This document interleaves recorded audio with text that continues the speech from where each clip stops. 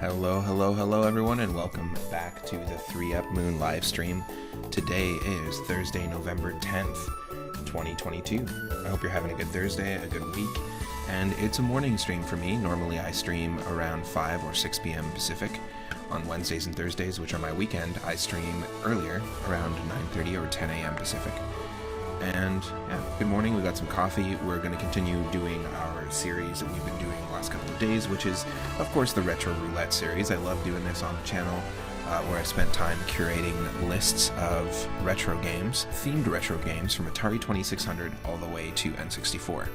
And whatever game we get, I have to play. We're doing episode 23 of our space and sci-fi and alien themed retro roulette today. We introduced a brand new one, a brand new wheel and themed wheel a couple of days ago. Last week actually for my birthday. And it was fun. But we recently had a full moon and a blood moon eclipse. So I figured, well, let's pay some homage to the moon and where the moon comes from, which is space. Space!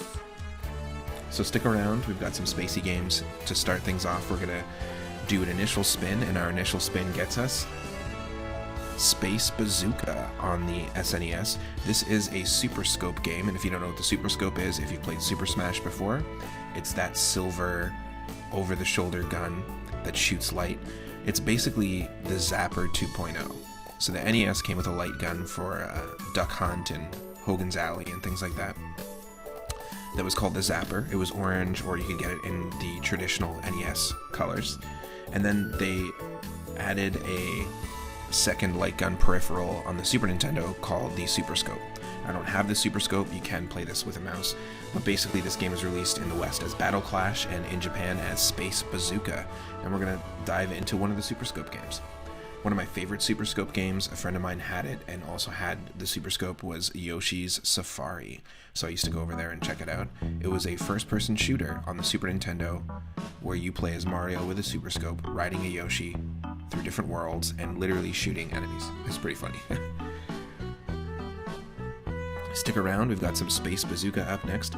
You can spin that wheel anytime you like, and I'll have to stop and play whatever game we get. And I want to say thank you to some of the recent people who have been hanging out. Thank you for the shout out, Shellshock Prime, another awesome streamer. Thank you to Itarama for the recent raid. Thank you to Online Eric and Cube Dude for the recent follows on Twitch. And thank you to Henny Blank, Grandmaster Farmer, and Tojiko-san, as well as Itarama for the recent resubs. Really, really appreciate it. I hope you're having good winters. I mean, winter's it's right around the corner. I hope you had a good October, and I've been really enjoying this. There's a lot of new things going on in life and stuff, so it's been good to be able to do these streams and hang out. Hope you're all having a good morning as well. Thank you to the recent subscribers on YouTube and the recent followers on Twitter. We have had a few more. The best place to stay in the loop is really to join the Discord to know exactly when I'm going to go live next, or follow on Twitch and YouTube.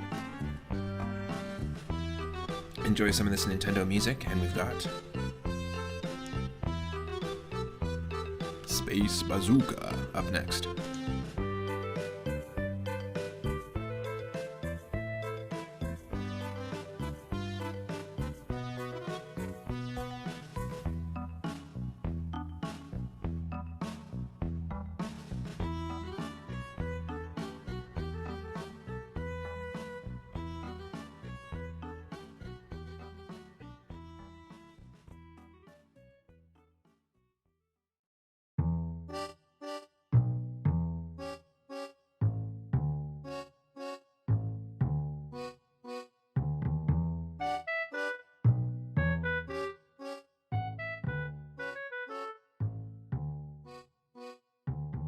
It won't be long. I promise it won't be long.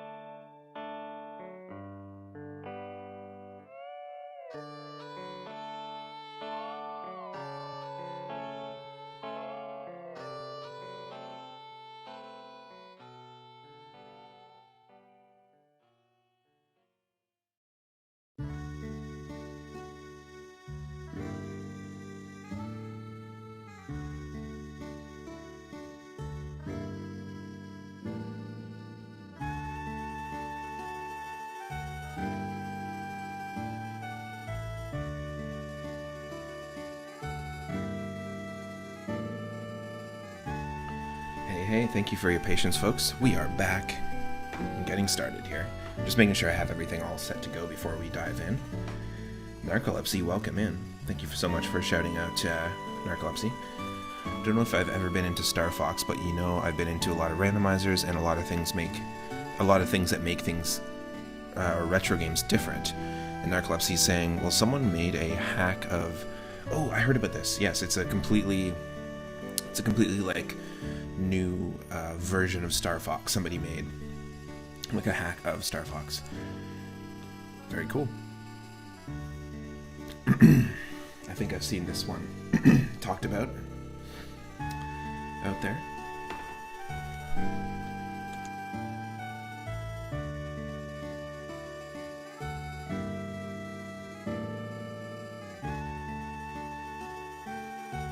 Very cool.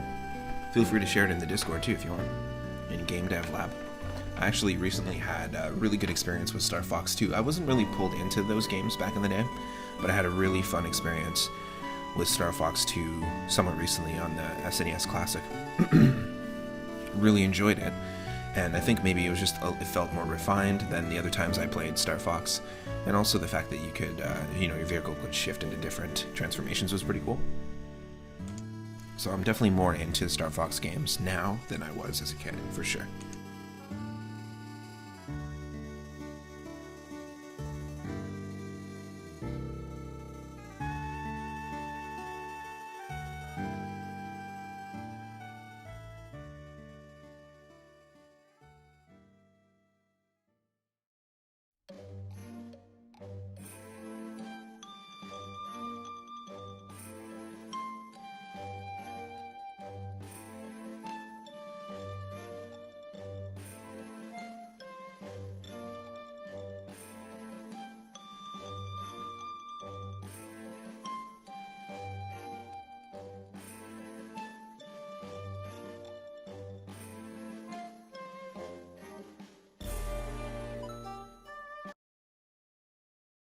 And here we go.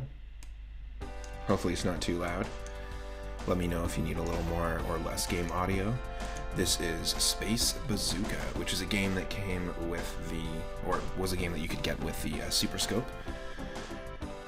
Having a good day? Yeah, I am having a good day. Just a good start to the day. A little bit of a slower start to the day.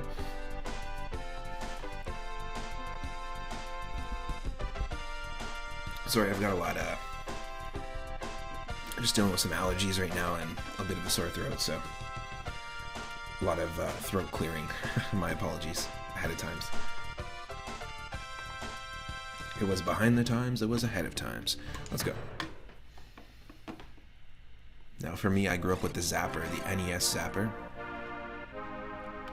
Totally different experience.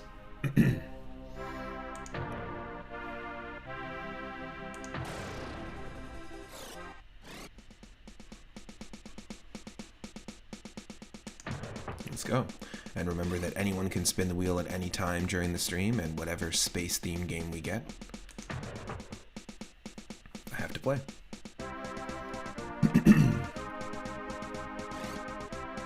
Let's battle. Where are we going?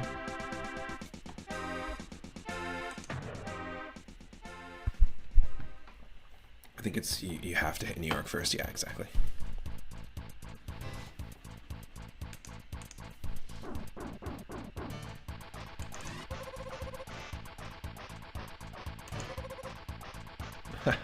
It's kind of got like a JoJo vibe.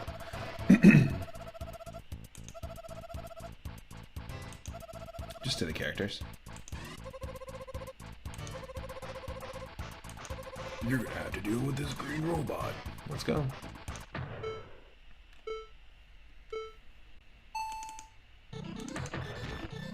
Oh shit.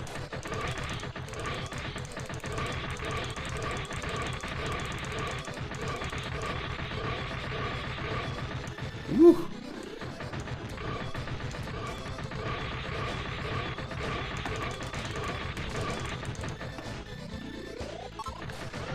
Wild.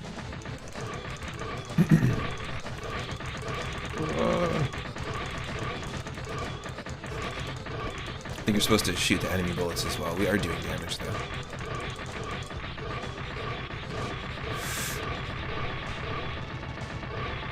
Right?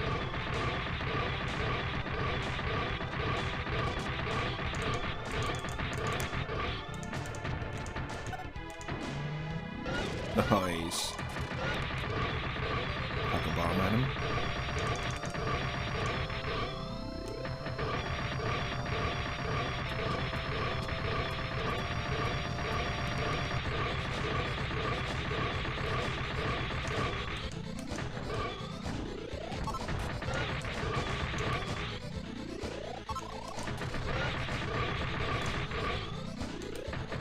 Oh, you can charge your attack. That's cool.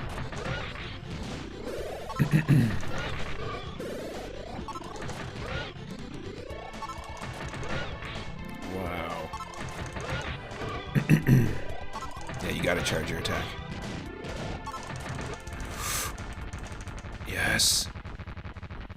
We hung on by the skin of our tooth.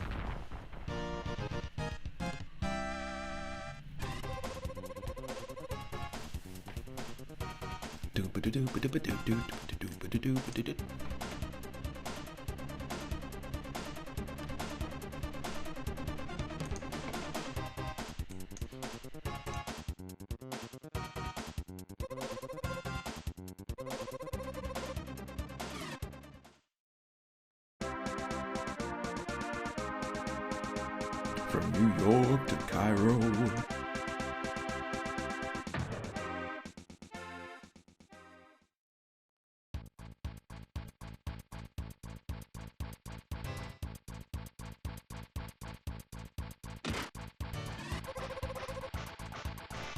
Let's go.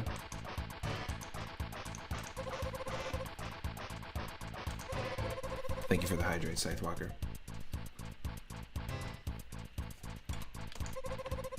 And welcome in.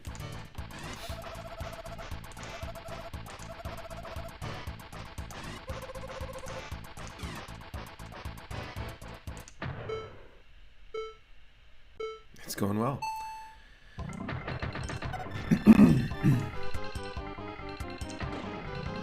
Oh, that's great. Complete miss with the bomb. Apparently we're facing Robo from Chrono Trigger.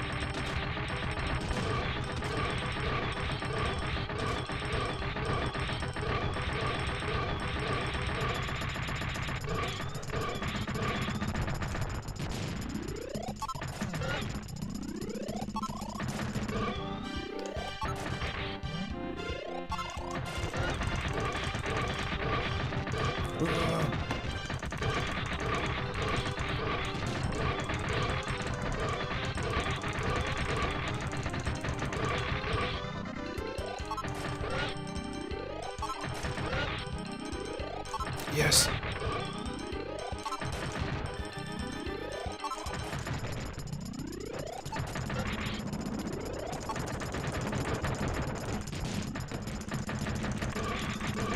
Whew. This would be such an interesting experience with the Super Scope, just because of the way that you hold it, the fact that there's two-player as well, and there's time trials built in. This would have been neat to have grown up with for sure.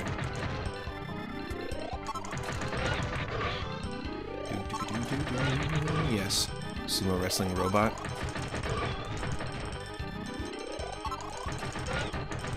Sumo wrestling Egyptian kaiju robot.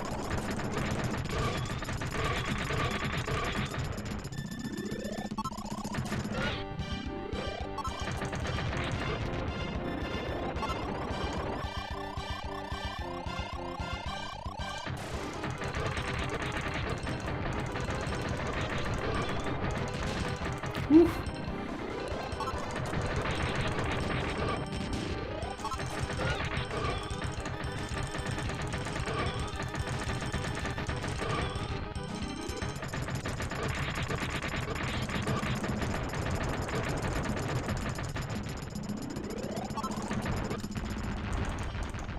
Got him.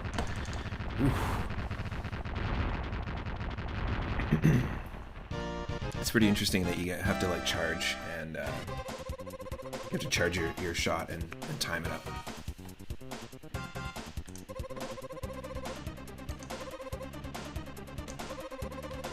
Some good music for sure.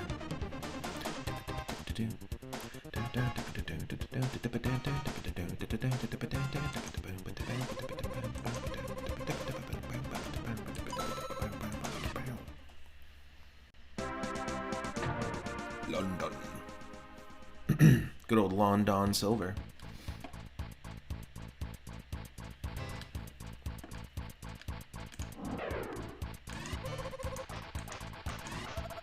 Oh yeah, those English ninjas. That's what London's known for. Escaflowne style.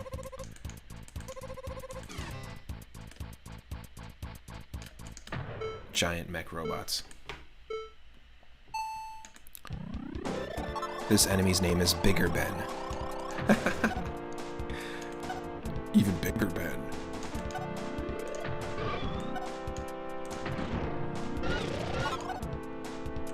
Oh. Okay, we did some damage.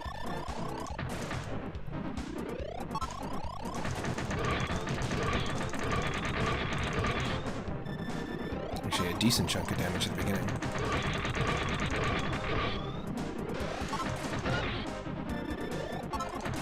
Oh, this game's awesome.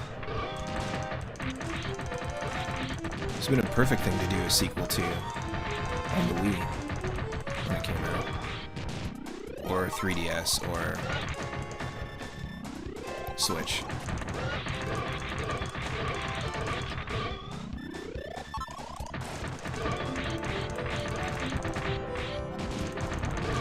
Oh, you gotta keep doing this to defend yourself from the shots.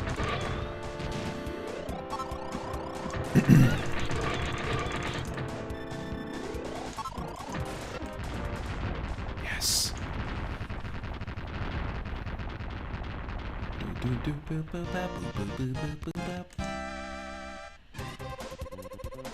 My English girls.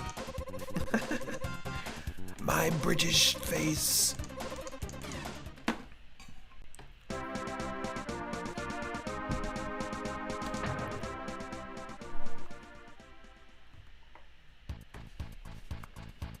No iffies, andies, or buddies. No friends, no buddies.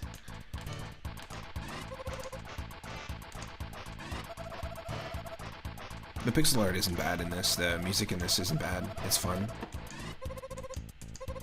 I definitely would say I'm liking the game so far.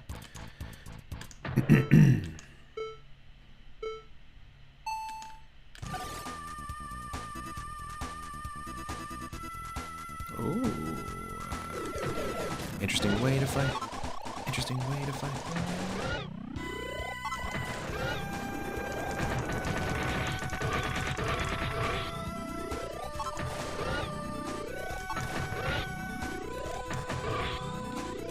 Yes.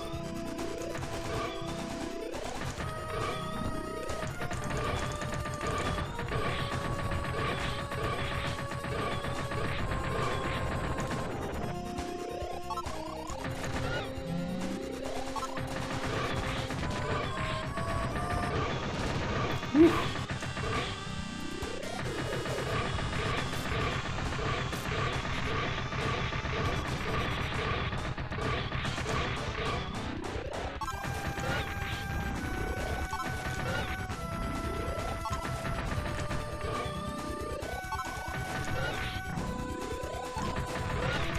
Oh.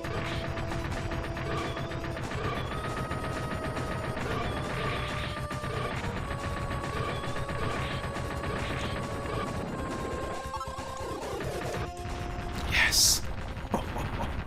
Right at the last second too. That's wild. That's wild.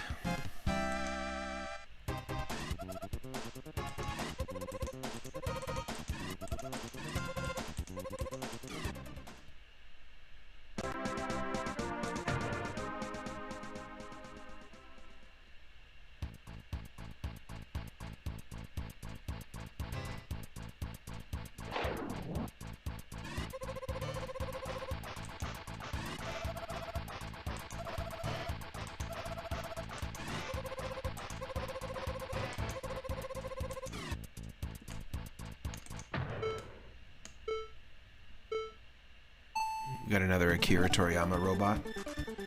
Love it.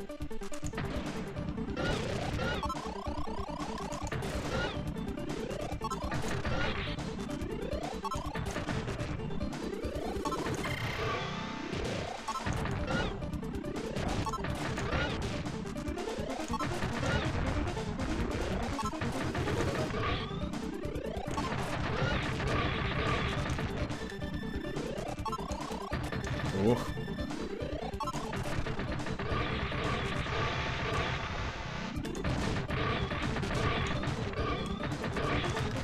Whoa.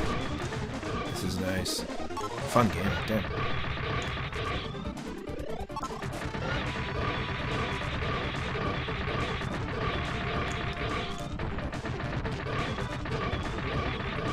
This would be so fun with the Super Scope. And 2-player. It might be a little, like, wild on the screen. You might see some, it might be pandemonium a little bit, but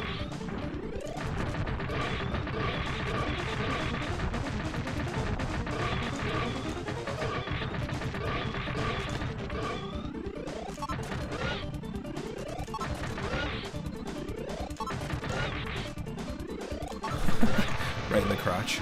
We blew his crotch off.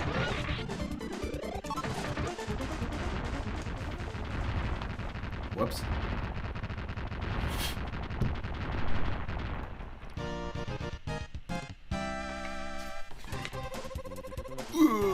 My crotch. Where'd it go?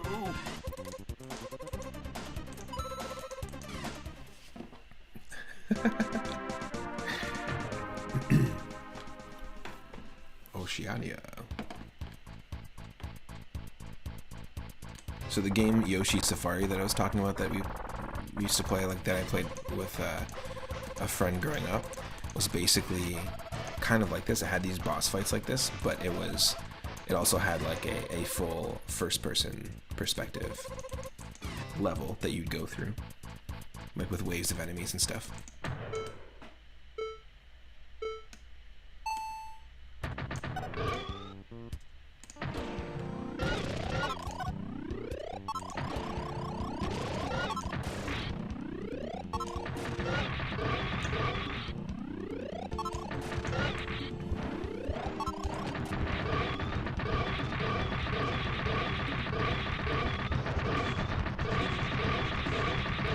Oof.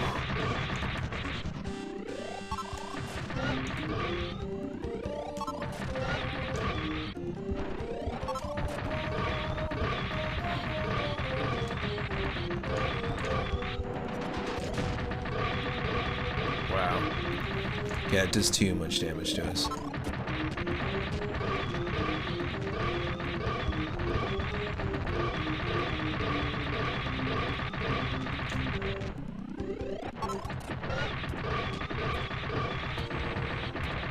Wow. Oh.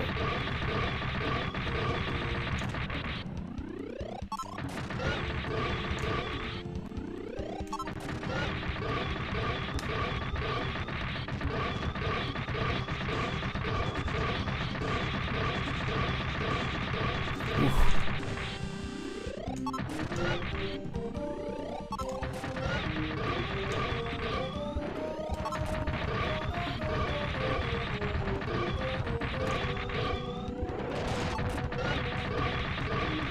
No, it's not the way to go.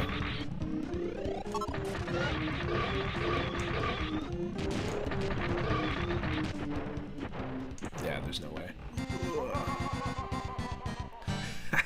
Yes!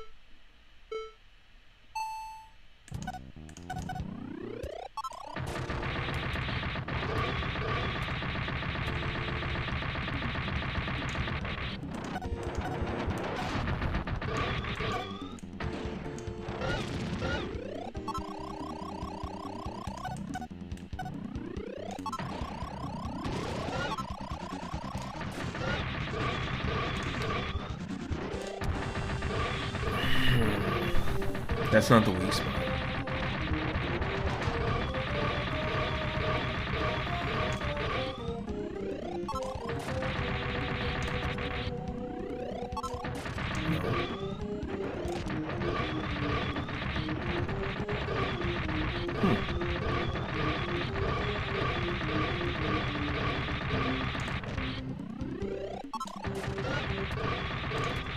How do we even do damage to it in the first place?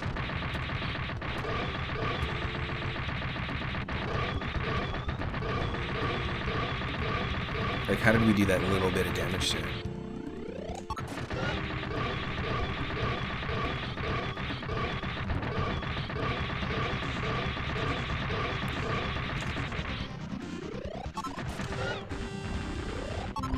Oh, there we go.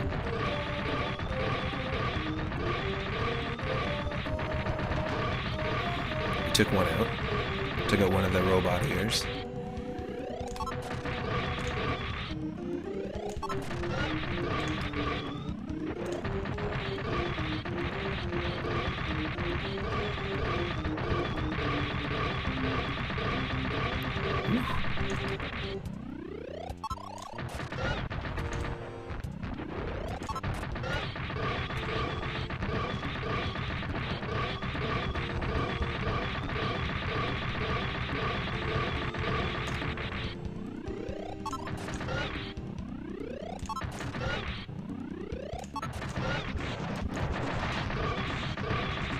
Ooh.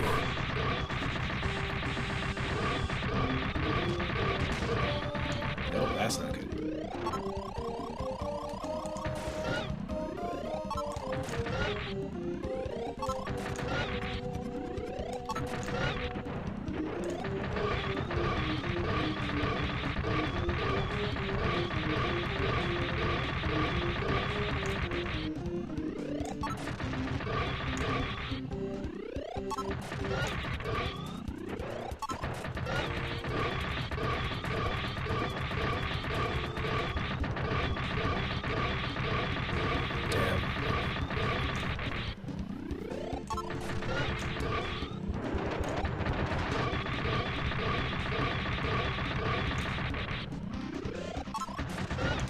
Yes.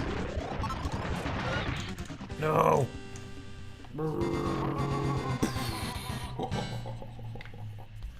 Well.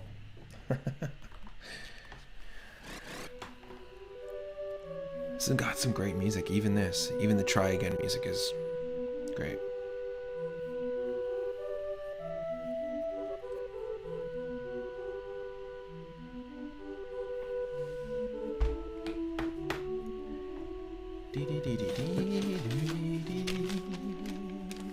We're definitely gonna do it. Keep going. Just 1 second here.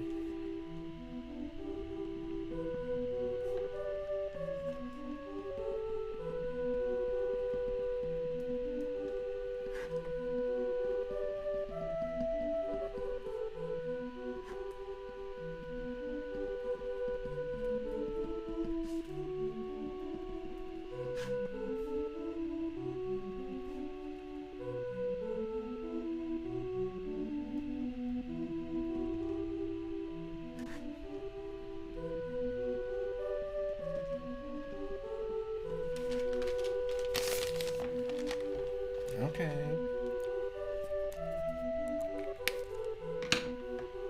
Just want to make sure there's a few things I don't want to forget.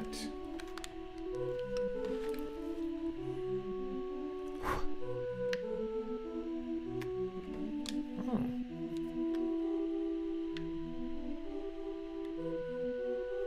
Interesting.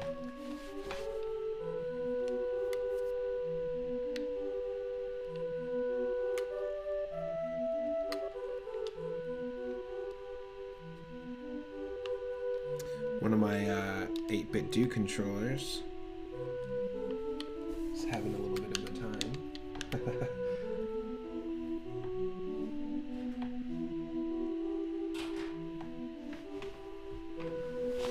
So when you get an 8-bit do gamepad, what that is it's essentially just a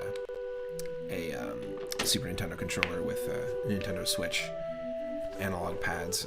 It has this really nice rubber around the analog sticks, and the analog sticks, the rubber is actually just falling off on one of them. But you know, I've had that one specifically for 2.5 years, and if that's the only issue that we got, that's pretty good. Let's try this again. Giant enemy crab.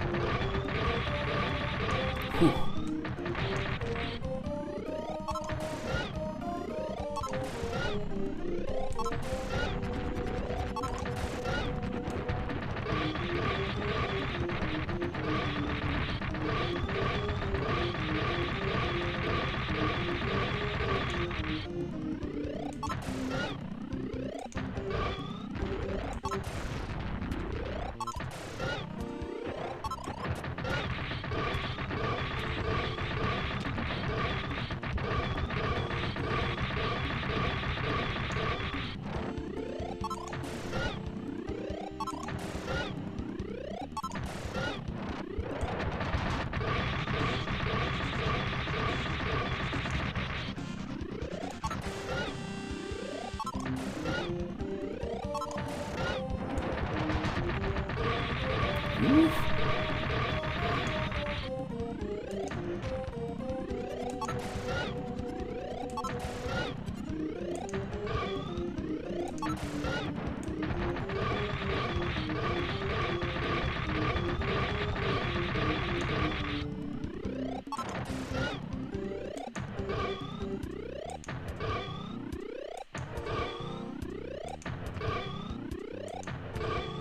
Whoa.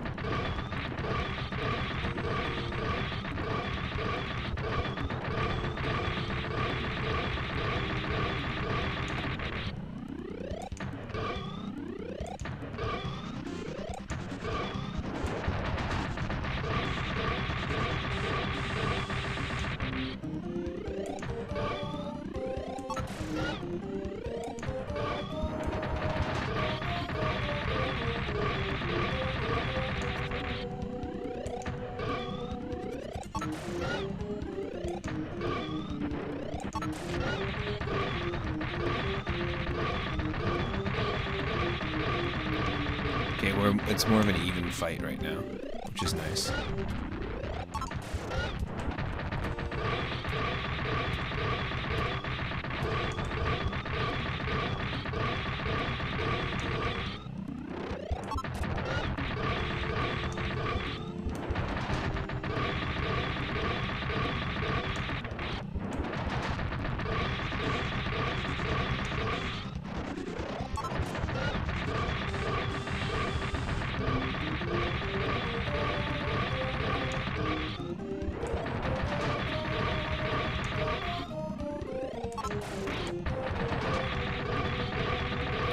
Nice.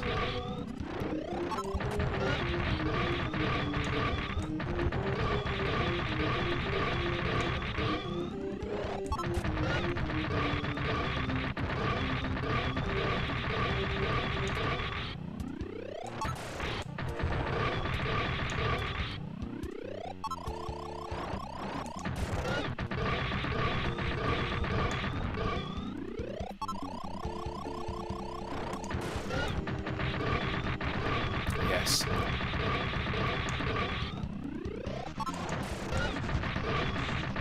Good, we landed the hit anyways.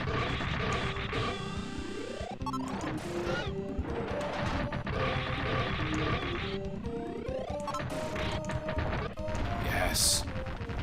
Giant enemy crab destroyed. Destroyed. The story has been removed from this giant enemy crab. Destoried. Oh, my story. That hurt. Get a new one. But where? Where can one find? Shut up. I win. Okay. That's fine. I'll accept that. Goodbye.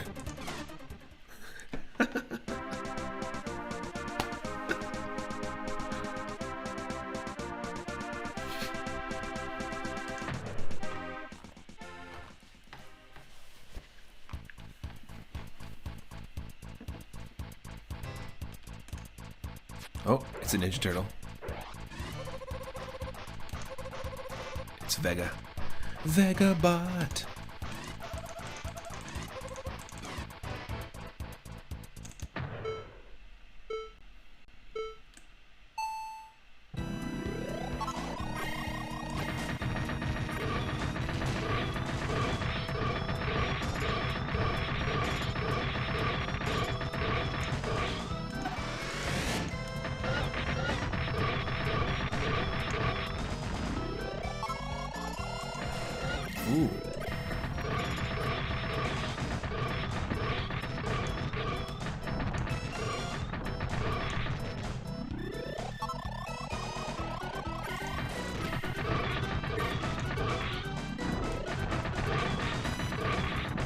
Good, we're doing damage.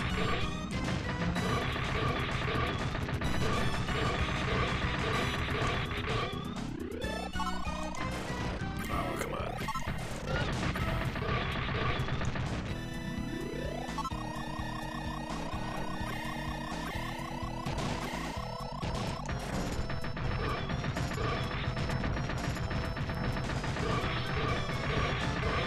Interesting camera movement.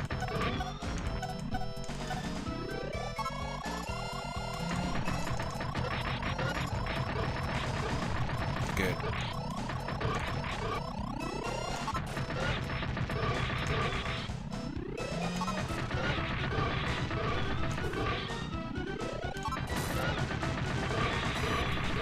Almost. Almost.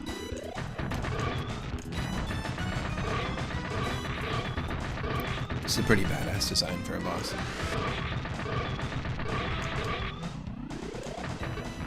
Yes.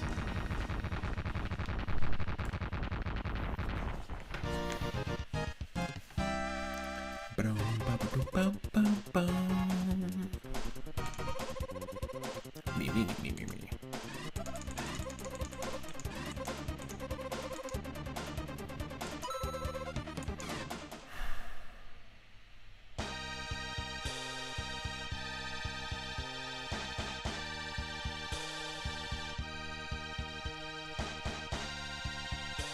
Ooh, last stage? No, there's Moonbase Luna, and then there's the last stage. One of these days, one of these stages, right to the moon.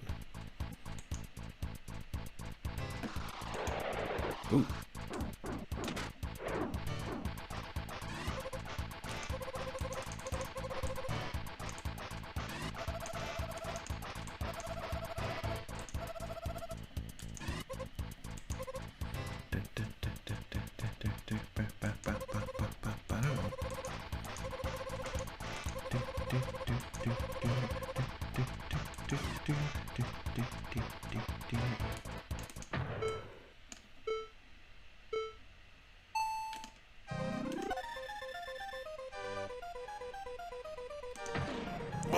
Yes.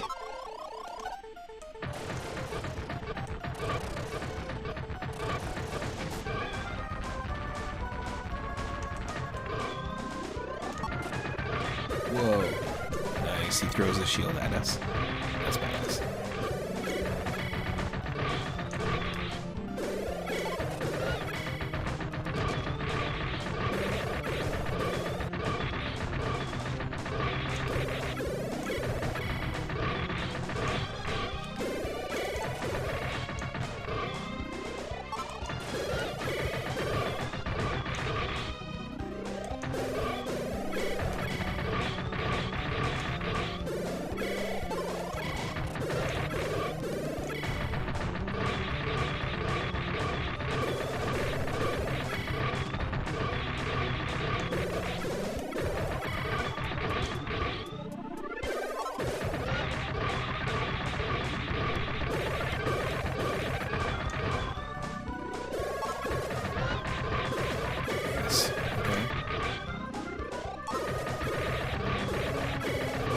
I think we got this.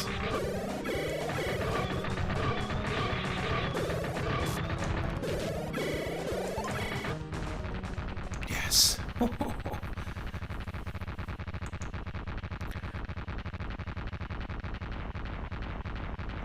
Now that's an explosion.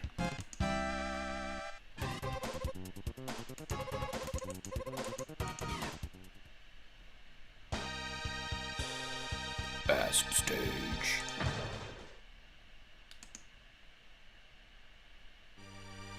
Oh.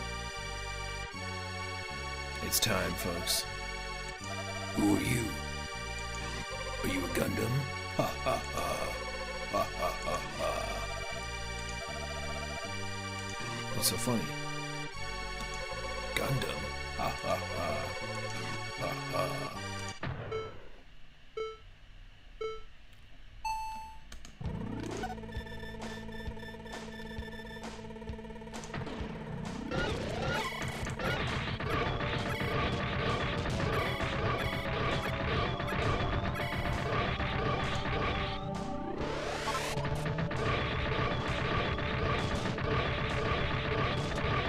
What?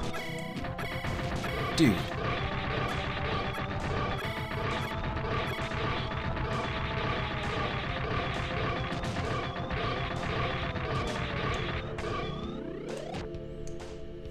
Wow.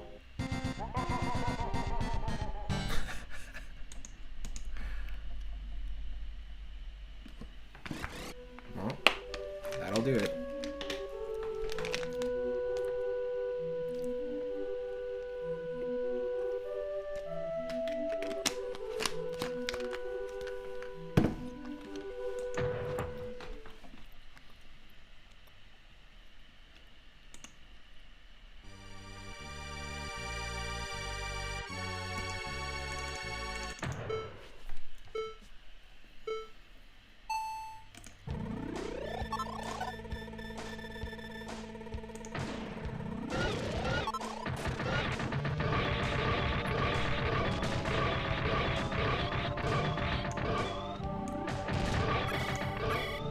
What? Okay, no. How do you fucking avoid that shit?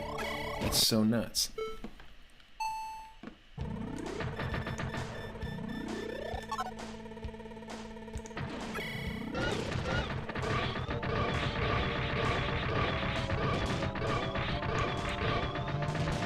Fuck you.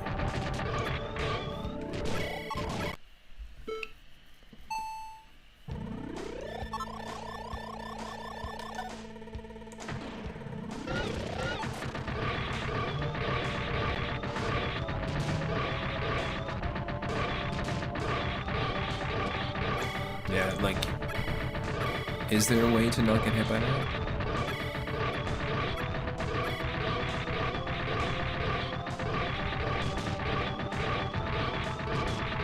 Fuck that.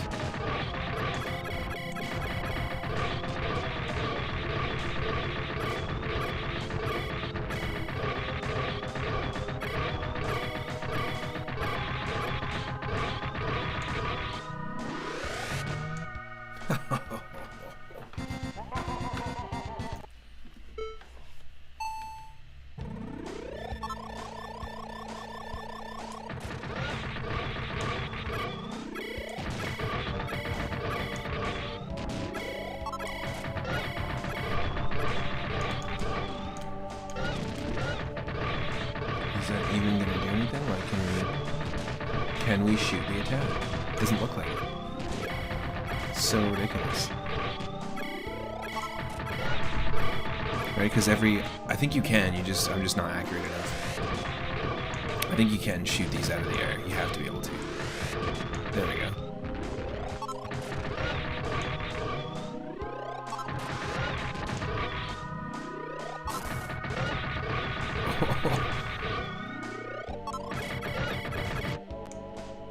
Okay. We were able to do it there. We just had to rely on other stuff, I guess.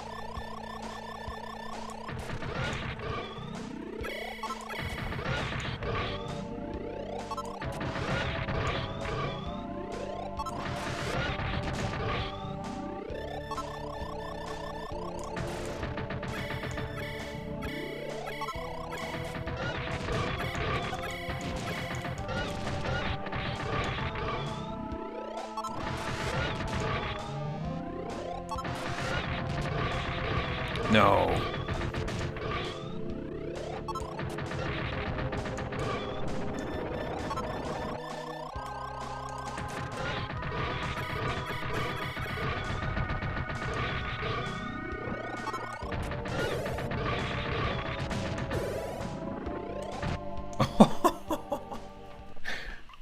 I mean, okay, I get it. It's the final boss. I get it.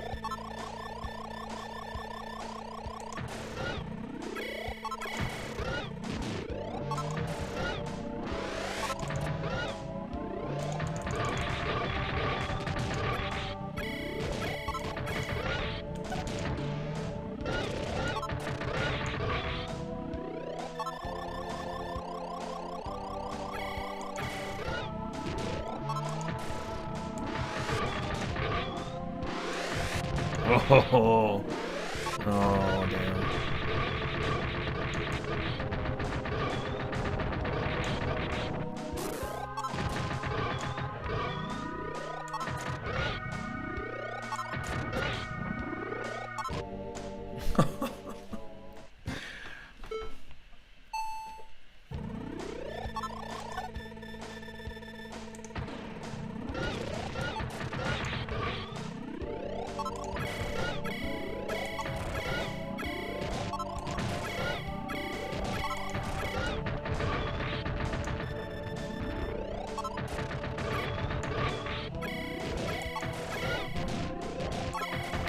Wow.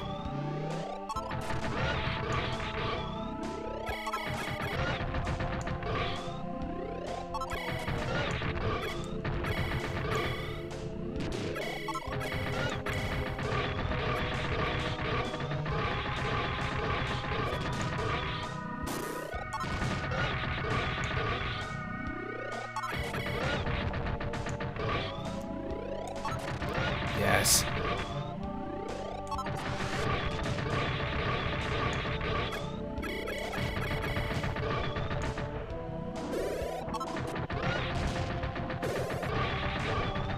Oh no. Oh no. That was the closest we got.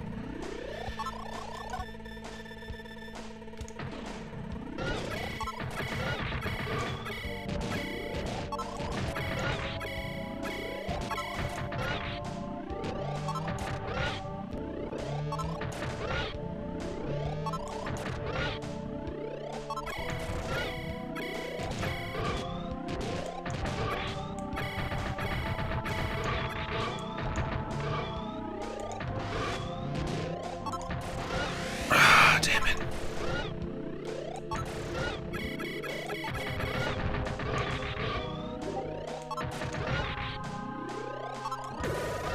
Yes.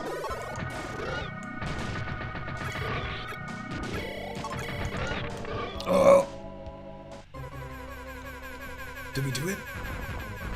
Yes.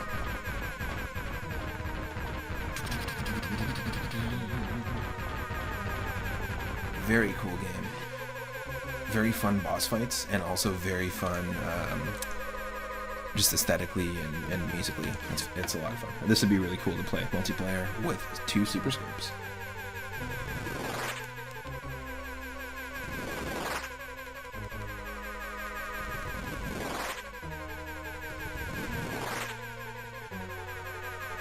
Wow. Second form? Of course. It's a dragon.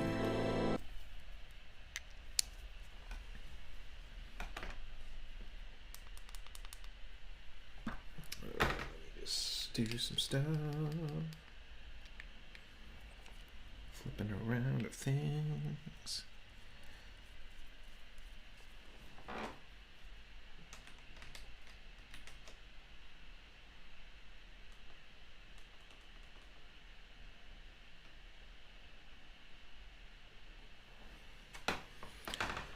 Okay, great.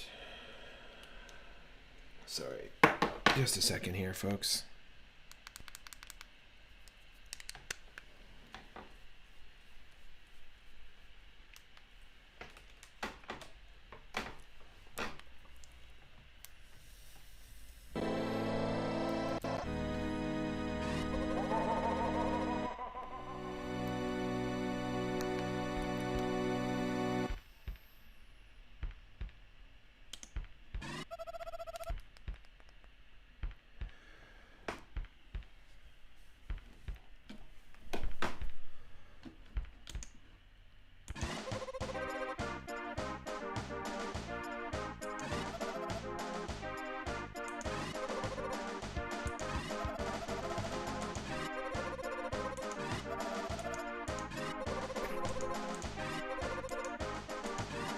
Let's go. Oh good, we get a full heal.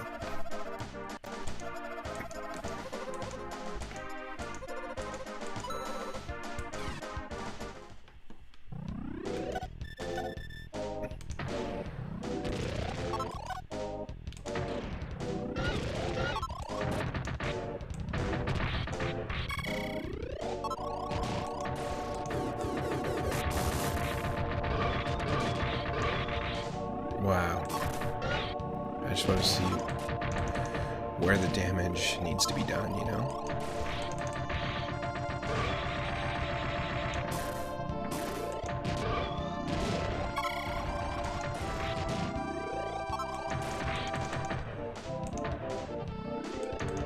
We're gonna die in 2 seconds here. Or do we just need to be in Moon Doom mode?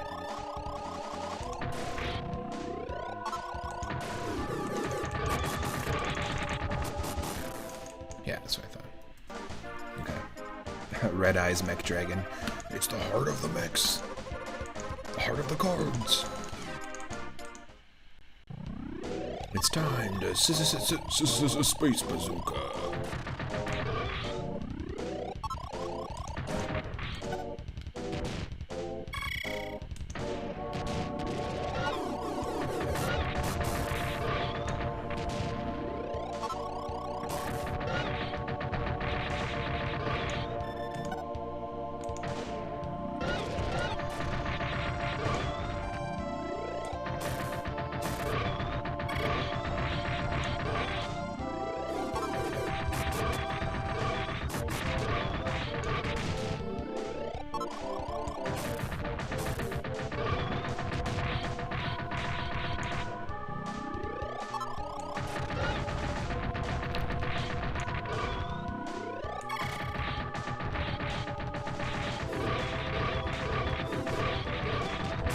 Damn it.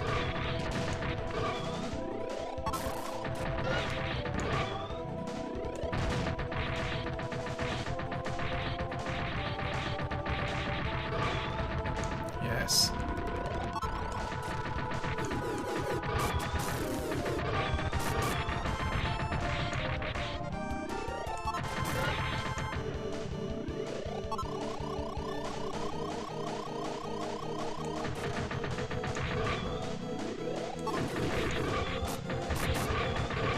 No.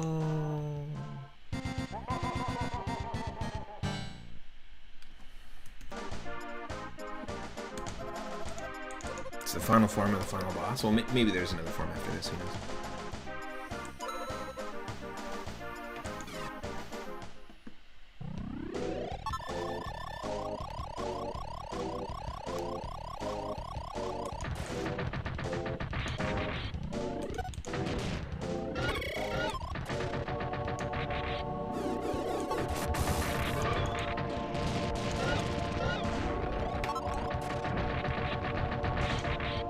Nice.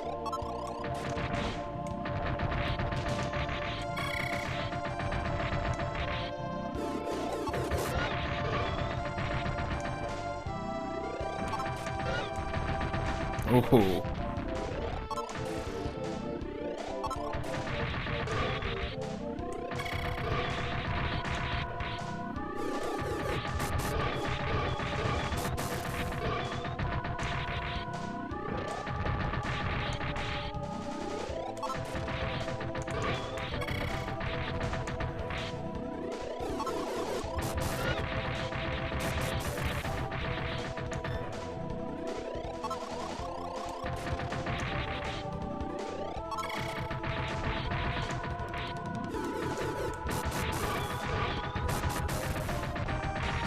Oh no.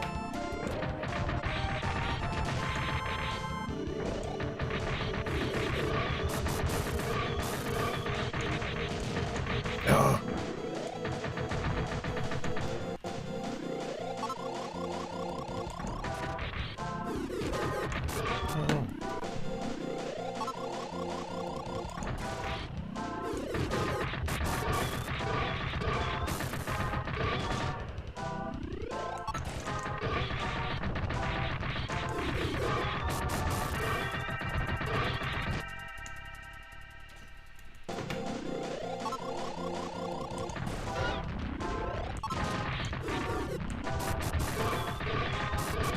Oh, shoot. Does this dragon need eye drops? Probably.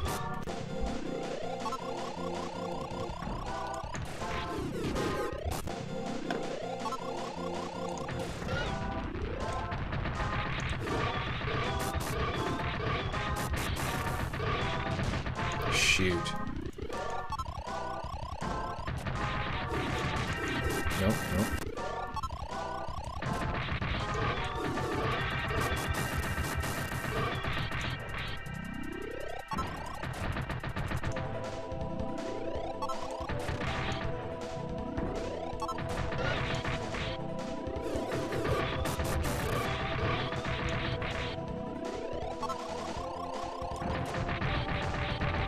Oh.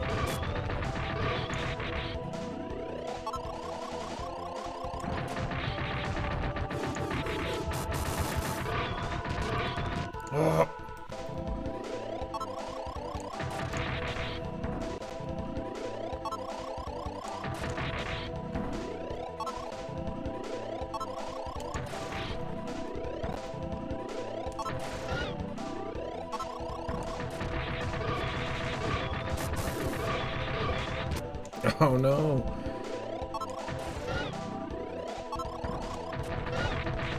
Yes.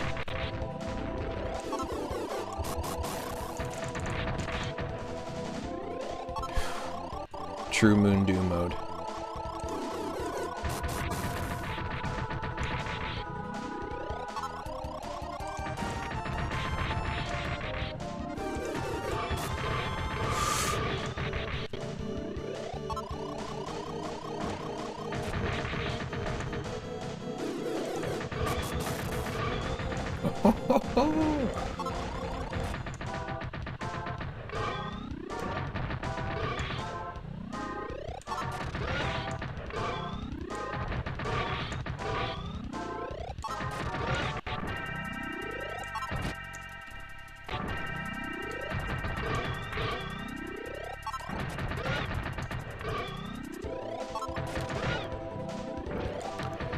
Whatever's left of the ship right now, or the dragon, looks totally like a Ferengi.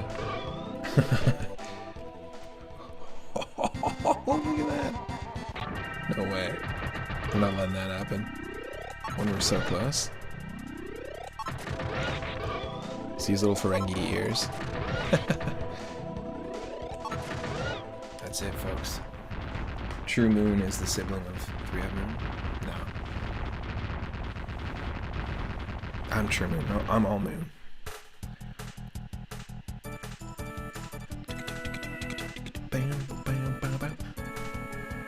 Yeah, we'll beat Space Bazooka. Look at these badass robots. This would be such a fun game to play with the Super Scope. It's got some really cool music. It's got some really cool graphics. Fun boss fights. There's our Egyptian Akira Toriyama robot.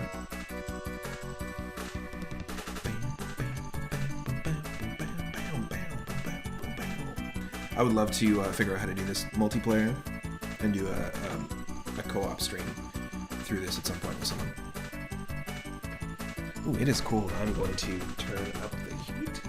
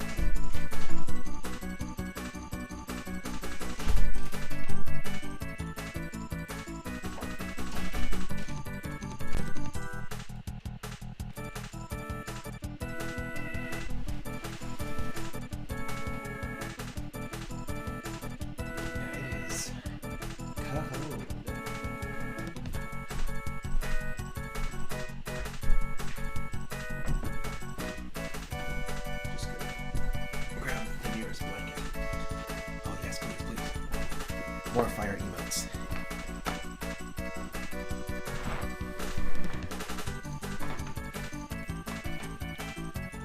All the fire emotes.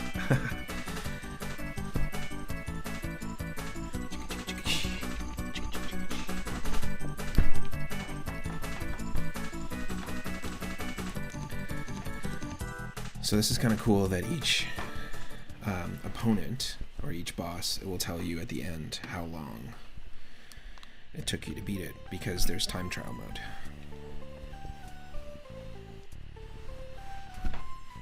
Oh yeah. Bazooka. All one word. Bazooka.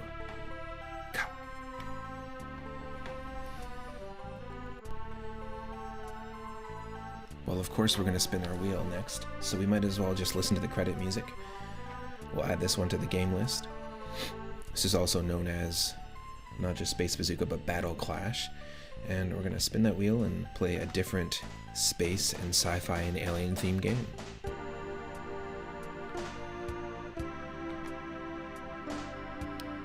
We're going to land on game number 42.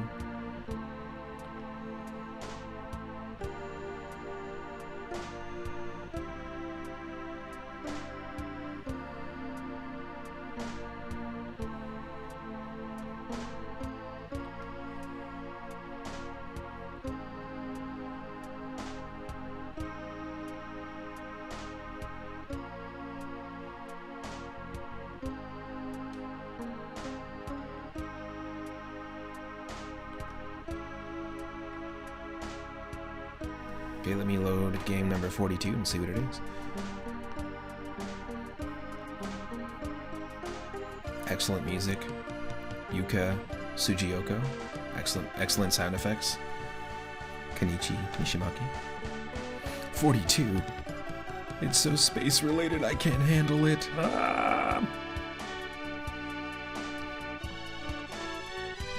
Alright, 42 is a Super Mario World ROM hack called Breaking Star. Up next. Hopefully it's not like Breaking Bad. I really hope it has nothing to do with Breaking Bad.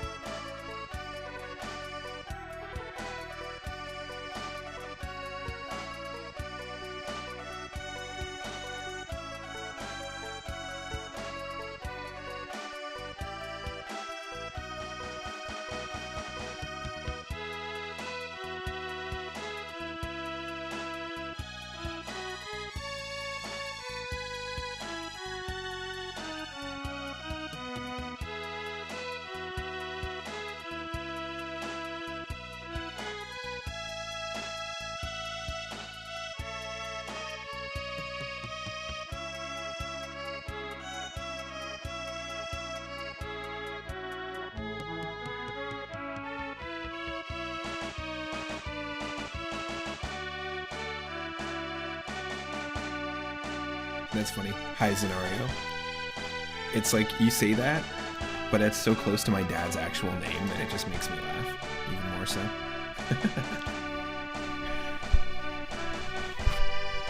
All I can read is my dad's name when I see that.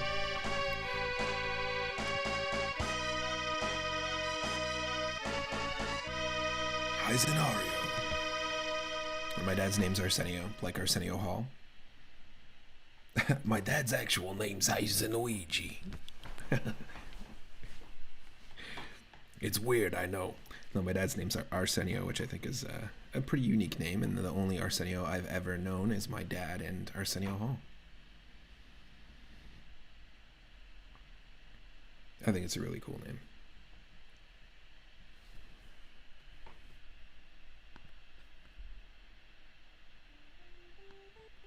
Alright, we're going to switch to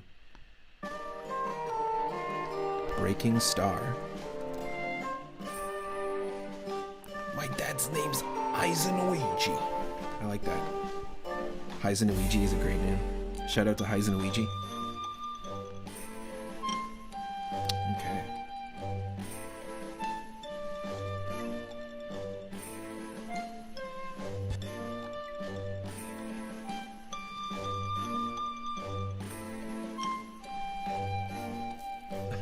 Yes.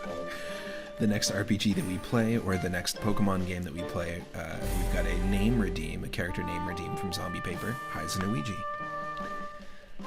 I'm actually really excited to dive into another Pokemon game. I don't want to be in the mix of all the streamers doing Scarlet and Violet right now. I'm not really, I don't know. If I play Scarlet and Violet, I'm gonna, or Scarvio, as I like to call it, I'm gonna probably play it off stream, or just have some fun with it after the game comes out. There's just so many games coming out all the time, and I don't necessarily want to be streaming the latest game. But we'll do another run, another Pokemon Nuzlocke run soon. That would be really fun to just do a B5E61D lock, so we only use Pokemon number 5 and 61, which is Charmeleon and Poliwhirl. And those are the only two Pokemon we can use. I think it's kind of neat that they're both middle form evolutions, and they're both sort of counters to each other's type. But that could be pretty difficult pretty quickly. You couldn't evolve them, that's the key. You can't evolve Poliwhirl or Charmeleon. That'd be interesting. But either way, I think we will be putting it to a vote in the Discord very shortly to decide what the next version of Pokemon we should play, randomized, and take on that challenge.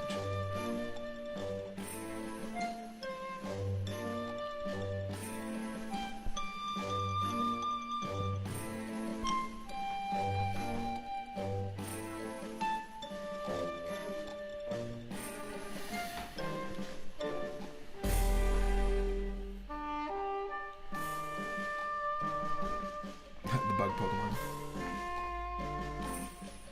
So our good friend Rathe V. Mori has done more than a few bug locks, randomizer challenges, or Pokemon Nuzlocke challenges where they're just using bug Pokemon. I think it's a really interesting challenge. I couldn't do it, but it's a really interesting challenge for sure.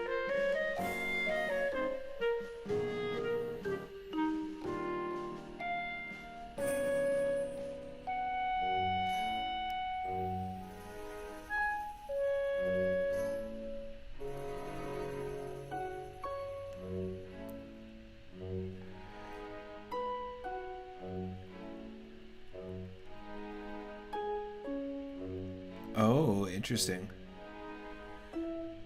If for the B5E61D challenge, Iteram is saying 5 is Charmeleon, 61 is Poliwhirl, but the remaining characters are still B, E, and D, so the third Pokemon must have those characters.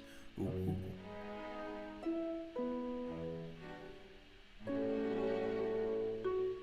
There's Beldum, so it could be Beldum. So they just have to have a B, an E, and a D in their name.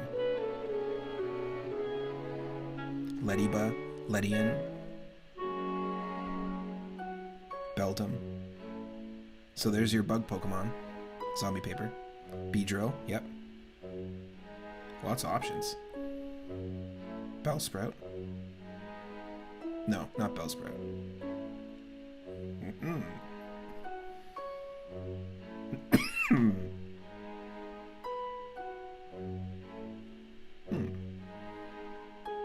Interesting. We'll have to make a list of all the Pokemon with B, E, and D in their name. That'd be... what a weird one. Hey, a Bellsprout can't grow unless it's in a garden bed to begin with, so there you go.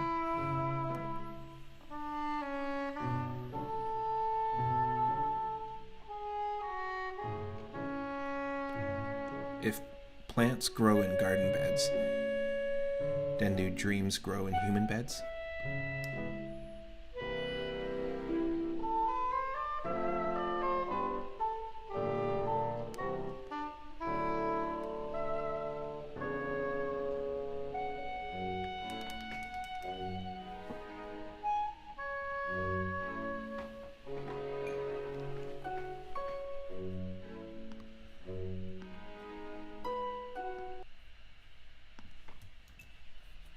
Please don't be about Breaking Bad. Please don't be about Breaking Bad. It's not. It's Breaking Star, World 5, The Haunted Forest. Very cool. This could easily be in our haunted, spooky, horror and Halloween themed streams. And let me know if I need to adjust the volume. Looks like this came out in 2000. Oh wow, it was started in 2008. This series, I guess maybe the first Breaking Star game that this person made. And then this is from 2020.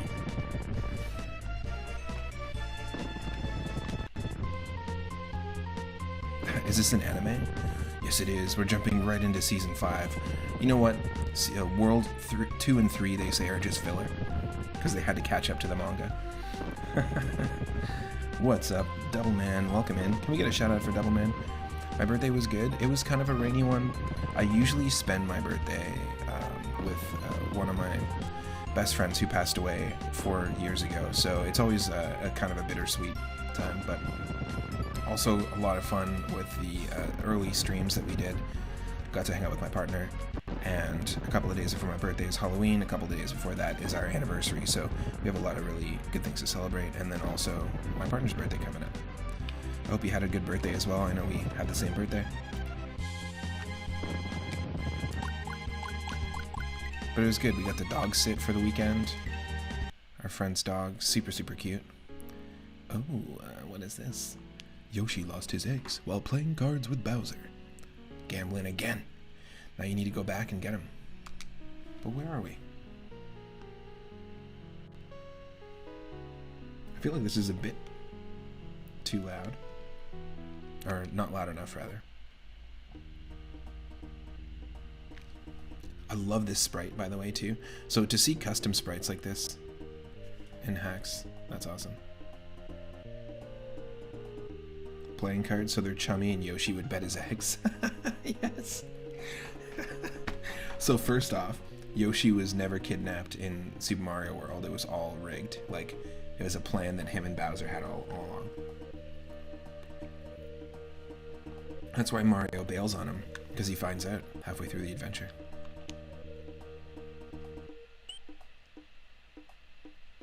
Is it just me, or is the volume of the game just really low?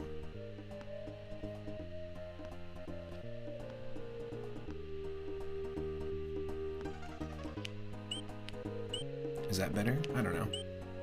You tell me. Is that like overtaking my voice? The Mother 3 music is kind of low. You can't see that. Reggie Fils-Aimé didn't approve it. You can actually legally mention any other 3, but you can't mention Mother 3. I had posted something recently in the Game Dev Lab. First off, there's so many really cool things people have done with Super Mario World specifically in terms of hacking. Custom music, as you can see here, custom sprites.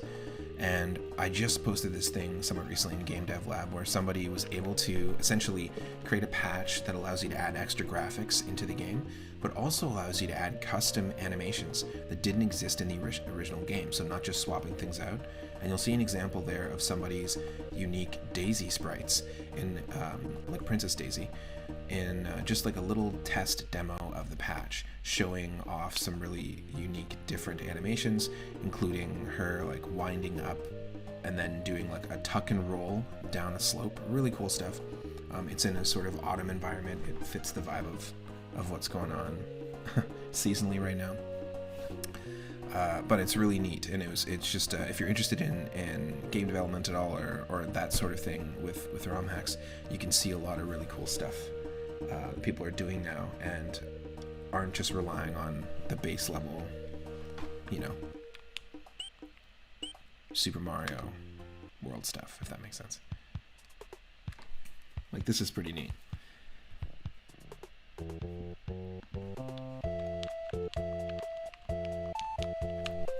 This is a great sprite for Mario. The face.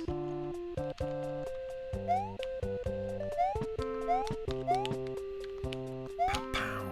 Do do do. Look at your fridge. Then look at your chair. Then look at the fireplace. The pipe on the north. The pipe on the north will take you to the forest, in case you just want to play the new levels. I'll remove this feature when the final version of the hack arrives. Okay.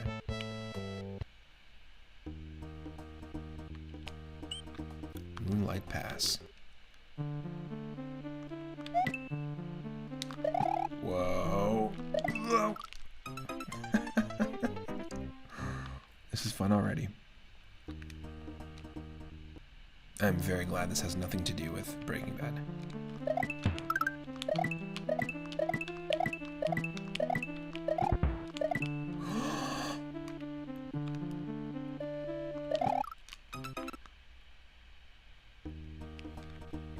That's not cool, man.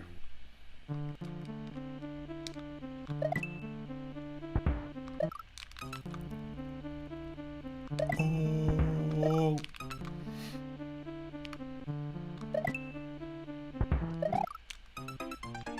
Playing through old Pokemon games, you found out you can still get old events through a DNS hack. It's so cool. Ooh, what Pokemon games? Like old like Pokemon, like event-only Pokemon that you could only get at specific like live-action events. Oh my god, this is wild! The fact that we have to do this? No, one of these is real. Yeah, that's what I thought. But you can't. It's still not enough.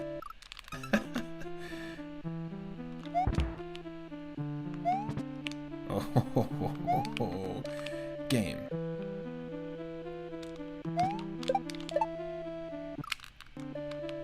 Okay, so great Rex sprites.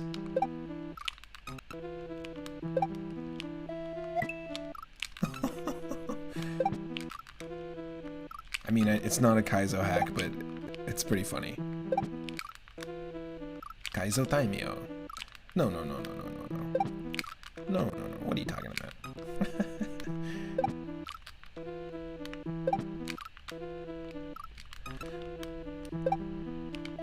What if you named your kid Kaizo? Whoa.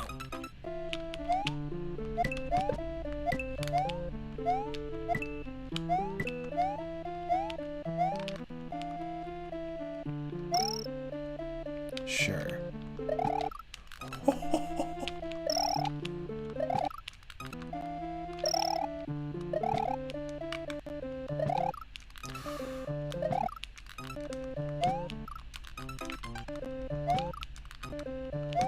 Drop that Muncher Sprite if you got it. What if you picked any other name than Haizanuiji to name your kid? That makes my stomach feel a little bit ill. I'm pretty sure every person shouldn't be named Haizanuiji from now on, moving forward. Yikes. I mean, we don't have to change our names to Haizanuiji, but every baby born from this point forward should be named Haizanuiji.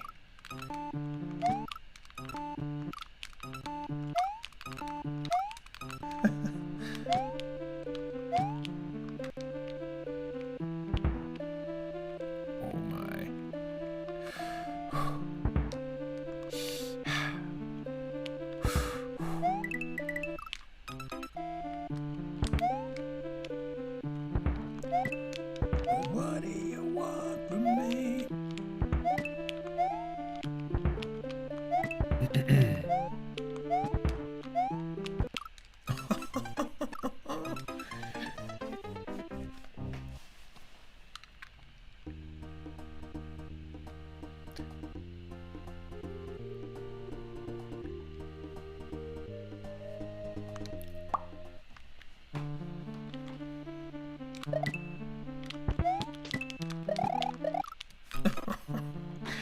Oh, it requires so much precision, doesn't it?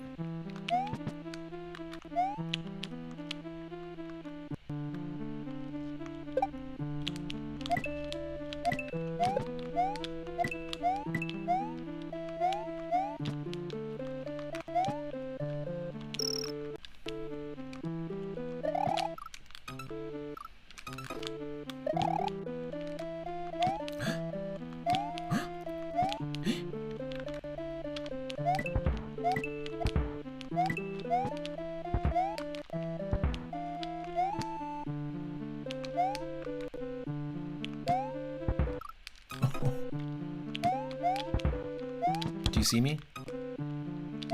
Do you see me? Do you see me just hanging out there in the corner? I'll take it. Oh, it was a trap.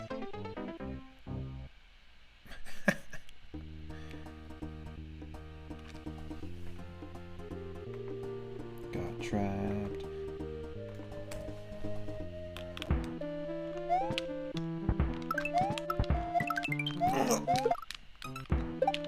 You dang sneak.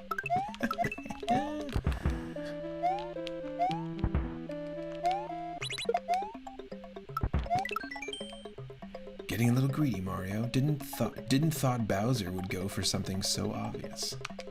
I didn't thought Bowser either. Open the gate! Open the gate! Do you yield?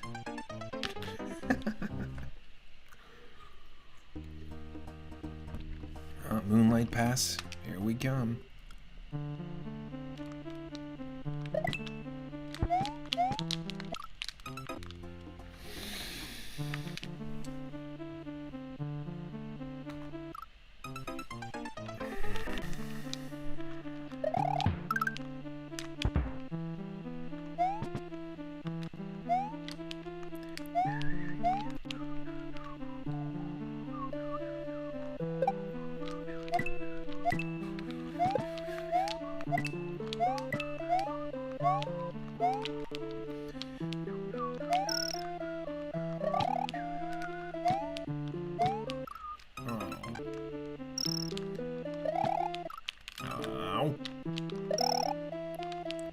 Mario, fix the friggin' holes in your shoes. You can't stand on a plant. You can't stand on a plant, get new shoes. Just saying.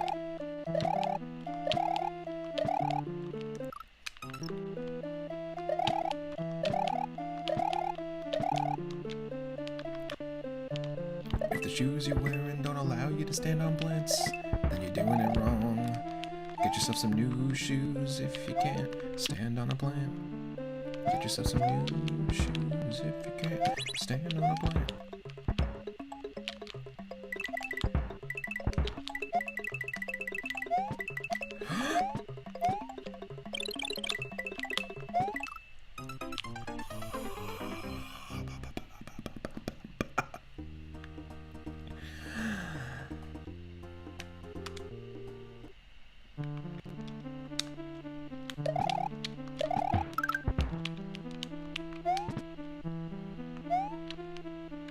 Get yourself some new shoes.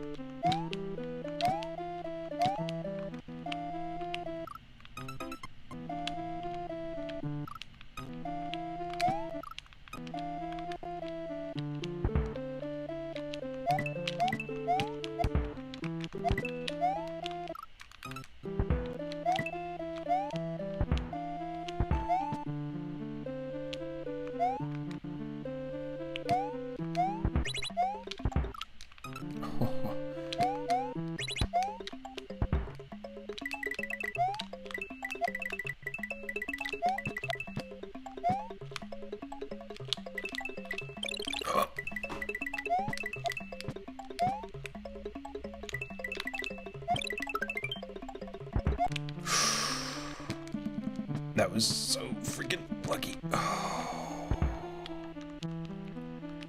Get yourself some new shoes if you can't stand on a plant. Get new ones.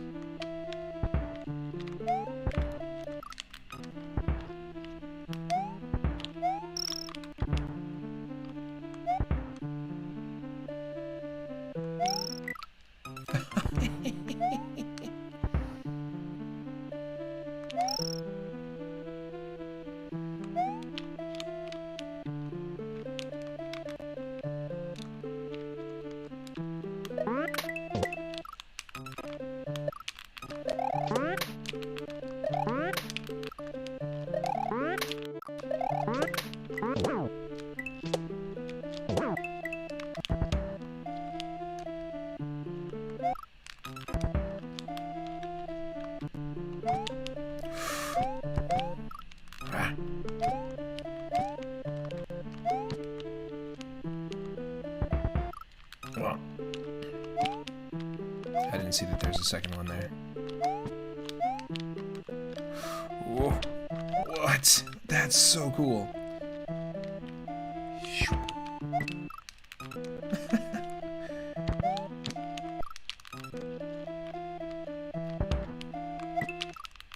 There's only one tile you can go through? Come on. I guess it tells you.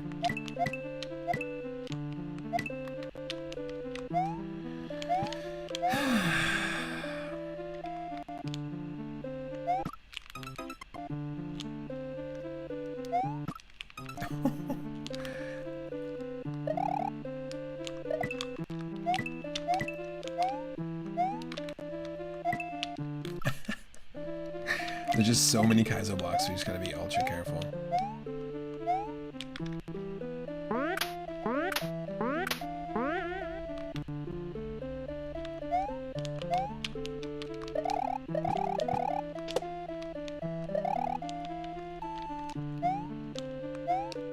Ah, shit. You kidding me?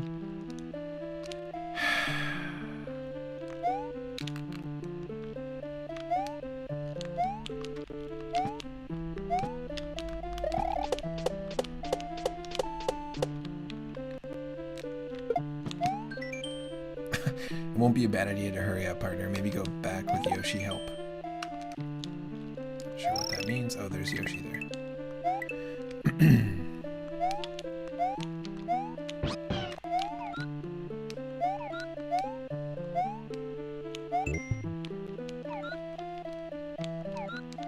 Eat it. God damn it. There you go. Eat your goddamn fruit. No! Need the Yosh. Don't get rid of the Yosh. Don't get rid of the Yosh because you need him. You need the Yosh.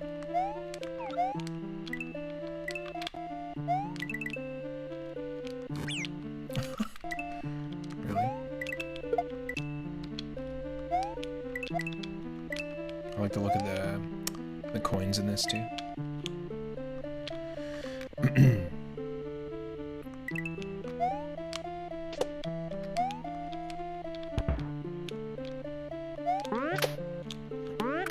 Oh wow. Okay.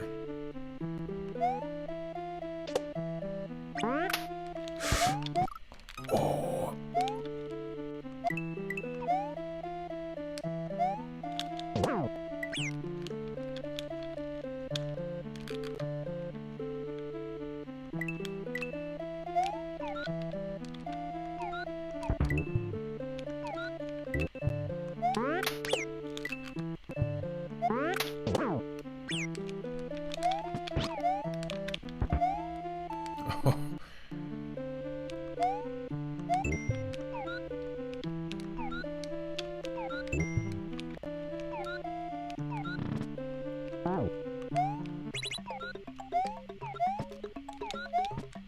What? There's an X.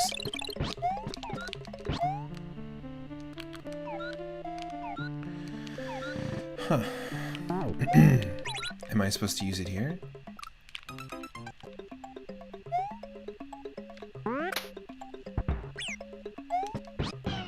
Oh no.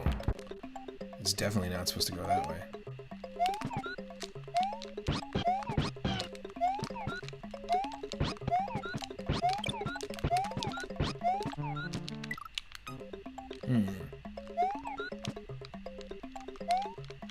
Odd.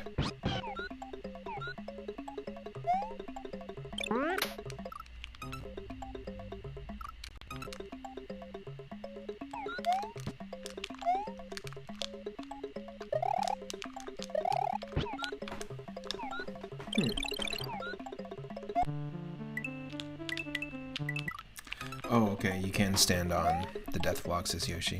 Gotcha. We might have screwed up with this.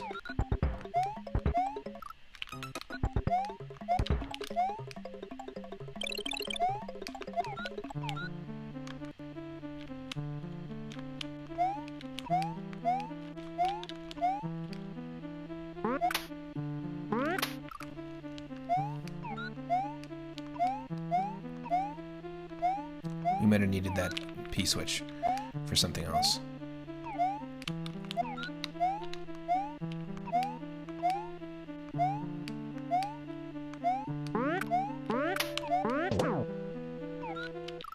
Oh, come on.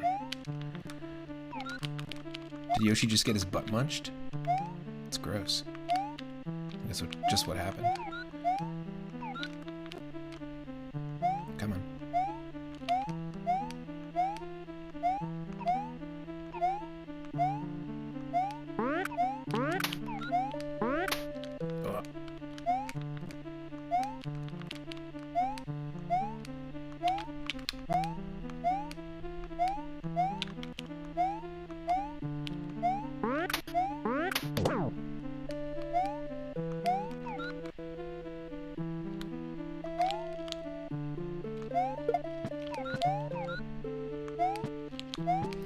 Oh, no friggin' way. We had to bring it all the way back here. That's junk. Because how the hell are we gonna get that again? There's no reset pipe, is there?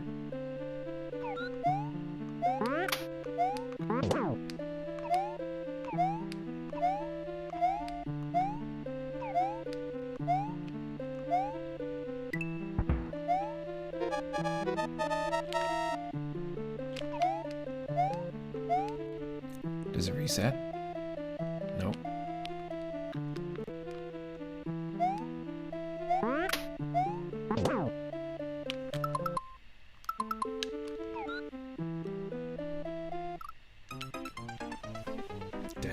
We have to start from scratch. That's okay, though. This is fun. This is actually really well put together. I mean, we've only done, what? I think we only really just did the one level. We haven't even beaten one level yet, but it's fun. That's really cool.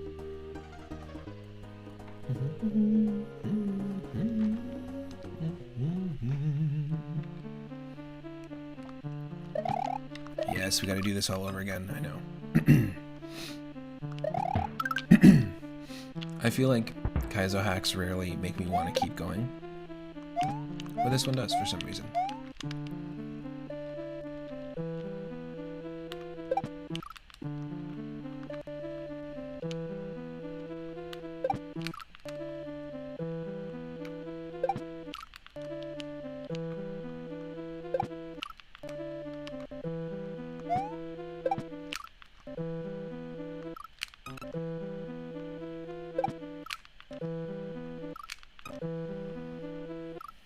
We had this down pat before.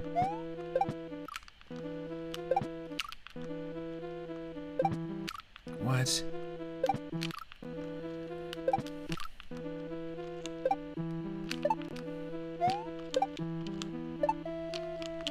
Oh, I guess you gotta do it twice. I wasn't trying to hit it twice, I was just trying to hit it once.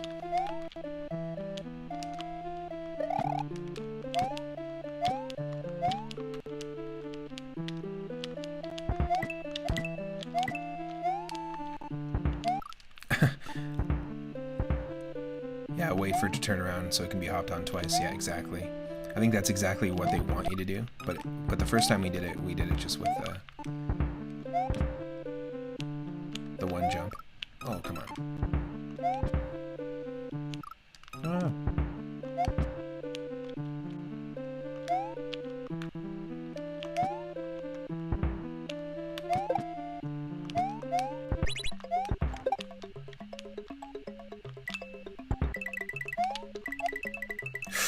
Hopefully I have enough time.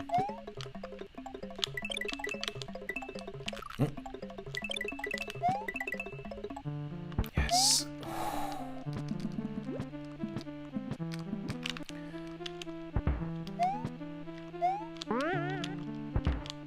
Don't have Yoshi yet. Oh.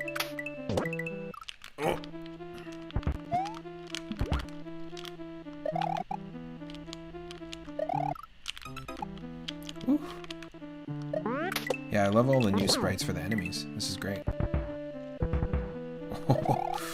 Oh my. That's right. There's only one spot we can go. This is a really well designed level in my opinion. I like it a lot.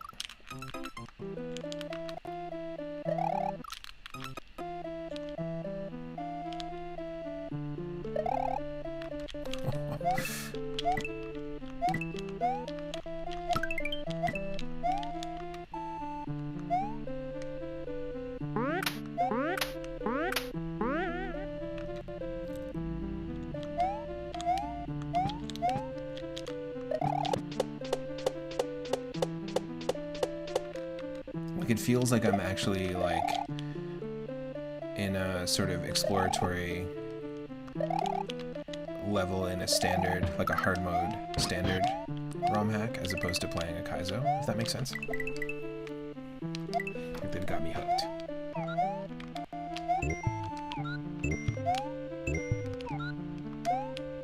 That gives us more time. Interesting.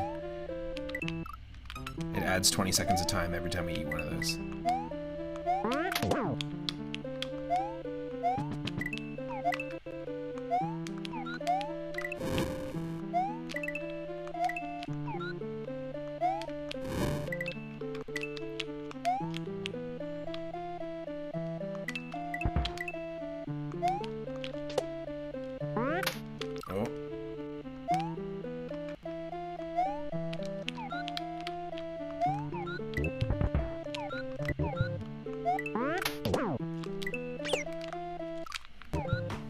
I need Yoshi. No, we need Yoshi for this.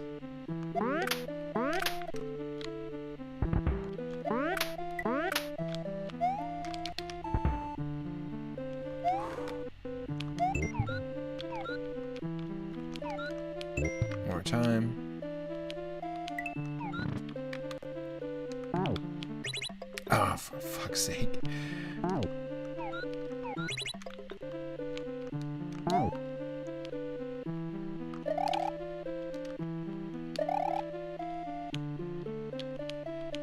Can we do the trick where if you place an item right where Yoshi is,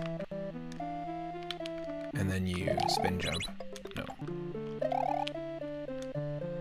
If you spin jump and hold the grab button, you can do this with a key, where you can glitch it so that Mario will grab onto it and jump on Yoshi at the same time.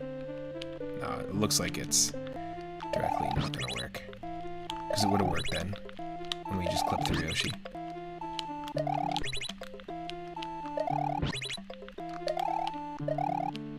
No, we can't. Okay, so we just have to make sure Yoshi doesn't eat this.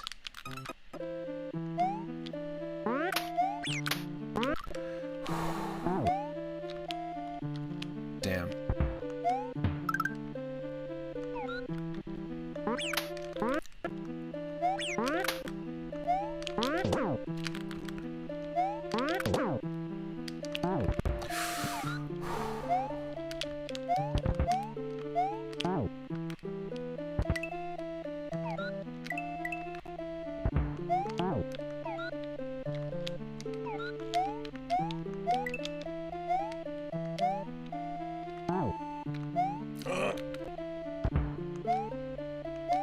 This is going to be the tricky part. Is doing this. No. From platform to platform.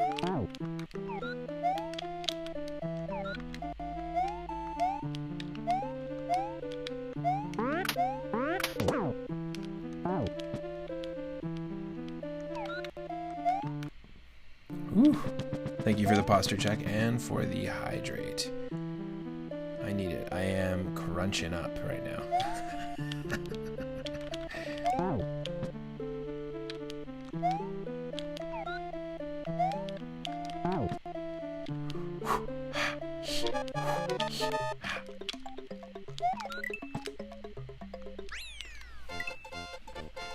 Whew.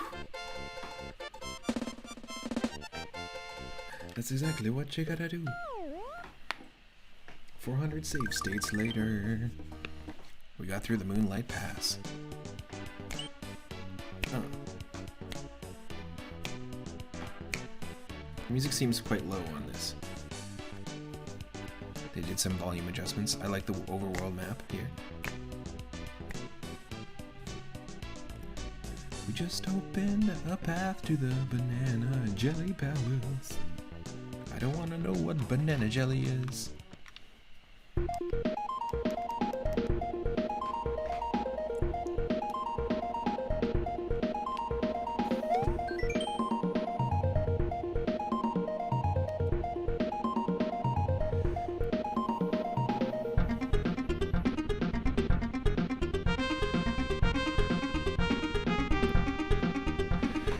Oh, it's you. How have you been? I don't secure victory, but if you do, there will be moons.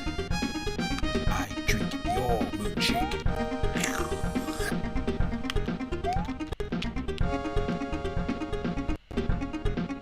Oh, oh. Oh, thank you.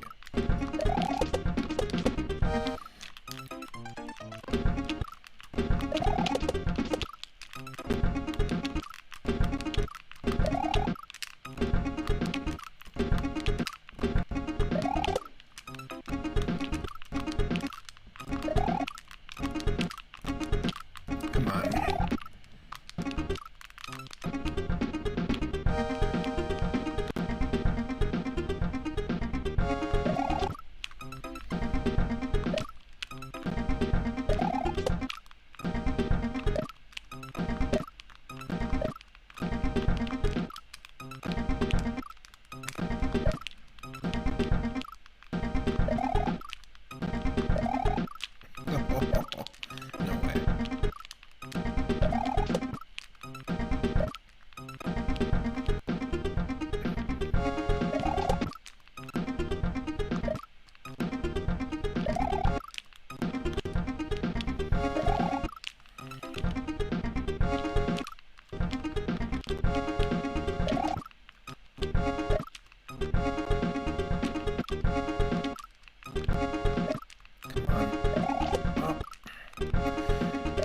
almost had it the first time.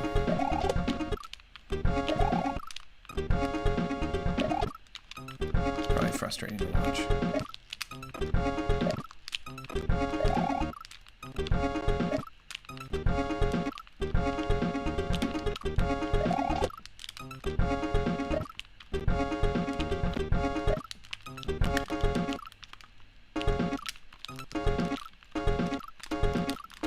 Yeah, that's shit.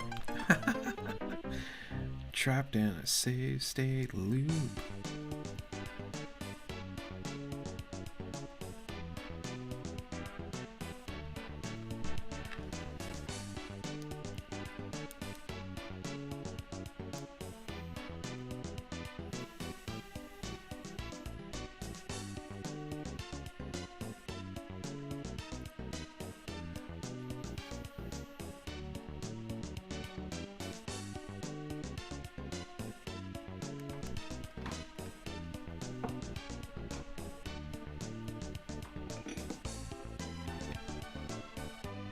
Great music, damn.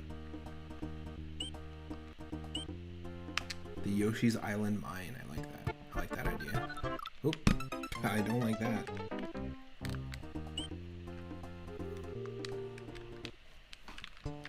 We should not be auto-walking. Oh, no.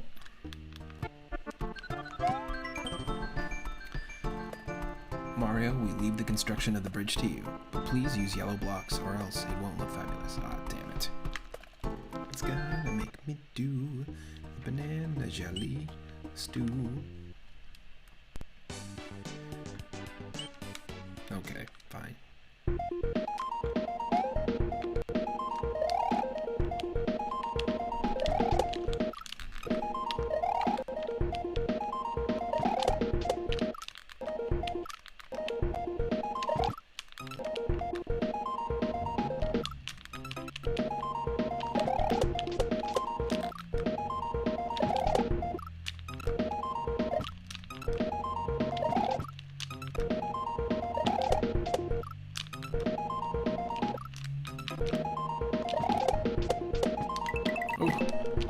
Oh.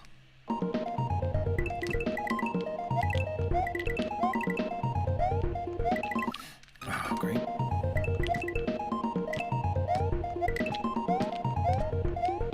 Yeah, I like the coins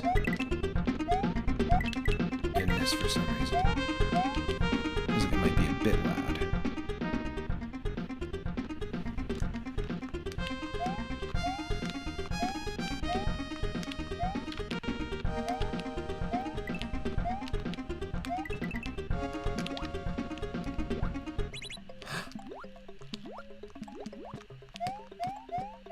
Huh? Oh, I screwed up big time.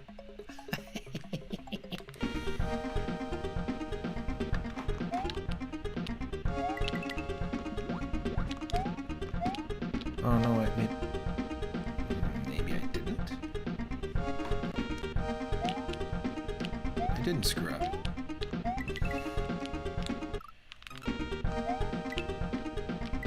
Although I feel a little uncomfortable swimming in this, what clearly looks like pee. Just saying.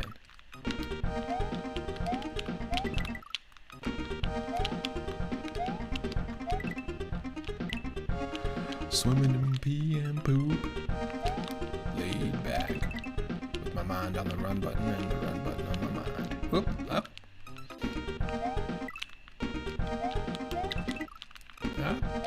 Come on. We did it the first time. There we go.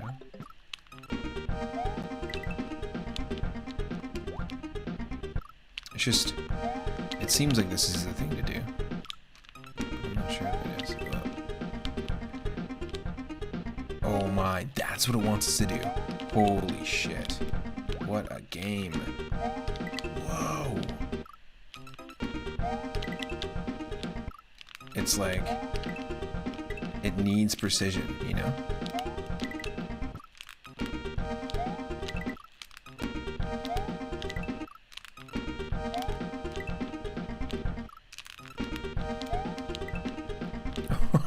I was like, how am I supposed to get past those two question blocks? Well, I know how now. Brown cow.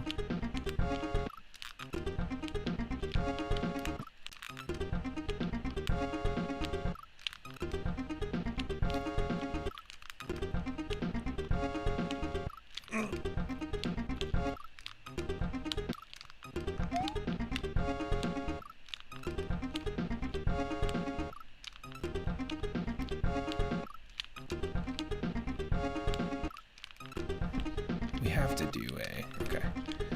And one of these, one of these.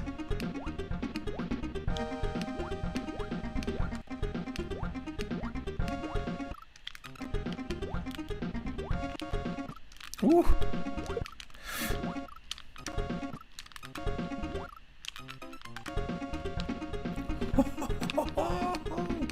Okay, this is what it wants us to do. Perfect. It's pixel perfect. What? That's so wild. Can we get a shout out for Loki? Welcome in. Oh, look at this. 1, 2, give me 3. It's gonna give me none. It's a troll. It's a troll.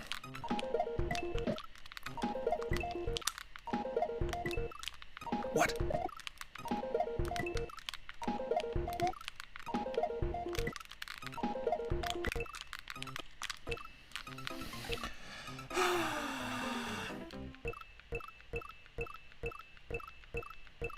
No.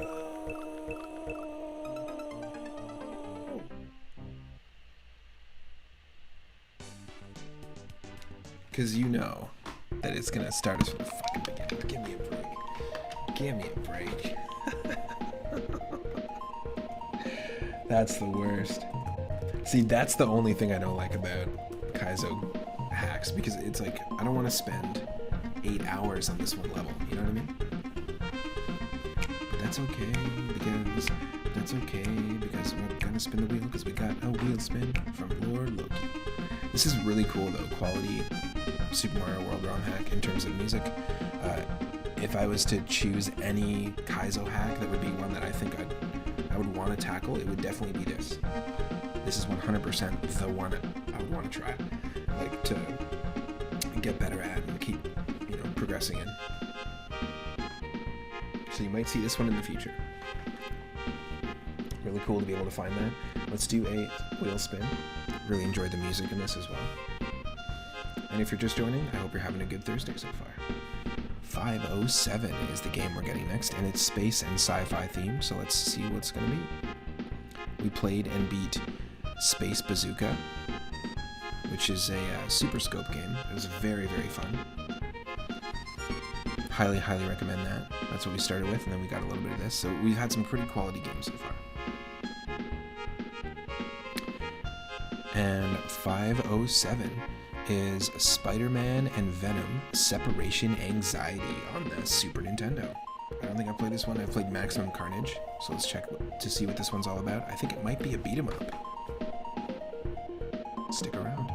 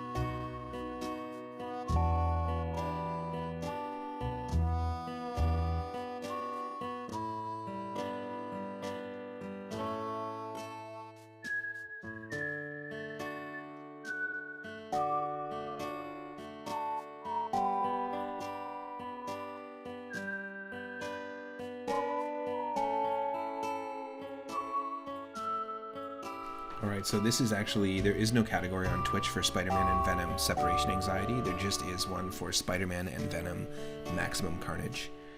I love this music too. We're gonna need this before we kick into this game. The dynamic. Yeah, Spider-Man Unlimited. It was sort of, it was like a sequel to the 90s show. somewhat recently, I actually rewatched all the 60s Spider-Man cartoons. Like in the last year, I watched all the 60s Spider-Man cartoons, all the 70s Spider-Man cartoons, all the 80s Spider-Man and His Amazing Friends cartoons. And so the 70s and the 80s Spider-Man and His Amazing Friends, which is Peter Parker goes to college and he's roommates with Iceman and a few other people.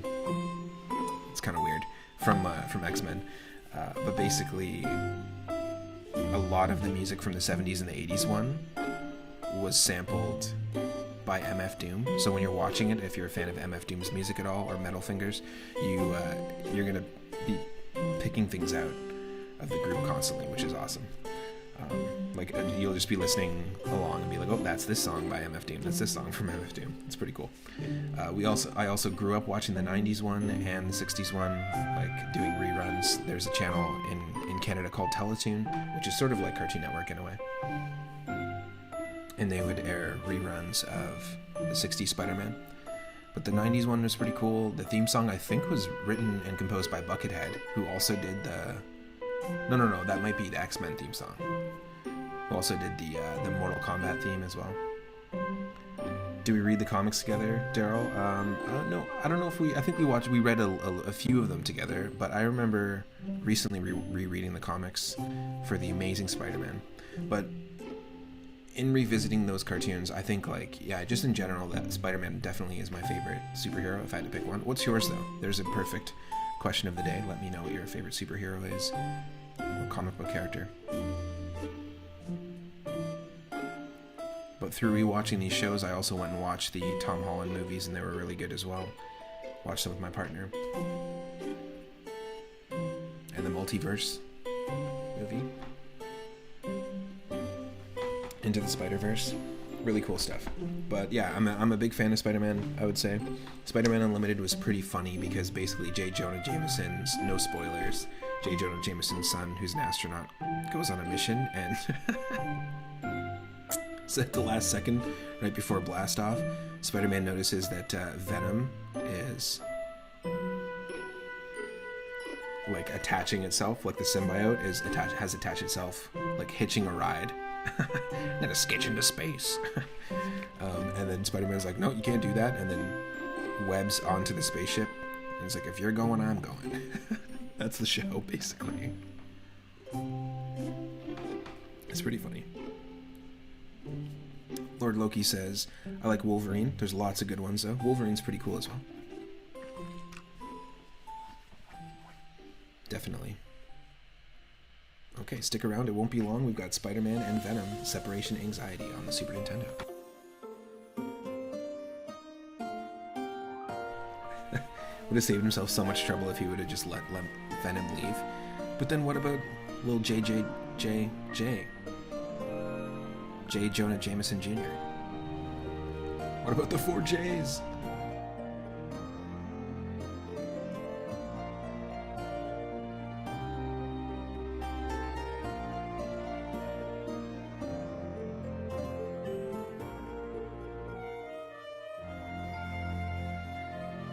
This game we're about to play came out on the Super Nintendo and on the Genesis.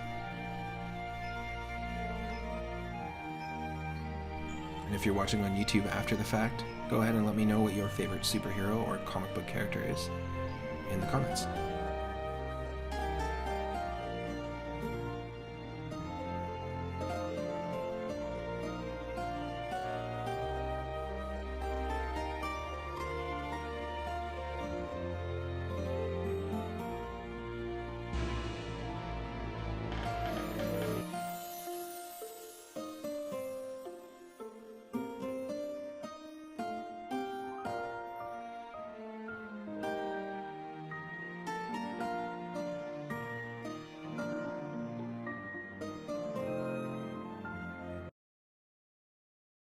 Now here's a transition and a half.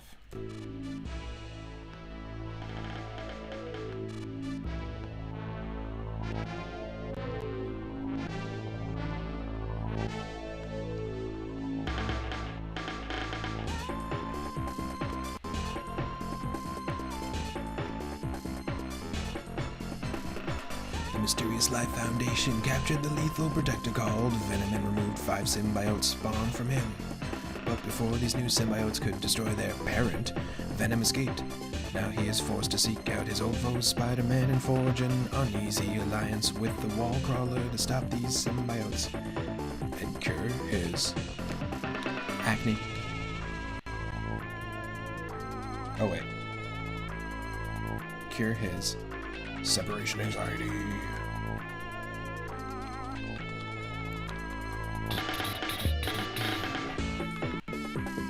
The Jameson Fort, one of your favorite acts. Oh, you know we gotta play as Venom. The Phenom Venom. Recovering from his wounds, Venom realizes he must destroy his new children, for if the symbiotes could bind with the wrong person, as in the case of crazed criminal Cletus Cassidy's transformation into Carnage, the danger would be incalculable.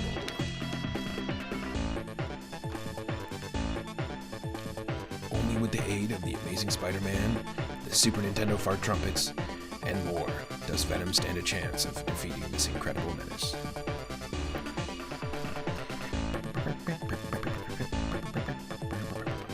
Hey, if my farts were that musical, I would definitely flaunt it. I'm not gonna lie. Ooh, that funk. In more ways than one. Mega bass, exactly. Also, how do you not play as Venom in this? Whee! Okay, it's a beat 'em up. And you can do backflips.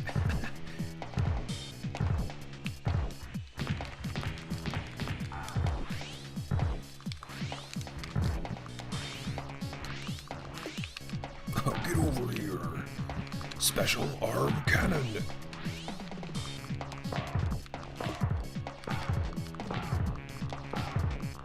Better watch out. I'm the Phenom Venom. Yes, and it has the double dash, or the double tap forward to dash, and you can also do damage. It has everything that, to me, criteria-wise, a good beat-em-up needs, which is aliens, the double forward tap dash. Maybe there's a baseball stage, because you need a baseball stadium stage for sure. There's some pretty cool moves you can do. You've got the ability to pick stuff up and huck stuff as weapons. I will say that the worst part about this so far is just the design of the enemies. But in terms of beat 'em ups, it controls quite well. This would be super fun to play multiplayer. Was it established why some regular street thugs are trying to beat up Venom? Well, it's just because I'm on their turf, you know? They're like, we hang out here and play Yu-Gi-Oh cards at night. You can't be here. Weird alien dude.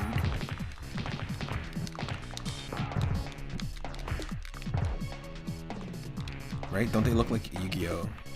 Like trading card game players.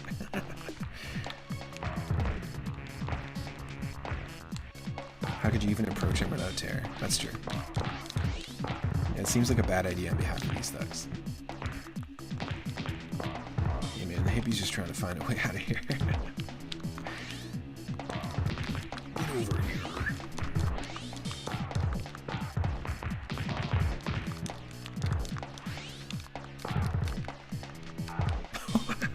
I'm sorry. The way he threw that guy? That guy definitely has to be dead, just from that one throw.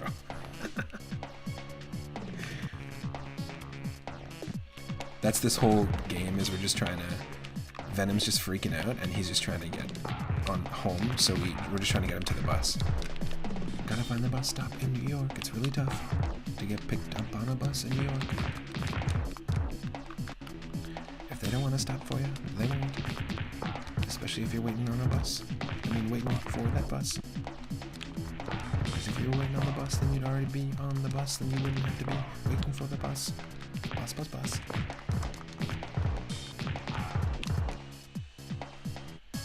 Bus, it makes me feel good. Trying to push one of those things through the metal grate.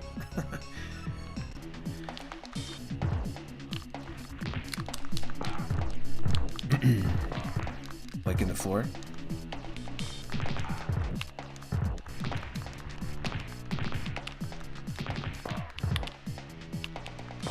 This kind of has a little bit of a Comic Zone feel to it as well, if you've played Comic Zone before, just in terms of the controls.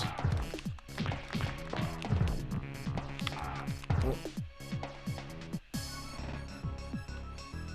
We were bound to get the game over anyways. So these are all Venom's children. Venom's weird recolors. I don't know or remember any of these characters from the comics.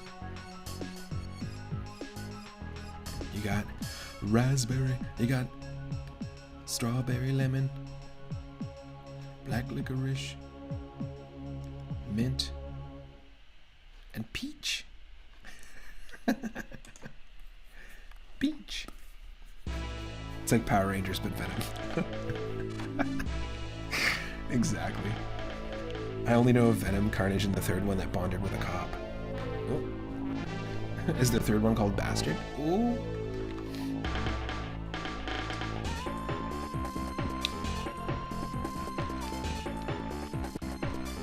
I only know of Venom and Carnage.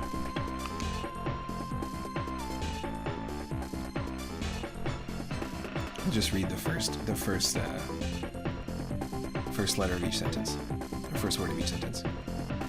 Recovering Venom, destroy for bind as criminal transformation, the incalculable.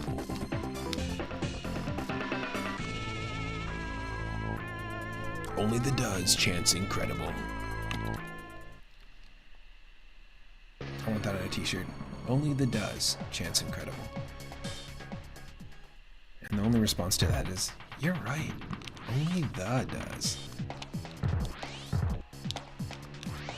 Let me pick up the garbage can, but before I do that, I'll rub my butt on it. Come on, let me pick it up.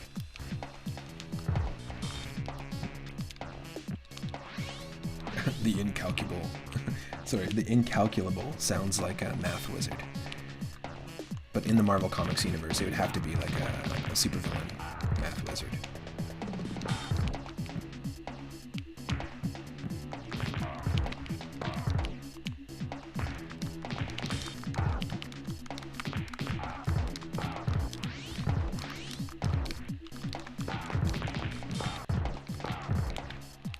We'll try out Spider-Man after this, but again, anyone can spin the wheel, so... Anyone can spiel the wheel. So if you want to spiel it... It's up to you, not me. Look at that tongue. You should be able to climb the buildings too. What? No. Whoa. Hold on a second. Everything's changed. We got Venom butt on the screen. Venom butt. Venom butt.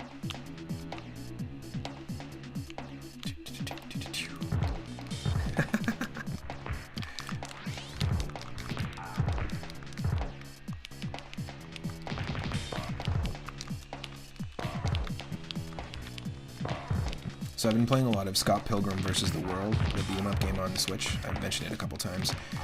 It was only available, I think, on like Xbox Arcade for a short period of time back in the day when it first came out, and I think same with PlayStation. But then they were both removed, so it was unavailable for a long time, but now it's available on the Switch with all the DLC included. And it's a very fun game. The first stage is Toronto, and it actually has a lot of landmarks and sections in it that are very similar to some areas I lived in Toronto, which is just kind of a fun little throwback. It's a great game. It's got music by Anna Managuchi, super fun, and this kind of feels like it, like I was saying, in terms of controls. It's a really good beat 'em up. It sort of feels like if this game or Double Dragon combined with River City Ransom, because it's all about like picking up coins, Canadian quarters and loonies. It's pretty funny. But yeah, really great game. I've been having a blast with it. If anyone has it, you can play multiplayer. And I've never tried it multiplayer, but if you have it on the Switch, it's fun. Riverdale Ransom. Yes. Can we get an Archie Comics beat 'em up, please? What's Jughead's final move? His final smash. There's a cool special that you can do in Scott Pilgrim if you have 4 players. Oh, nice. Kind of like dual tech, quad tech.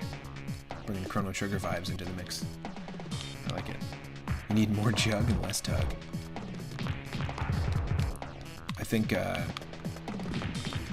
who else could be in the Archie Comics beat 'em up? There's so many. Moose would be like the OP character. He'd be like the mayor. Mayor Hagar from Final Fight. Oh, we're spinning it, just like Venom is. This is definitely another game, like I was saying, would be really fun, just like the first game that we played today, multiplayer. I think this would be, I want to find a way to do some of these games multiplayer, like playing the Super Scope games and playing beat 'em ups. I think, Mighty Collector, you have said that recently, or somewhat recently, you were playing with Rush on their channel. Let's do a quick shout out actually to both Mighty Collector and Rush Pirate. You were doing on Fightcade, you were doing some multiplayer beat 'em ups. So if this is on Fightcade, I would totally be down to figure that out and see if we can play multiplayer. Because this is not a bad feeling beat 'em up whatsoever. We're gonna spin that wheel. We got a second wheel spin here. And it's gonna land on game number 708.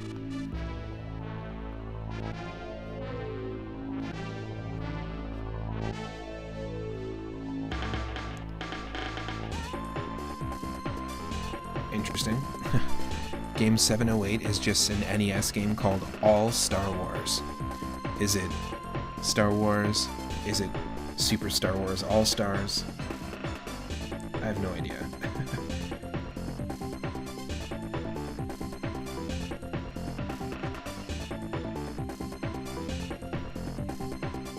All Star Wars. Oops. Oops, All Star Wars, folks. Up next.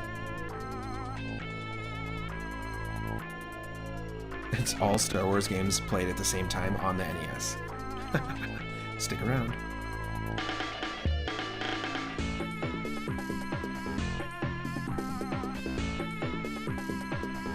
This is the opening theme song or the title music for Separation Anxiety, if you want to look it up. Yeah, this definitely looks like a fun game multiplayer for sure. Okay, stick around for All Star Wars.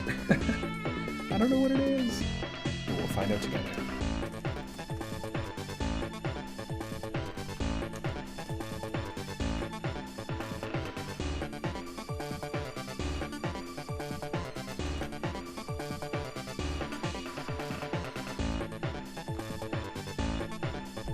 Big Apple, 3 a.m.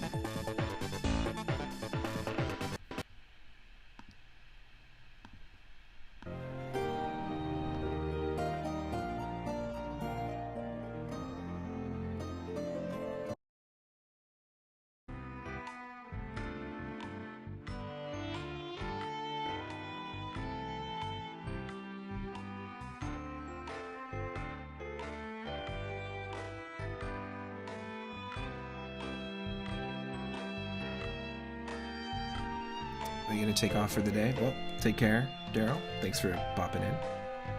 Popping in and bopping in as usual. Have a good one. I'll see you around.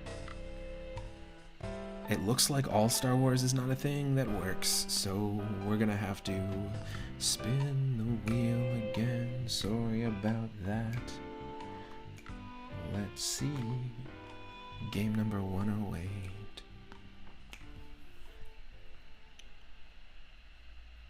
Game 108 is... Come on. Ah, it is still Star Wars. It is Star Wars on the Game Gear. Interesting. Not all Star Wars, just Star Wars on Game Gear. I haven't played this one before. Toss these here. Haven't played this one at all. So yeah, we'll give this one a shot. Stick around.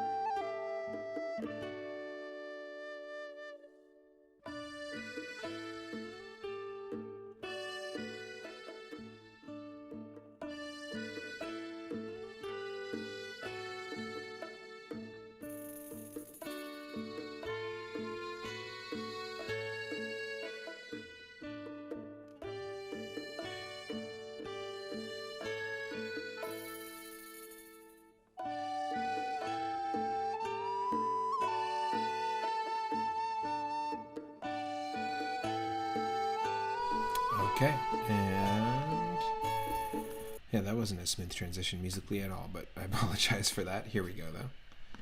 Let's just dive in. This is Star Wars. We've played many versions of the Star Wars games on the stream before, including the Sega 32X arcade Star Wars game, which is a lot of fun. Probably the most immersive one I've played. Let me know if it's too loud. It's so low.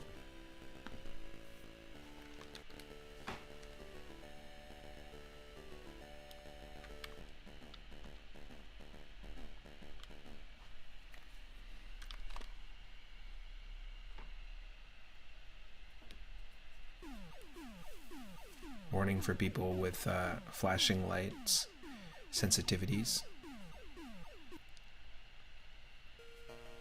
Oh. This is Princess Leia if she was designed by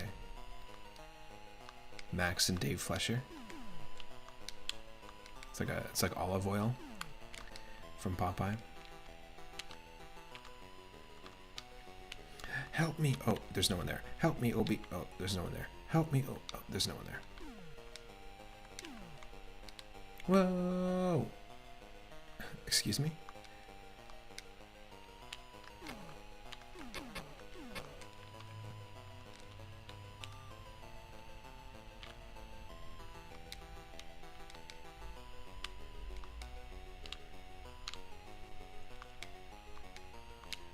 Interesting that you play as Leia.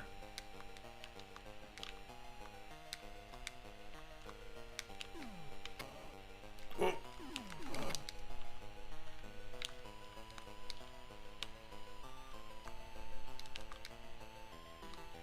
It's actually fun. Controls pretty well. Sort of what you expect with a Master System or a Game Gear platformer. It's another game we played on the Game Gear / Master System was Deep Duck Trouble, which is a Donald Duck platformer. It was made by Sega, actually. It wasn't made by, well, that was a nice ledge grab. It wasn't made by Capcom, but it definitely felt like a spiritual successor to the DuckTales games. Because you play as Donald, and Donald is sent to return a bunch of the treasure that Scrooge and the kids and the nephews just recently got because they realize it's cursed. And they're like, well, we don't want this now, so can you take this back? It's like the equivalent of yeah, I bought this, but I'm going to return it. I don't think I'm going to keep it. Why? For any reason? Oh, no reason. It's just that they're all cursed.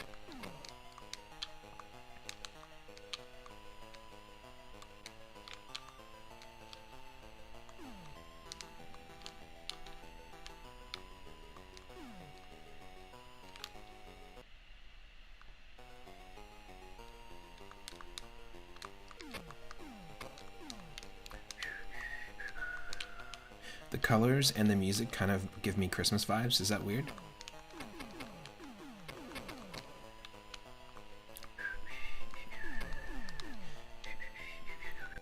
I usually watch the Star Wars movies around Christmas time, so that's probably why. Good movies to watch with the fam. It's about family.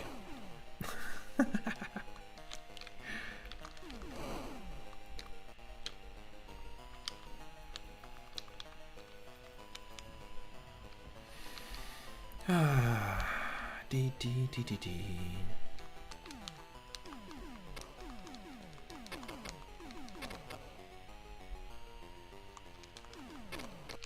It's definitely not as difficult as the NES Star Wars game. And feels like it controls a little bit better, to be honest. There's something here.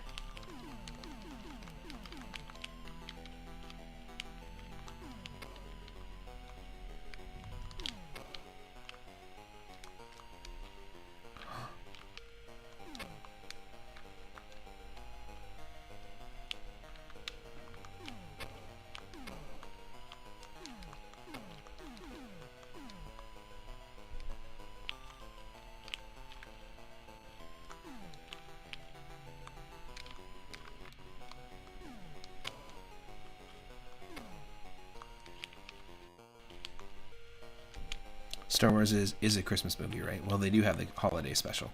It's actually not a good sign that they're doing the Guardians of the Galaxy holiday special, because it just feels like, ooh, this is going to go down in the history of... I feel like it's going to be bad. Not as bad as the Star Wars holiday special, but... Star Wars is a Christmas movie, right? They're always releasing them in December, I guess, yeah.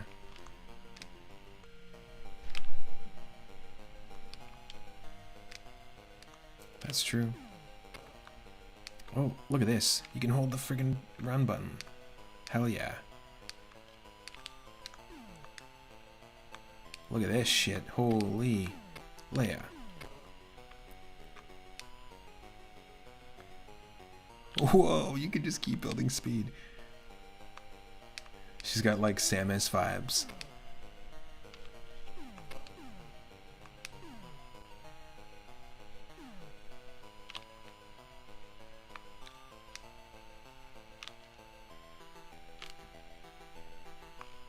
The Guardians holiday special, that's probably not going to age well. No, I don't think it will. But it's sort of like it seems like a contractually obligated thing.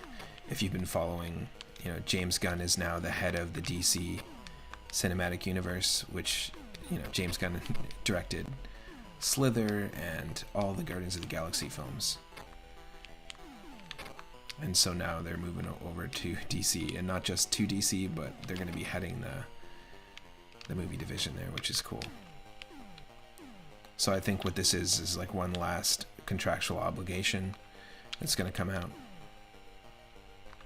And based on how Marvel has been talking about it, like the people who are in charge at Marvel, it sounds like they're a little bitter about the fact that James is going to the competition. A friend of mine actually did the sound design and post-production for James Gunn's Slither, which is a really hilarious satirical horror movie, basically.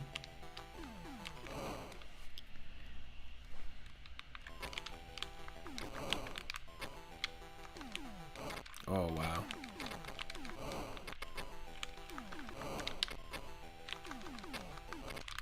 Oh, there's fall damage, that's why. Right?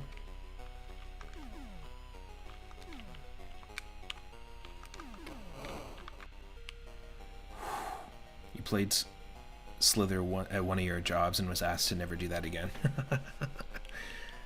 Like, what was one of your jobs?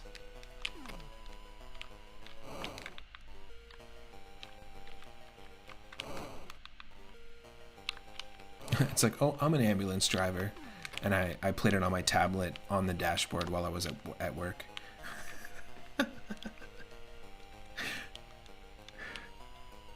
Oh no, fall. They were like, can you never do that again? Oh, it doesn't matter the movie, just any movie. Can you not watch on the dashboard while you're working as an ambulance driver? Please? Thank you. Fall damage, my greatest weakness. Oh, you worked at a plasma donation place and you played movies for the donors. Oh, nice. Yeah, that would probably scare people.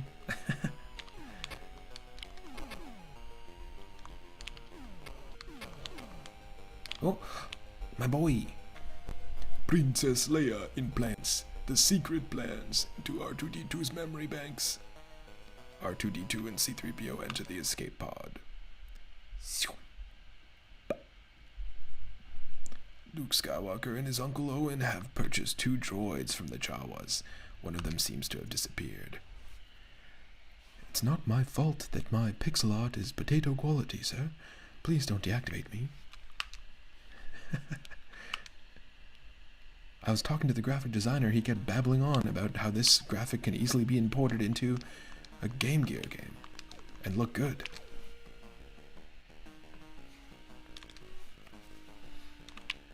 And now it's time for the Star Wars jazz.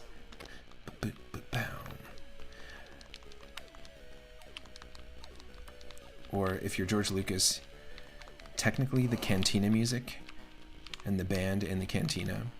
I don't even know if I should say this, but the type of, officially, the genre of music that the cantina band plays is jizz music, J-I-Z-Z. I'll just leave that with you. George Lucas is a funny man. This is official and canon based on something he confirmed. So basically that first level feels like a nice little added addition to the Star Wars game because that was not included at all. It's a nice addition. It wasn't included at all in the NES game. And the NES game pretty much starts in a stage very much like this, including Super Star Wars is very, very similar to this. So I think this is kind of neat that they added that first section. This is also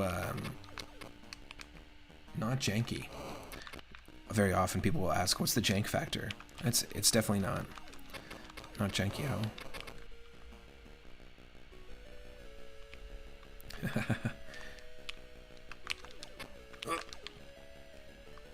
Okay, we are in Moon Doom mode. We can't even take one hit.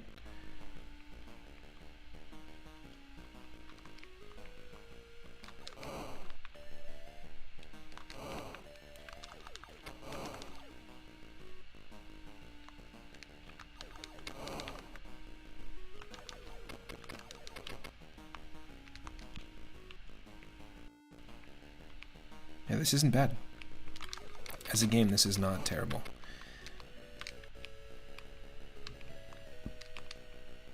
It also kind of reminds me of some of the stages in Stargate on the Genesis, which for some reason is it's part of this same series. It's one of my most popular videos on YouTube, is the Sega Genesis Stargate game, plus a whole bunch of other space-themed games, but I'm not sure why that's the one that's drawing the most people in. Do you remember the Stargate movie?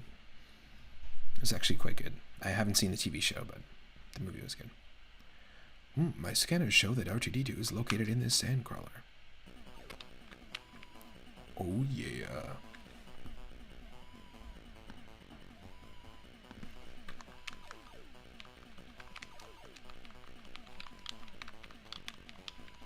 Gotta dance in the sandcrawler. Gotta dance in the sandcrawler. Gotta dance in the sandcrawler. Gotta dance in the sandcrawler. Gotta dance in the sandcrawler. Gotta dance in the sandcrawler. Hey, Hazagal, welcome in.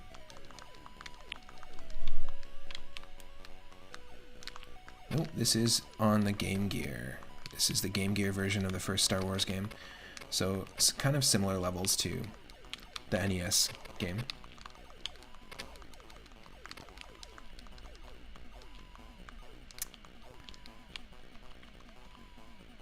And we just played the first opening level as Princess Leia. And then there was a sand level. This is the third level. Am I missing something here, though?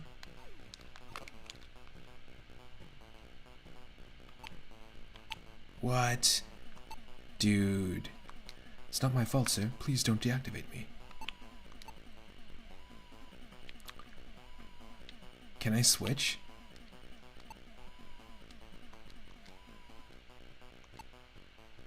No, we can't switch to him. That'd be amazing.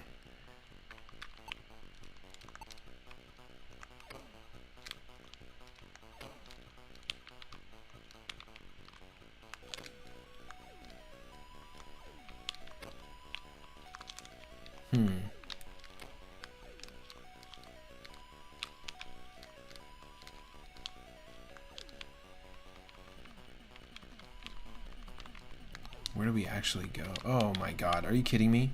You can walk through that? What kind of telegraphing is that? That is stupid as hell. I could have been here for hours, been like, oh, how do we get up there? That's dumb.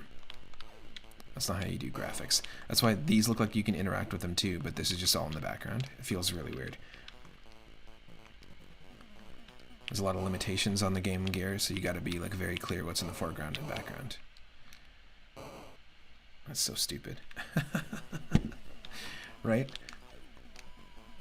Right, like look at this. I can't go through this. Can't go through this.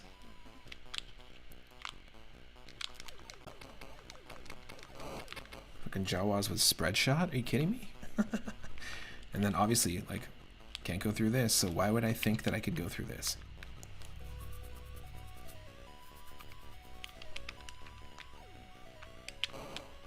Oh, I forgot we can run and go so fast. We'll get even faster.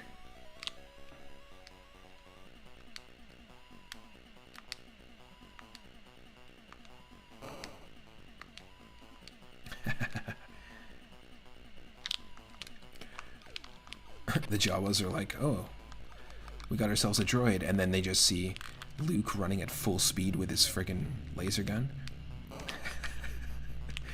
Just like charging at them. They're like, oh shit.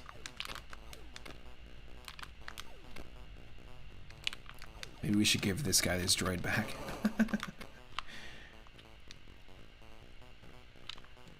No, this game does not have its own category. Exactly.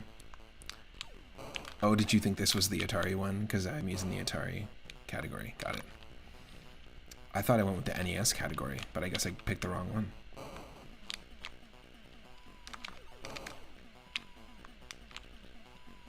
Whoa! Yeah, this is cool. I'm not gonna lie.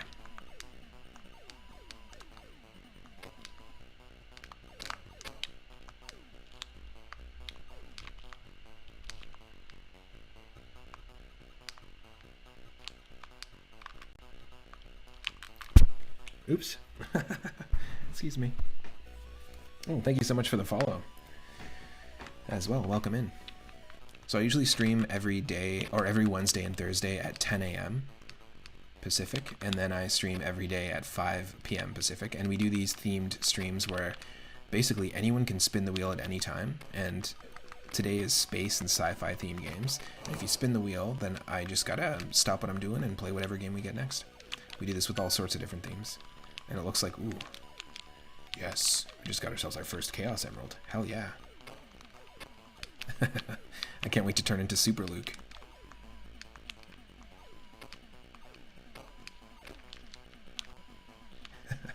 You just checked and they don't have an NES Star Wars category yet either. Huh. That's a pretty, like, common game. It's like a well-known game.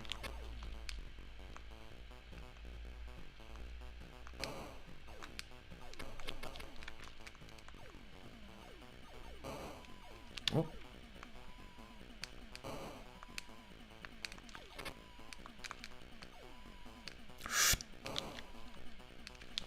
Normally I have alerts on for follows as well, like little fancy animations, but not today, unfortunately. Oh.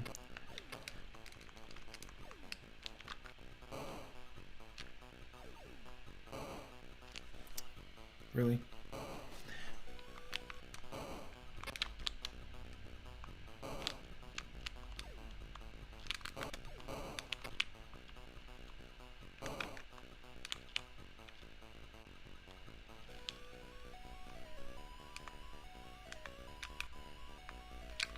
No.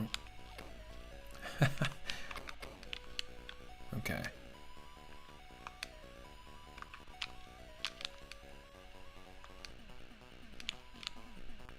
It's quite the big sandwalker thing we got going on right now.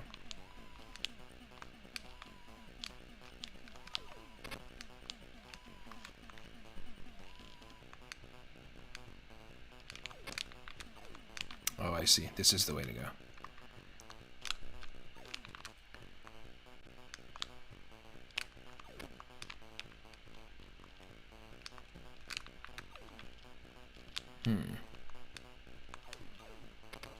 There we go. That's what I'm talking about. Whoa.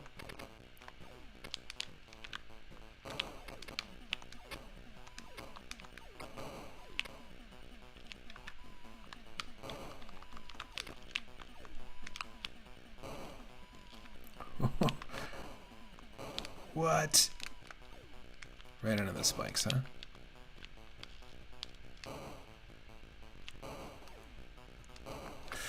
Nope.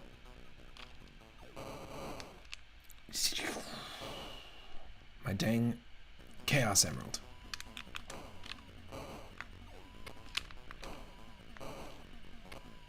Oh wow, you lose a lot of health. Okay, wait.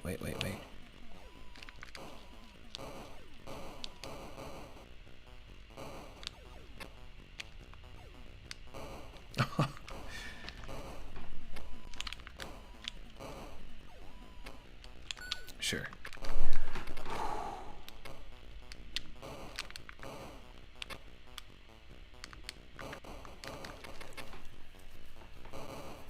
Never know what you can walk through in this game.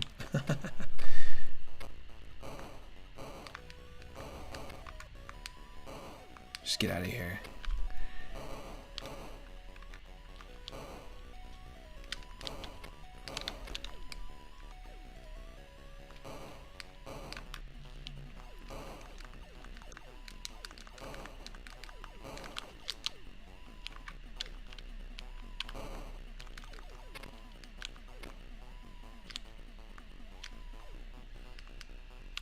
Oh, we got that wheel spin from Henny Blank. Oh, R2's right there.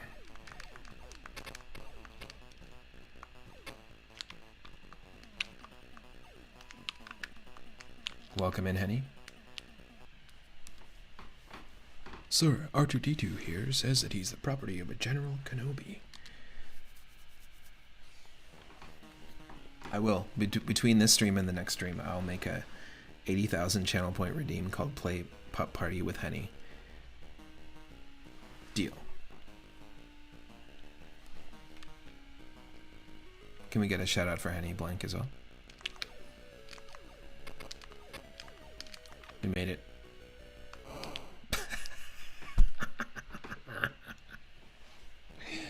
Oh, that's funny. We're gonna spin that wheel.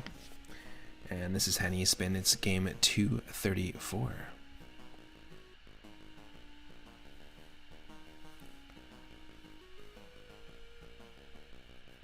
Game 234 is Predator 2 on the Genesis. I don't think I played this one. I think we might have played a different Predator game on a different system, but this is Predator 2 up next.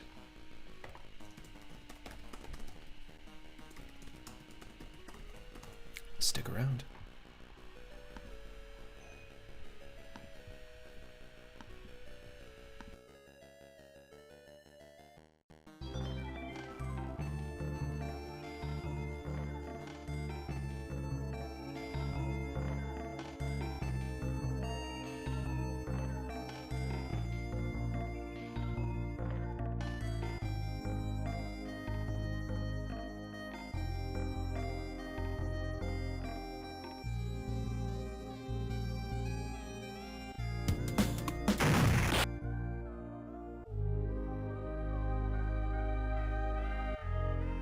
Oh wait, hold on a second. We have played Predator 2. I'm going to spin the wheel again just because we played it, and we played it somewhat recently in like episode 19. This is episode 23.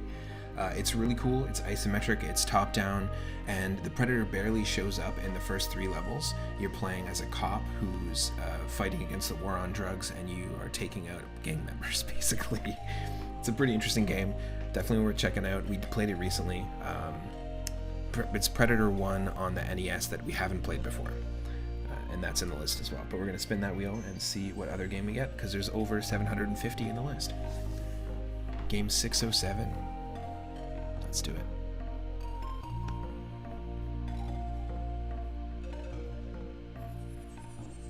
.607 is...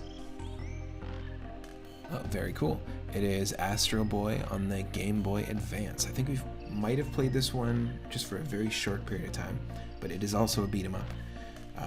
Astro Boy Omega Factor on the Game Boy Advance. It's kind of similar to the Dragon Ball Advanced Adventure game that we've played multiple times on stream. In fact, that's one of our challenges ongoing right now, is trying to beat the hard mode of Dragon Ball Advanced Adventure.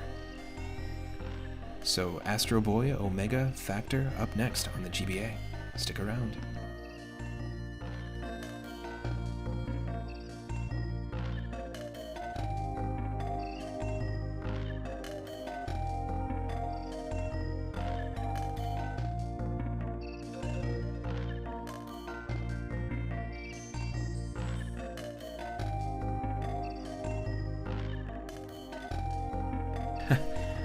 You thought the Predator was the alien from Alien?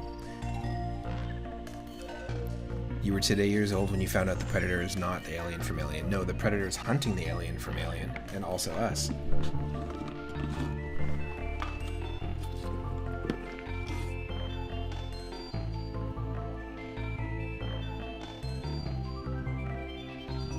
How's it going? Thank you so much for the follow. Welcome in. We do all sorts of retro games like this, and I think I'll definitely dive into that Game Gear, Star Wars Game Gear game again.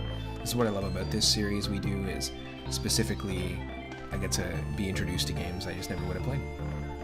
Nice to meet you too. Take care. Have a good day.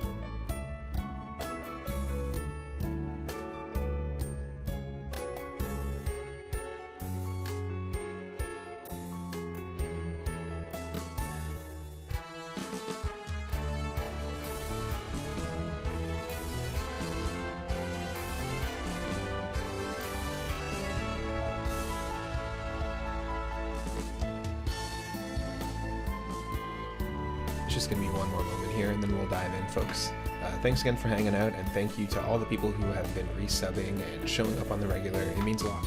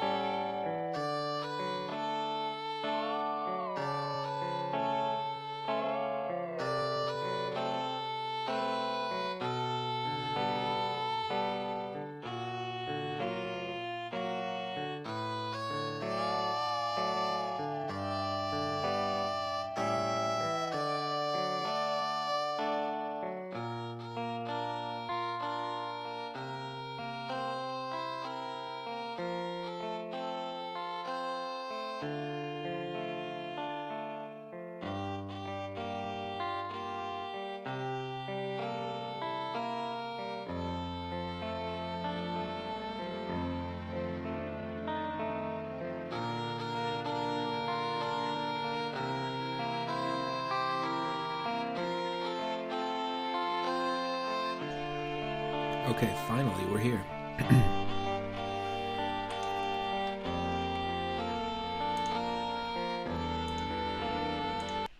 Thank you for your patience, folks.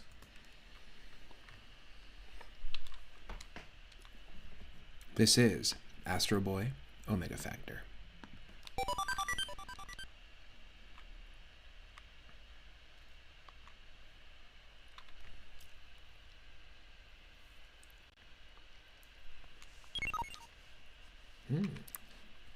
A game by Treasure. Made Gunstar Heroes, McDonald's Treasure Land Adventure, and Wario World on the GameCube.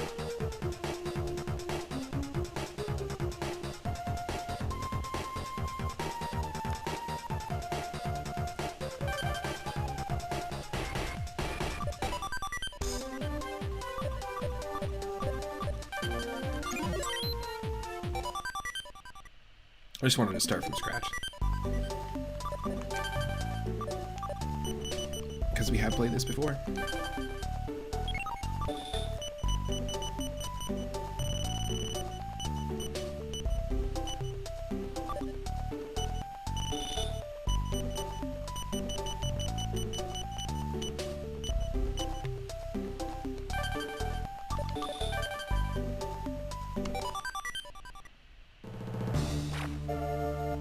Tobio!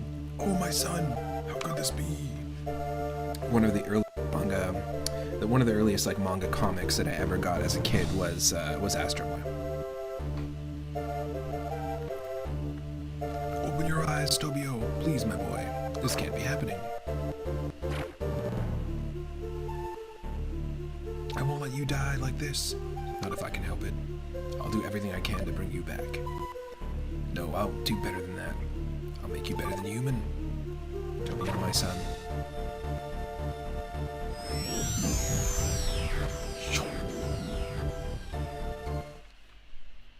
Birth.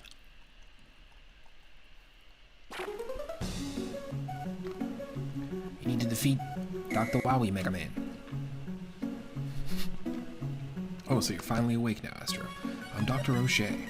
I'm here on behalf of your father. I'm sure you're a little disoriented. Well, why don't you just sit and listen?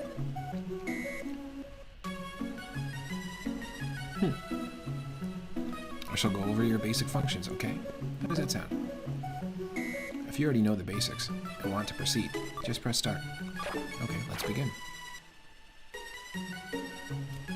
Try walking first. To walk, press the control pad left or right. Walk to the target on the right. To dash, quickly press the control pad left or right twice. You're invincible while dashing, and you can avoid enemy attacks with it. So make sure you remember this. It'll be very useful to you later on. Next is the A button. You can jump pressing the A button, and you can use your jets by pressing the control pad and A button while airborne. Use your jets to fly to high areas that you can't reach to by jumping.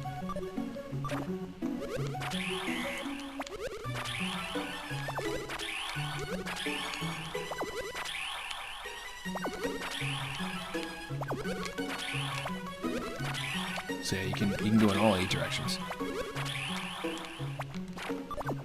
After pressing the A button to jump, press the control pad to position yourself before you land. Now let's try the B button. You can punch with the B button, punch and destroy enemies ahead to reach the next target.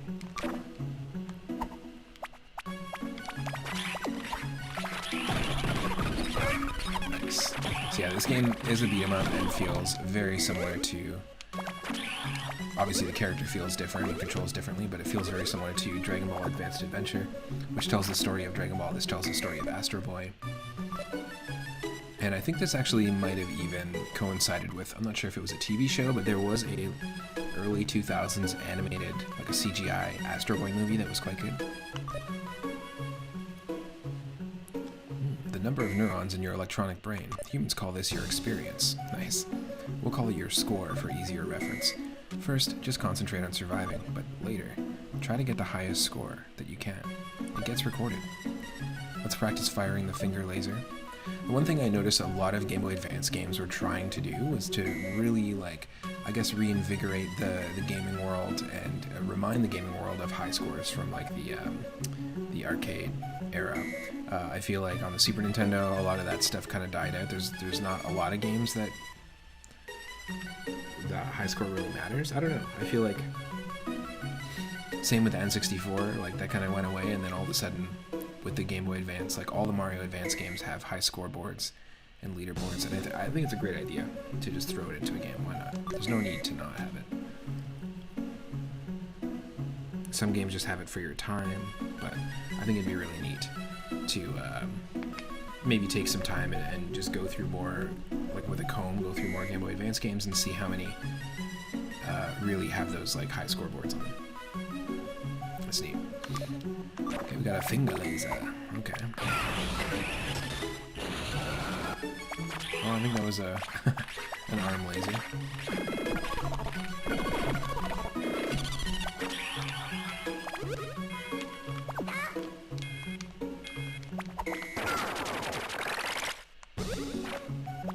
I'll teach you to kick. Press the B button while pressing down on the control pad.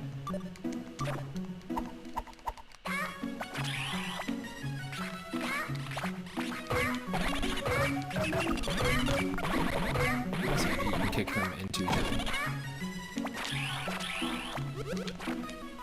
Look at the top center of the screen for a bar when I'm done talking. You'll notice that the bar fills up as you punch your enemies. When this bar is filled up, it'll increase your total EX power. You'll need this to execute special attacks. Now let me tell you about your X power. Your powerful arm cannon can be fired by pressing the R button, and this is indeed your most powerful weapon. You can fire your machine gun by pressing the L button, and this attack will hit all nearby enemies, plus it can temporarily stun and immobilize them. To X-dash, press the A button and B button simultaneously, and each of these attacks will consume your X power when used.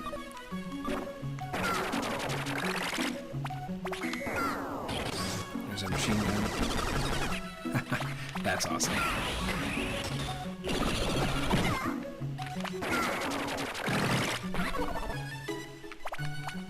The machine gun's great. Now to talk about your soul functions. Inside of you is the Omega Factor, which acts as a soul. This unique feature... Iron Man, sorry. This unique feature is what separates you from other robots. Come closer. Transformers.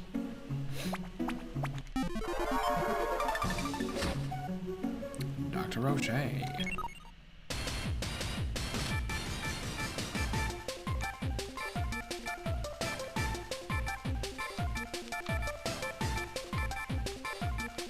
Punch. You see that? That's your Omega Factor. It's your soul. My image has just been imprinted on your young soul, and souls develop with each new encounter or image that they're exposed to. So each time you meet someone new, their image will get imprinted on your soul, filling up your Omega Factor. So whatever you do, keep this in mind, Astro. Meet as many people as you can. Human, robot, those who are strong, those who are weak. Be they good or bad, whoever they may be. When your Omega Factor is filled up, your soul will strengthen. Its capacity is greater than any human's. And we also have seen this screen before, right? Your strength is restricted right now. It's far too dangerous for you to use your full strength yet. So you'll gradually be able to unlock more of your Omega Factor with time. In other words, you'll be able to unlock your true potential and power up. Here's what you can power up. Starting from the top. Life. Punch. Attack strength. Laser is your arm cannon. Shot is your machine gun. Jets is the number of times you can use your jets consecutively. That's nice. And hypersensors, the ability to see and hear, becomes greater. These 6 abilities and the Omega Factor together are called the 7 Forces. To best utilize the 7 Forces, try to find and meet as many people as you can. However, you may not be able to power up even if you meet certain people. This is because you still have not come to understand them 100% yet. The souls of some people in this world are very complicated, so these people appear as question marks in your Omega Factor. This is a clue that you need a better understanding for that soul. So fill in this question mark space, and you'll eventually learn to understand them. Once these question mark spaces are understood, they will change to exclamation marks, and this will help you know who you still have left to find. It is crucial for you to understand these complex souls, okay? So now you all know the basics. Is this Shaggy? Is this girl Shaggy? Shiggy? Next, let me introduce you to my assistant, Watto. Oh, never mind. She's a student. She can guide you in areas that I can't. Zoinks! Nice to meet you, Scoop. I mean, Astro. Those robots are out of control. What are they doing? Astro, I've got a job for you. Go rescue Shaggy. Stage 1. Yes, whoa, that's so cool. Excellent. Fall flying cars. It's very Gunstar Heroes vibes for sure. It sounds like it might be a bit loud. Just gonna bring it down just a touch.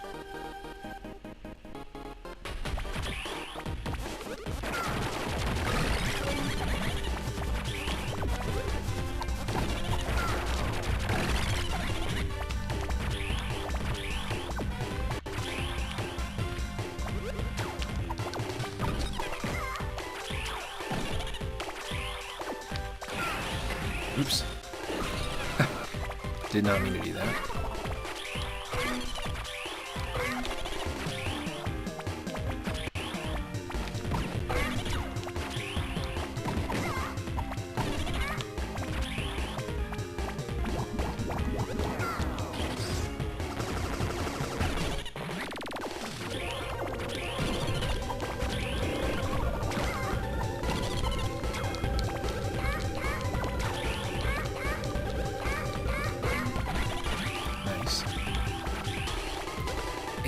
I don't want to say it's not as intuitive as the way Goku feels in Dragon Ball Advanced Adventure. We're talking about different companies here. This is obviously a game that was made by Treasure. And the other game is made by Atari, a very different company, different dev teams. But they're obviously very inspired by each other in terms of the style of game it is. Beat away of enemies that move forward.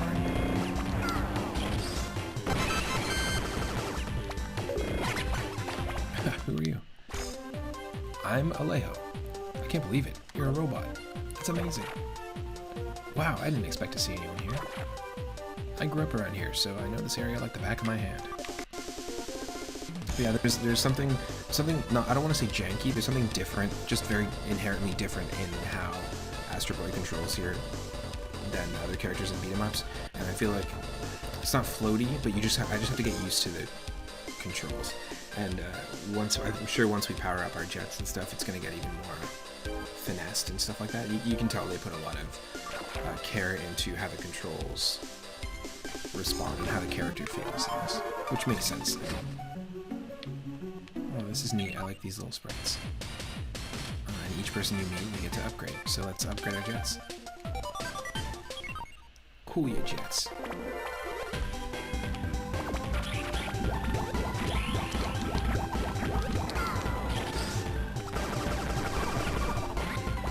Talking about Power Rangers earlier with the multicolored Venom children. Well, here we go. Very Power Ranger-y. Not the bees! These things also remind me of Bomberman enemies and Dig Dug enemies. designs of these little robots.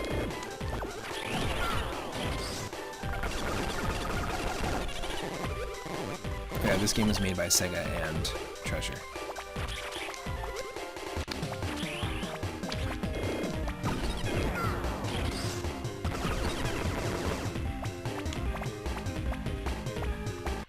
We actually have a Treasure sound effect and a Sega sound effect, but we don't, unfortunately I don't have my sounds turned on at the moment. I'm just having issues with Streamlabs for some reason. I'll just have to handle that at some point. We're wasting all our secrets. Hey, we're gonna get a heal on down.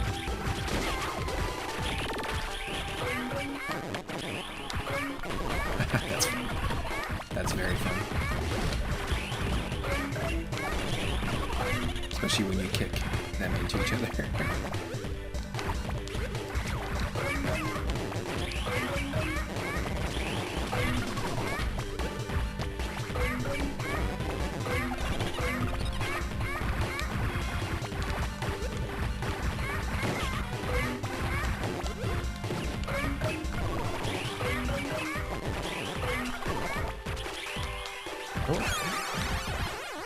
No!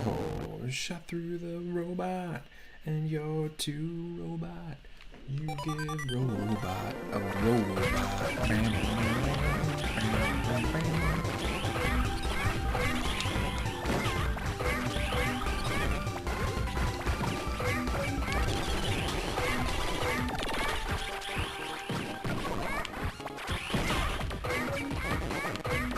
Yeah, this is a cool game. Easy to get smashed, though.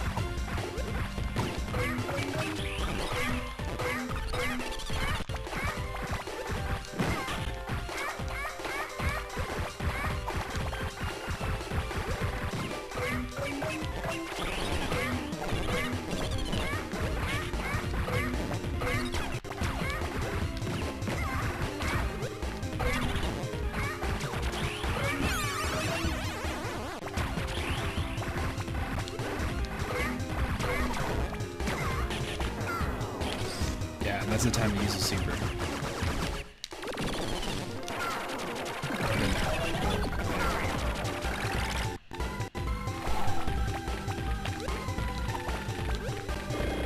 Spider boss.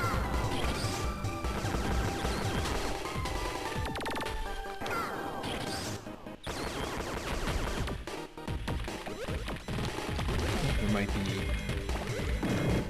ordered some food, so it might be some food.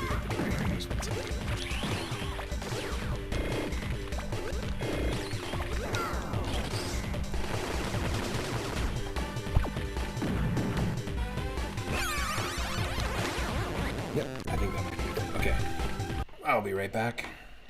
Here's some more music and I'll be back in a flash.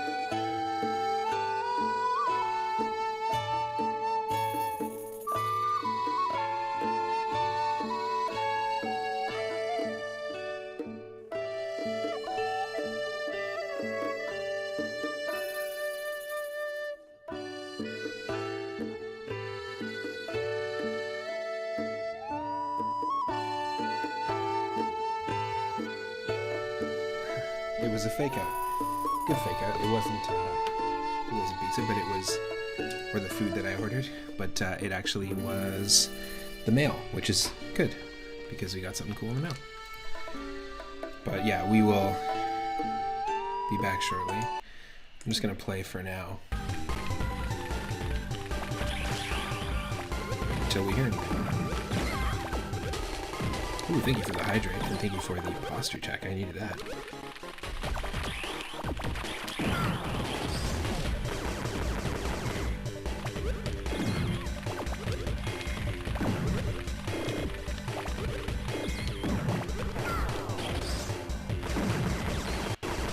Nice, we just earned another super.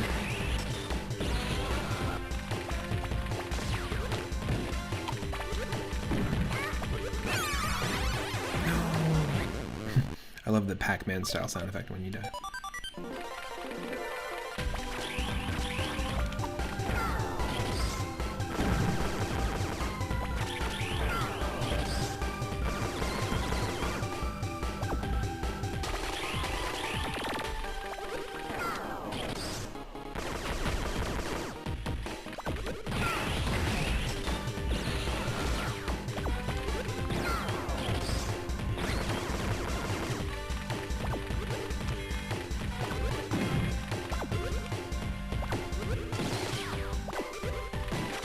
Hey, welcome in, Eric.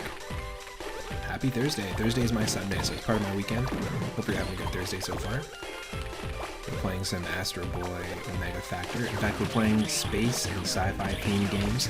I do this series regularly where I play themed retro games. And there's over 750 games in the list from Atari 2600 to N64. PlayStation 1 that are all themed around space. So we played a little bit of Star Wars on the Game Gear earlier. We played a really fun run at Super Mario World called Breaking Star. And we also played and beat Space Bazooka, which is a Super Scope game. It's called Space Bazooka in Japan. It came out on the Super Nintendo. So a whole bunch of different cool ones.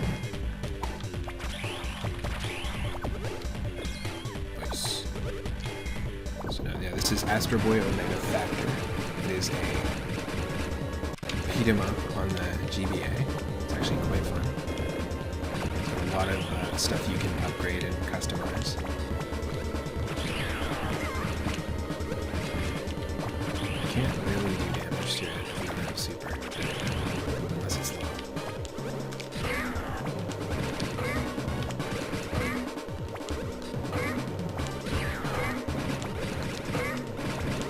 This is the second time I played this game on stream. There's a Dragon Ball game that's kind of similar, called Dragon Ball Advanced Adventure, which we played a bunch on stream, and I'm currently trying to beat that in hard mode. I beat it as Goku and as Krillin, easy mode, or normal mode. So I think there is an easy mode. But that's one of my current goals. I saw you've been playing Earthbound. That was a fun stream the other night. Just, it's always cool to see someone play Earthbound for the first time and dive in for the first time. Magnemite is still ahead of us. Wait, what? And Kadabra and Cypher. It made the robots go out of control. There's another boss.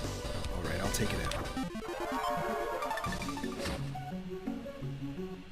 It is a lot of fun, actually. So this is Watto, or female Shigi. Watto Chiyoko. And you get to power up your stats here. It does also, I was saying this before, that this feels very unique as a beat 'em up. Like, I feel like Astro Boy has a very unique feel as a character. You can see that there's a lot of Gunstar Heroes influence there in terms of just the way the character moves, the animation. It's because this game was made by Treasure. I think it might be the last game made by Treasure. And they made a whole bunch of really cool games. Oof, I don't know what we should choose, to be honest. We've already upgraded the life. Let's go with life. We've already upgraded the jets. Punch is the amount of damage that we do, and jets allows us to use our jet more than once. Oh yeah, I remember this boss. Pretty cool, actually.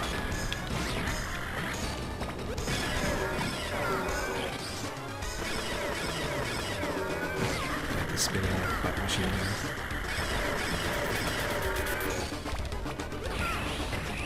No! Okay, good. We faced the right way.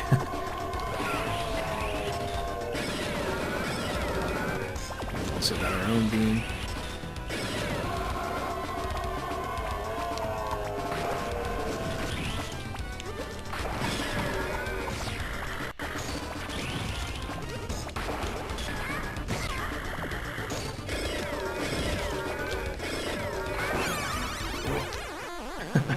Destroyed.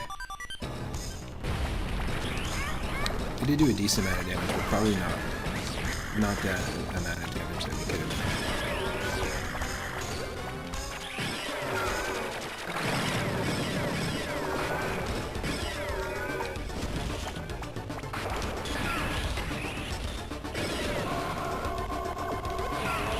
Laughs at us.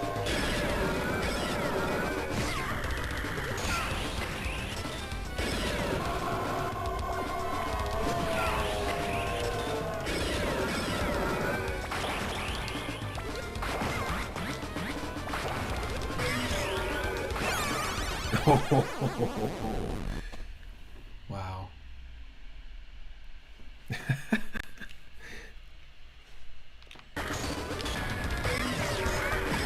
Oh, we can do this? I'm down.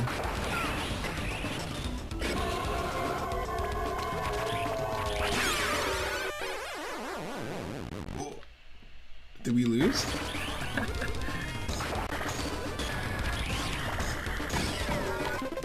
Okay, I'll be right back, folks.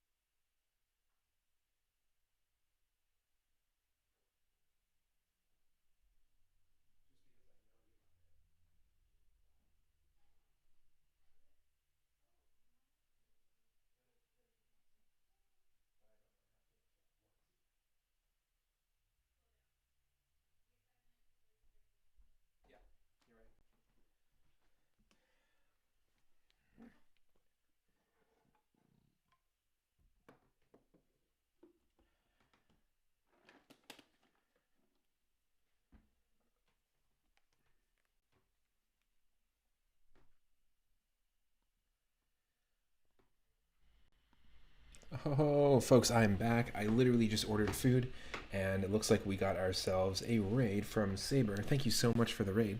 Hopefully, not raiding into silence for too long. Happy Thursday, everyone. My name is Matt, otherwise known as 3UP Moon, and I am streaming some space and sci-fi themed games today. Space, alien, sci-fi theme.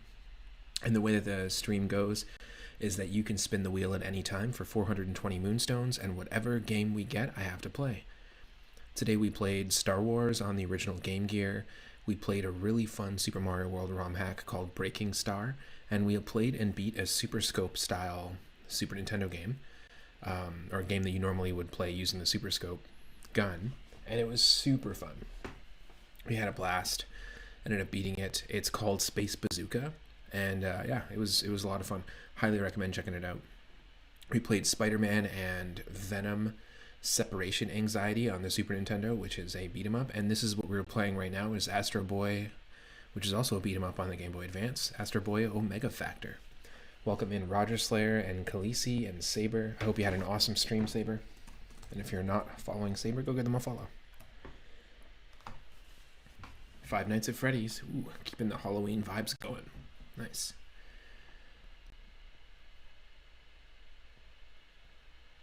And Khaleesi comes in with that wheel spin. All right, let's do it. Let's get some music going. I didn't realize that we were in silence here. I just ordered some food, and the pizza came, so I just wanted to make sure. Back to the door. And we're going to spin a wheel. So if you're interested in Astro Boy Omega Factor, I do highly recommend checking it out. It's actually pretty fun. I've played it a couple times on stream, and it's a very unique feeling beat-em-up game. If you're a fan of Gunstar Heroes, you might like it. It's made by Treasure, and I think it might actually be potentially the last 2D game that Treasure made as a company. Normally you can catch me here around 5 p.m. Pacific, but I also stream on Wednesdays and Thursdays during the day, if you came in with Saber's Raid. And we're spinning the wheel for Khaleesi, and it is going to be 406, game 406. Let's see where we're going to go.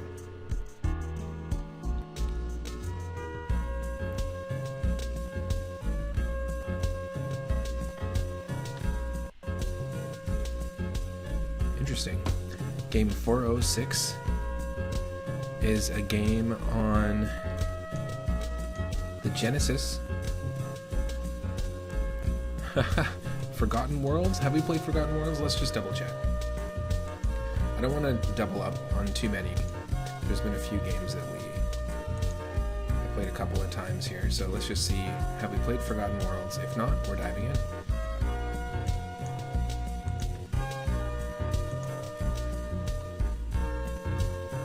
Nope, we have not played it. Okay, so Forgotten Worlds on the Genesis. Up next. Stick around, it won't be long. And thanks again for the raid, Saber.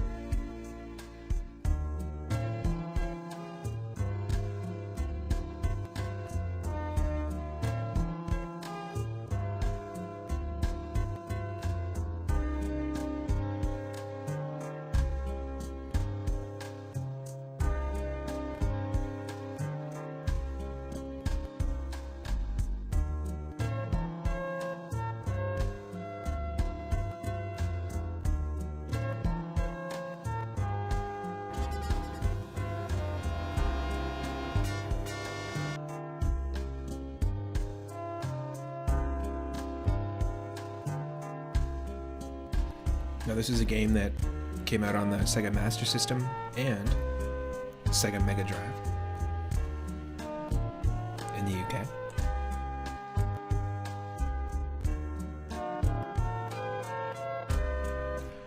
Initially developed by Capcom and reworked by Sega in '89.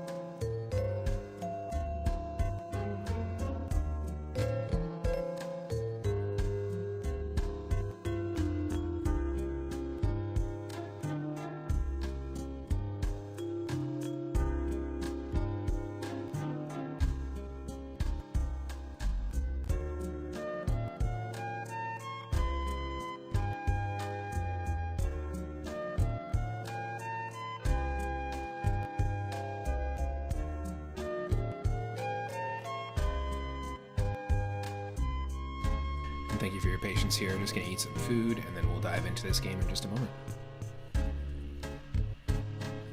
Saber, Five Nights at Freddy's Security Breach. Is that the most recent game in the series? Because I think I've only ever seen someone play the first one.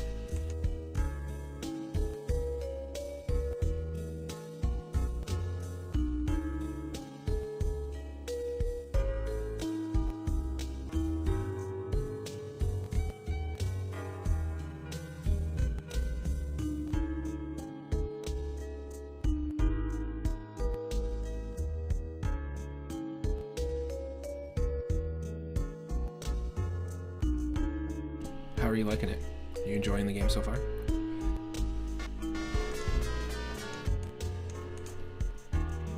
It's the 9th game. Holy shit.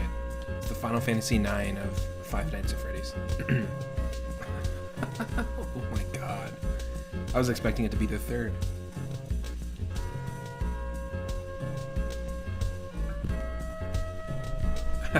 Should be 45 Nights at Freddy's. The 13th game overall. Oh my. Yikes. And how many of them were made on Newgrounds as Flash games? No, I'm kidding. That's a lot of games. So the next one's going to be Five Nights at Freddy's Online, like Squaresoft, right? When they move into the 14th game. Takes place after Help Wanted. Nice.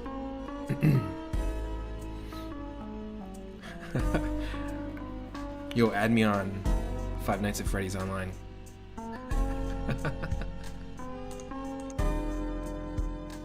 How would that even work? Could you make an MMO out of the gameplay style? I guess you could.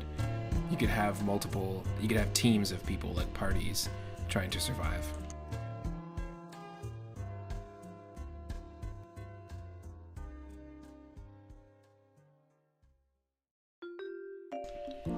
That could actually be pretty interesting.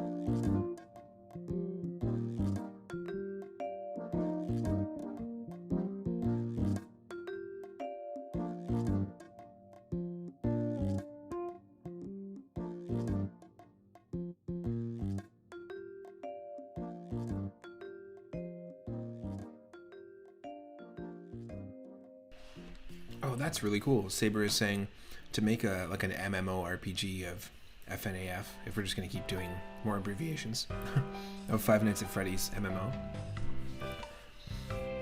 It would be difficult, but you could make it like a survival game, and you all have to complete tasks while avoiding the security bots and the main animatronics. Or one of the team is the animatronic, and you're searching for other teammates. That would be really cool, actually. Just like Dead by Daylight, or that new Dragon Ball Z game that's coming out where you play as a human, you play as like non-Z fighters, non-Z warriors trying to survive against one person who plays as the villain, who could be like Cell or Boo or Frieza. Or the Friday the 13th game. I believe those are called asymmetrical multiplayer games. I'd love to see an AMMORPG, an FNAF AMMORPG. So Five Nights at Freddy's asymmetrical massive multiplayer online game, online RPG game. That's so ridiculous. That could be pretty fun though. It seems like an interesting way to take the series into that style of multiplayer.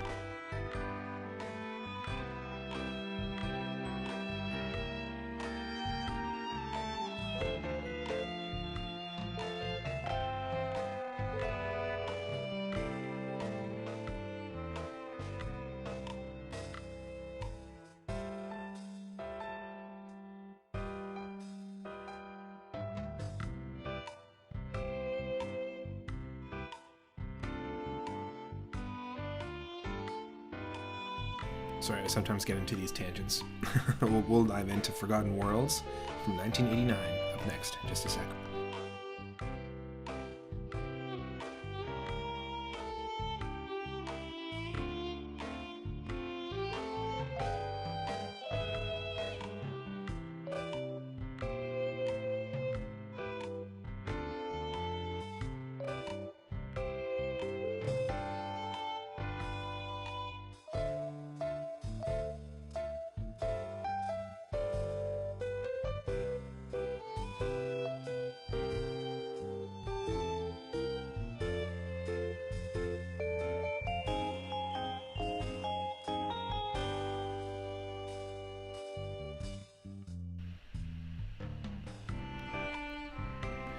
You had your 8th birthday in 89? Oh, thank you. Thank you, Khaleesi. I appreciate it. I did have a good birthday.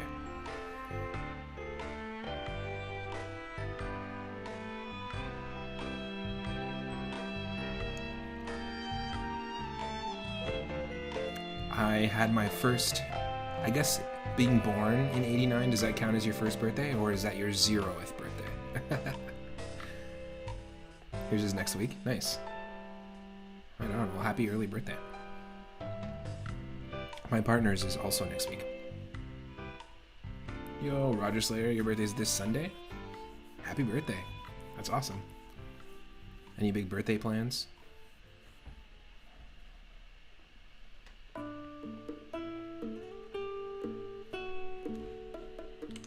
Okay, we're gonna dive in and see what this is about.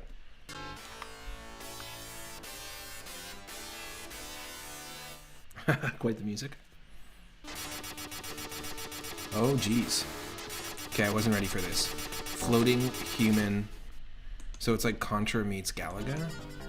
Contra meets Gradius. Ooh, Saber's taking you away. Nice. Auto fire on. Let's just go for it. I don't think I was ready for this. Did you find him? Don't worry, we'll finish him today. Oh. Okay, I love the play on. I love the play on the Space Invaders music.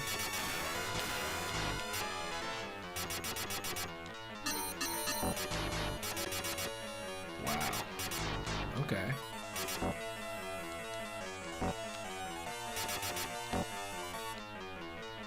Wow, this is quite the game.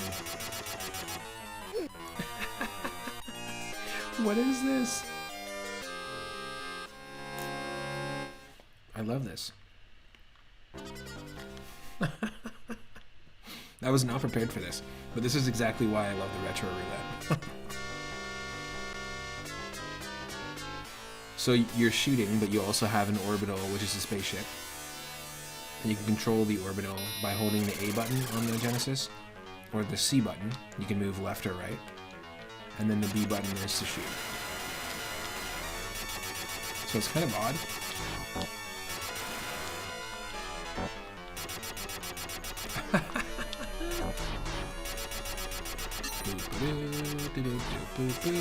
All I can hear is the Star Trek theme song.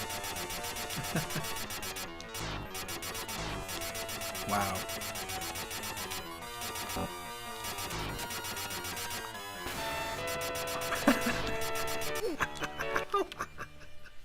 Floating lizard people, and when you shoot them, they turn into little tornadoes and zip out of existence. That's too good.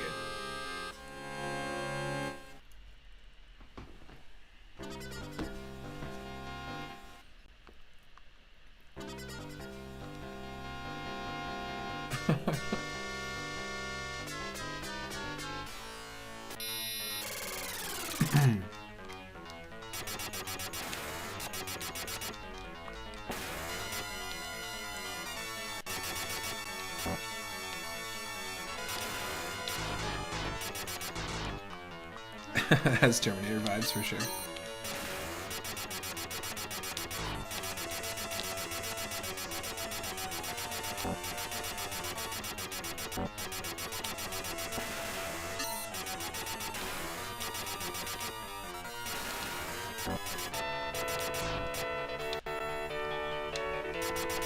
Ooh, a shop. Because that's important.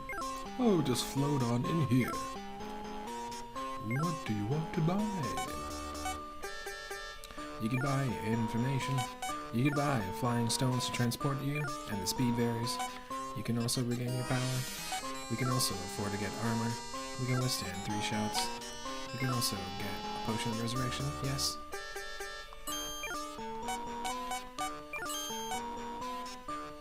New information. Gear area's gas pipes will blow fire when you destroy it. We're short of Zenny. Uh-oh. Dragon Ball Z currency.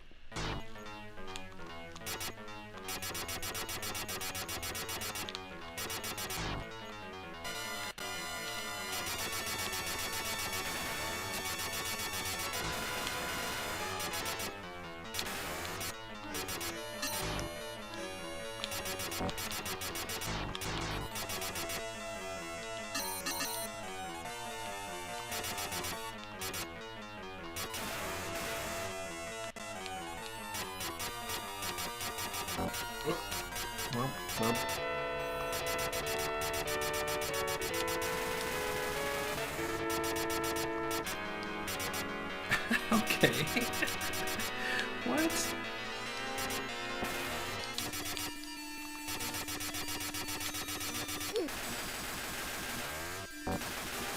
Well, sir. Wasn't ready for that.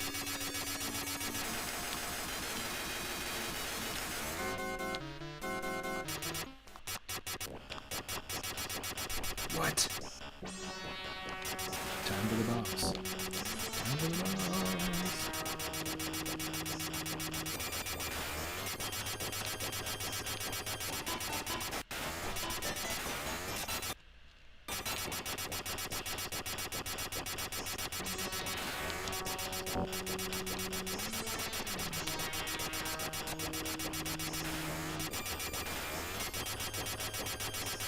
Good, we're actually not taking damage or dealing damage.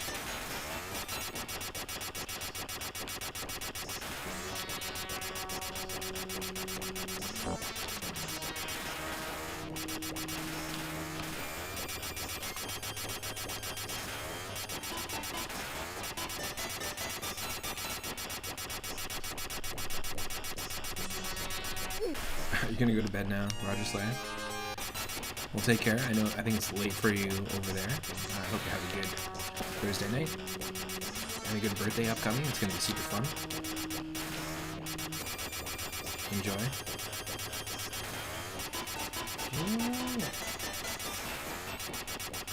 The brown thing? I think that's the boss. Yeah, we have to shoot the weird.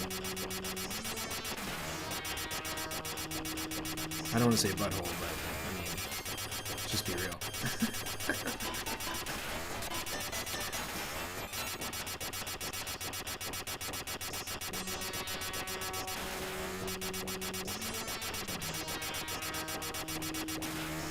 Come on, are we doing damage to this thing?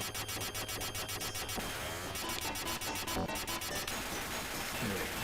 Just gotta get up close and personal. No bonus.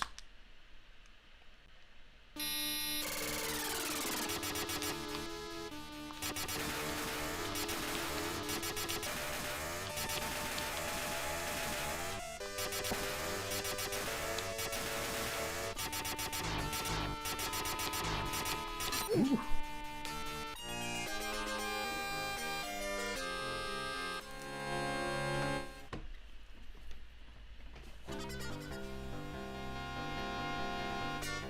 Thank you so much for the raid, Saber. I really appreciate it. Take care. Have a great night. Hope you have a good Friday.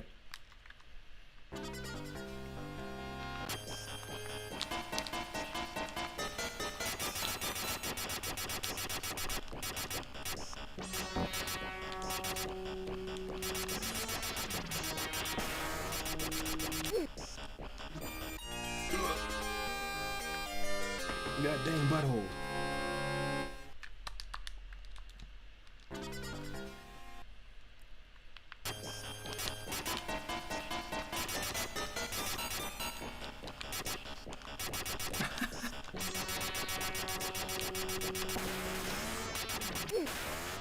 I don't know. I don't even know anymore. This is definitely one of the weirdest games that I've played in the entire retro roulette.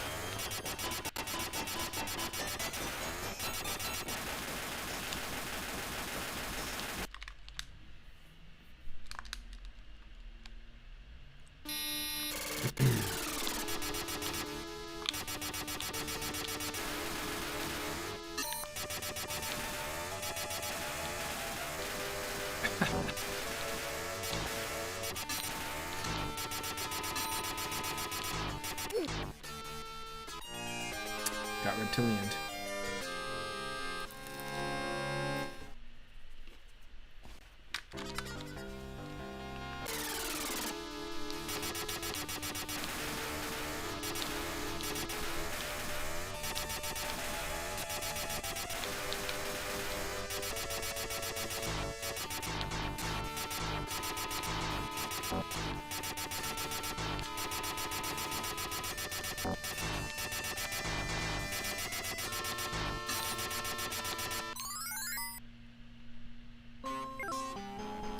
We can buy a lot of things now.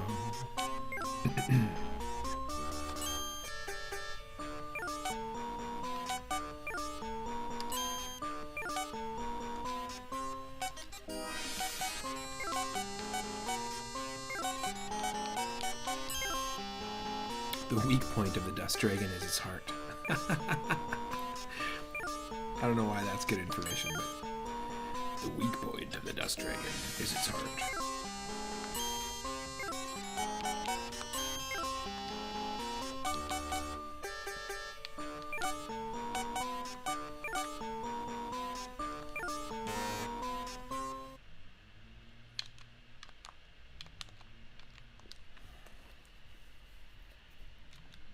I'm not sure about this.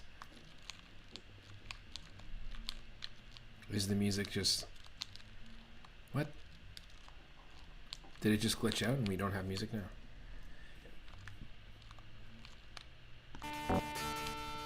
Something happened. That was dumb.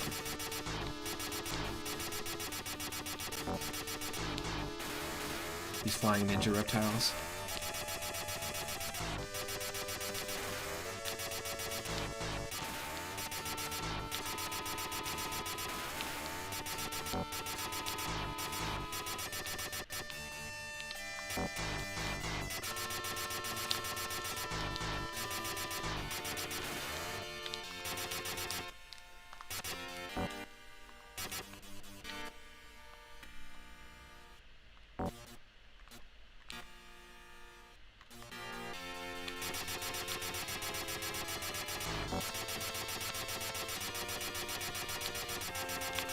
Avoid the Beetlejuice worms.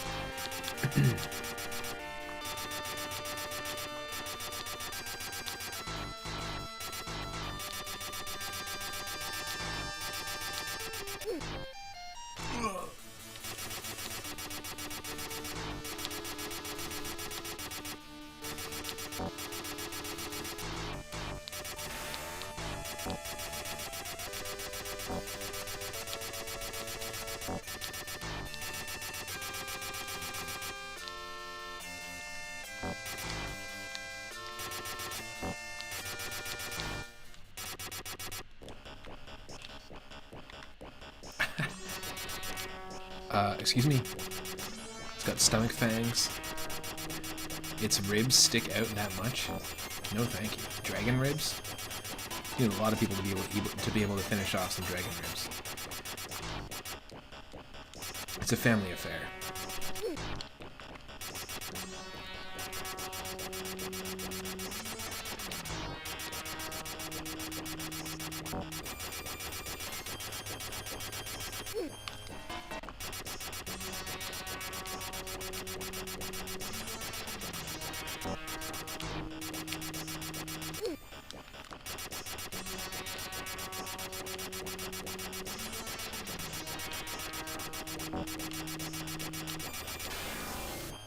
Oh, that was so close.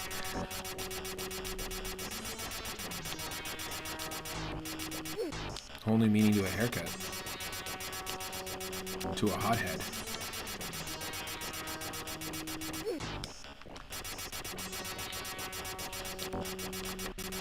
Wow, the floating inanimate body of Bill Reiser from Contra is such a hothead.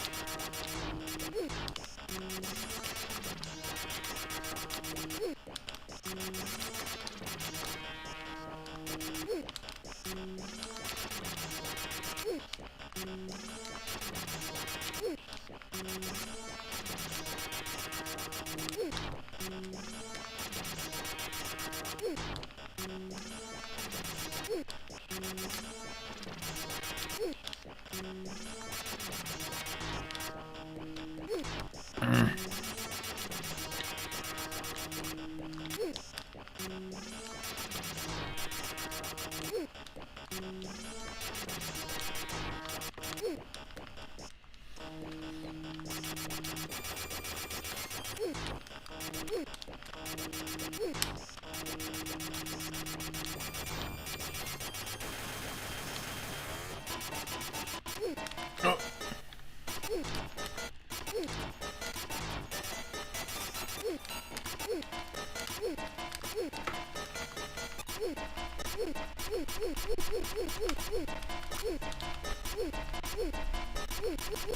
Damn it.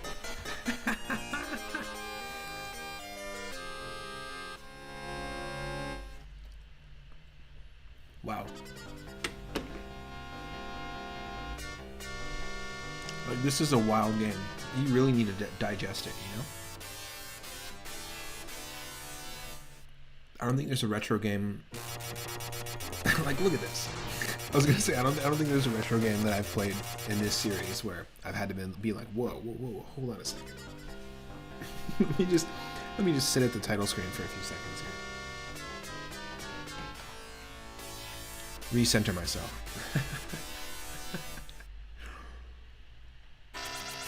Like, this game would be pandemonium 2-player. But I feel like it would also be so fun.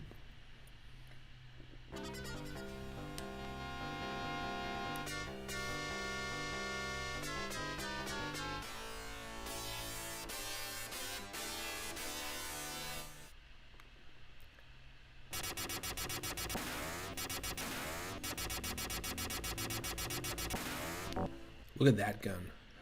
Shooting the double rings, they look like just like pure energy rings. That was awesome. This is cool.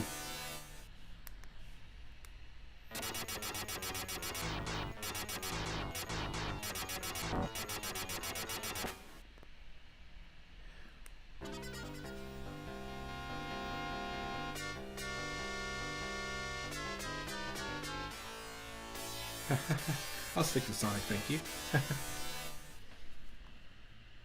I think I will spin the wheel though, just to mix it up. But this is a really interesting game. We've actually played a bunch of really interesting ones today.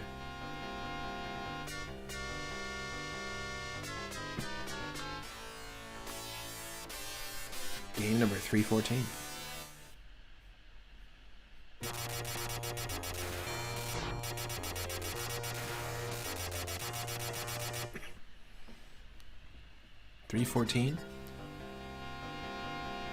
is Space Channel 5 Ulala's Cosmic Attack on the Game Boy Advance. I think I know what this is. I think it's a Sega game.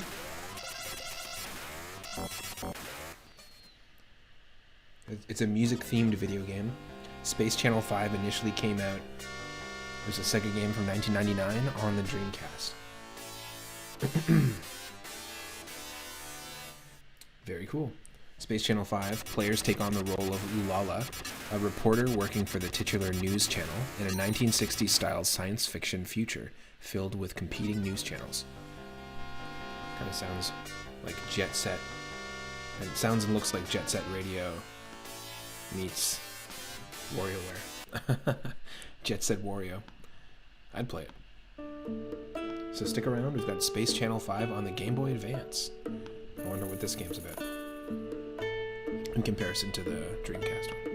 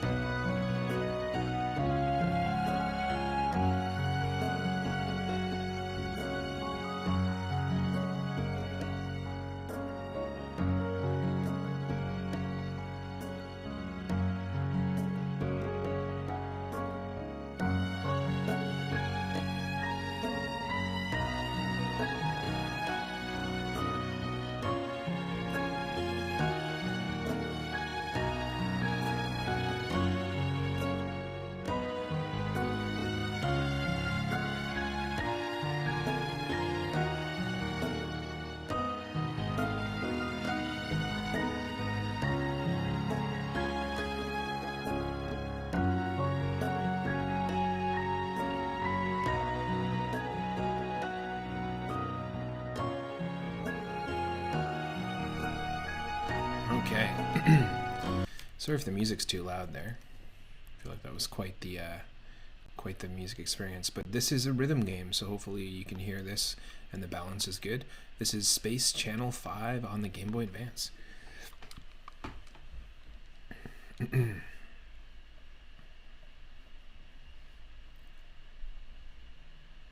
I had a lot of fun with Super Mario 64 randomizer at the end of the stream yesterday, so we might do something like that where we hang out with some N64 games near the end. Ooh.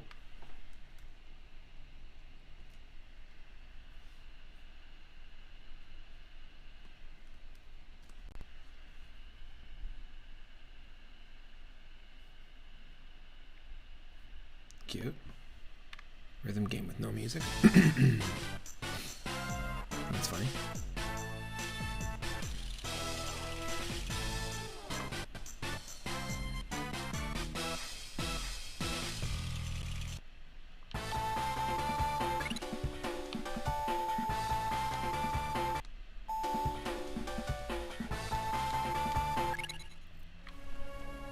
What? Sorry. I wasn't ready for that.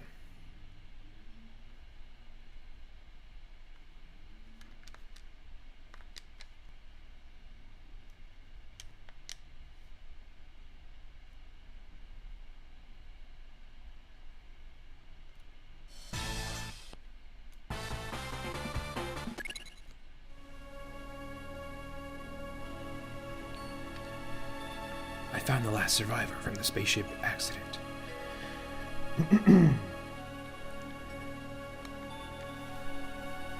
You'll be safe now. It's me, Mega Man. Number 7, reporting for point 2704, 10 years later. AD 2499, somewhere outside Earth.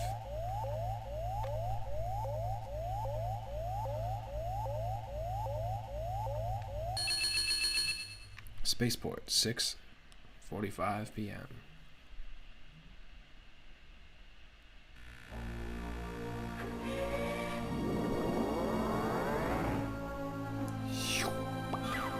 It's a Pikmin.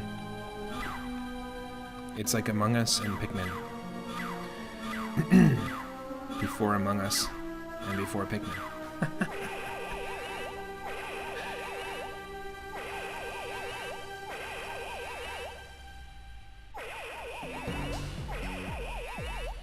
Well, that's one way to say hello to a new species.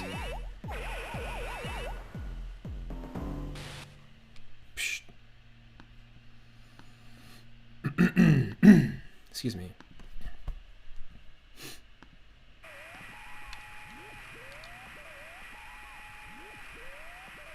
Something's up at Spaceport 5.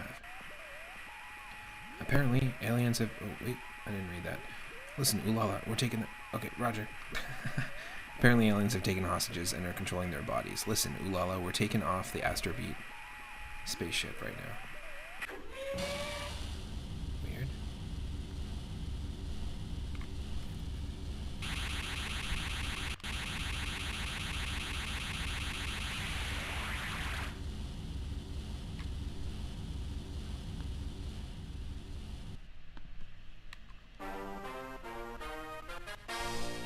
Ulala's Swing and Report Show. Introducing Ulala.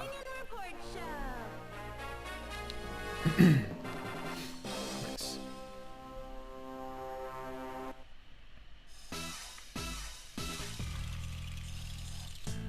Hey there, Space Cats. Ulala here. Tonight I'm investigating reports that aliens have invaded and are forcing people to dance. All lines are clear, Ulala. Let's see what you're made of. Let's go.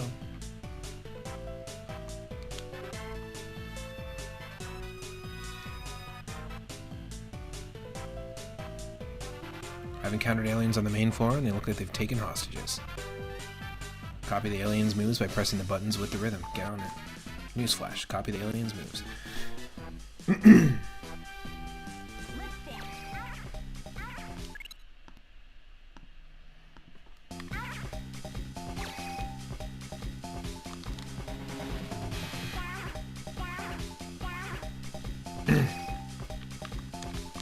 What?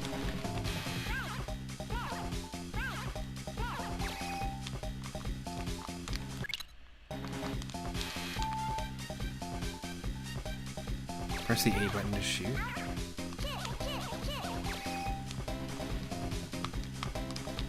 How come the controller? No, the controller's working. The controller's plugged in. What's happening?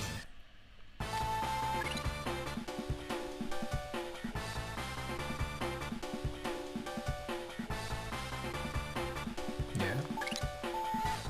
Nothing special. That's odd.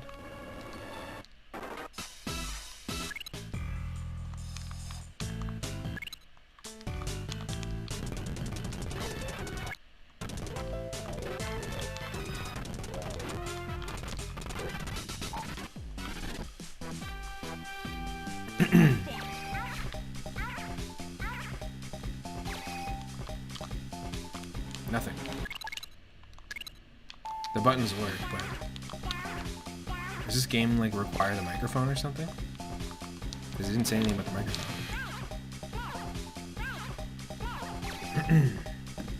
Odd.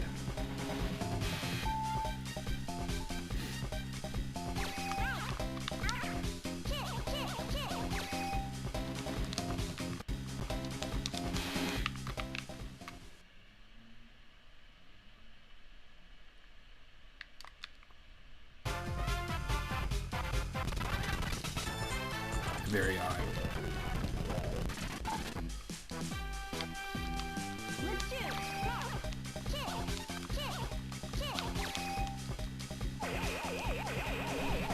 Nope. Okay, weird. So I guess this version just doesn't, like, the controls are working because the controller works, everything else is working, but this just doesn't seem to be working right now, so I guess we'll just have to spin that wheel. Actually, you know what? Let's do it. Let's switch over to some N64 stuff, because why not? We've been going for about 4.5 hours or so doing space-themed games, so let's just have some fun with some, not that space-themed games aren't fun, but let's just mess around with some Mario 64. That's what I was playing yesterday. I had a blast with it. Mario 64 Randomizer is a ton of fun. You put in a seed number, and it will shuffle around what paintings take you to what levels, the enemies in those levels, the coin locations, including the red coins, all the star locations. And you still have to go for the same stars, but it's a totally different experience. It's a lot of fun.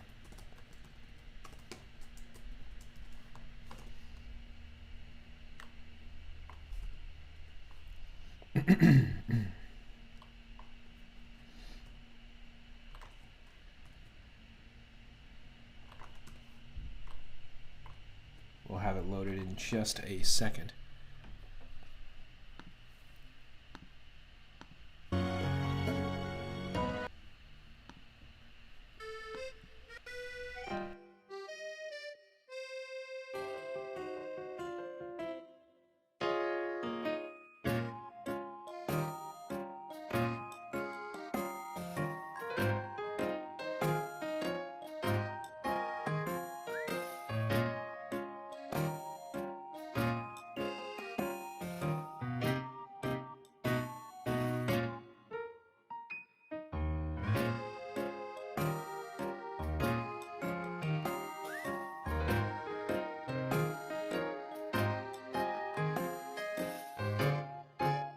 Hey, Shell Shock, welcome in. Yeah, no, you did not. You just came in at the end of the space-themed games, but we played a ton of really cool space and sci-fi alien-themed games today.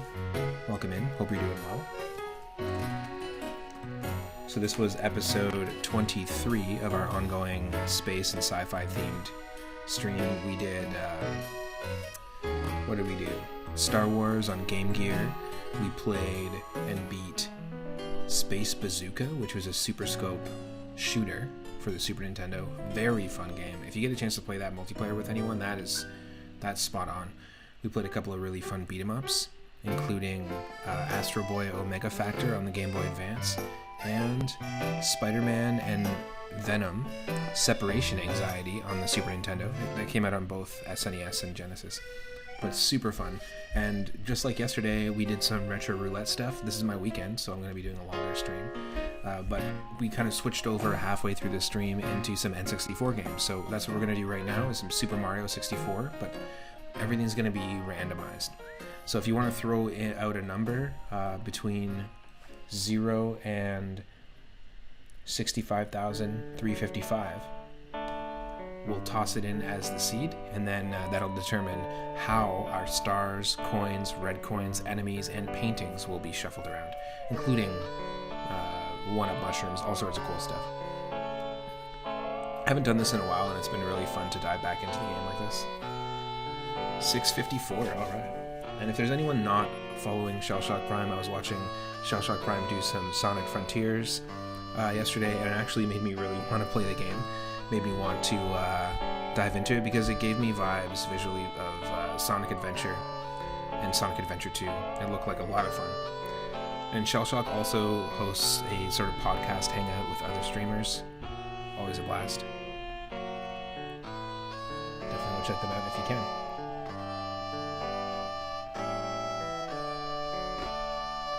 This music's great. Okay, we'll be loading up Seed 654 and Mario 654 in just a second.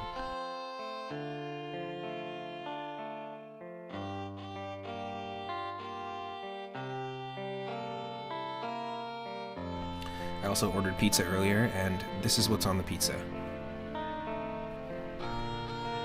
Pizza sauce, like tomato sauce, goat cheese, poached pear, salami, chicken,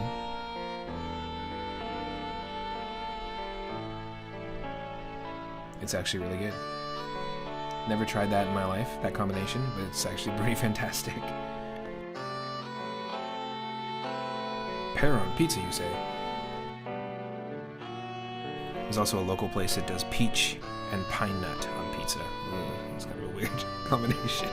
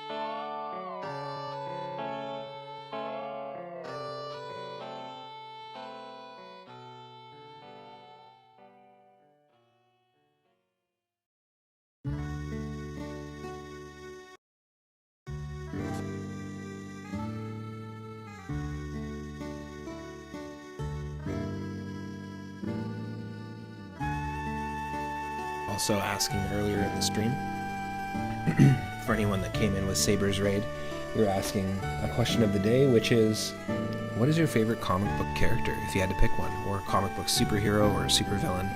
For me, I think Spider-Man's got to be up there. But is there a character that stands out, non-Marvel, doesn't have to be connected to Marvel or a superhero, but is there any character that you resonate with the most? Let me know in the chat.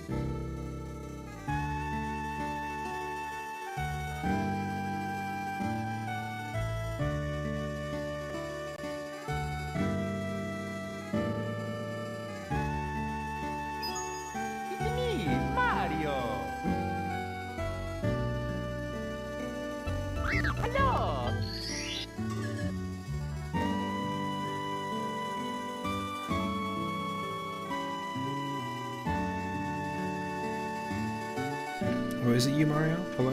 Okay, 1 second.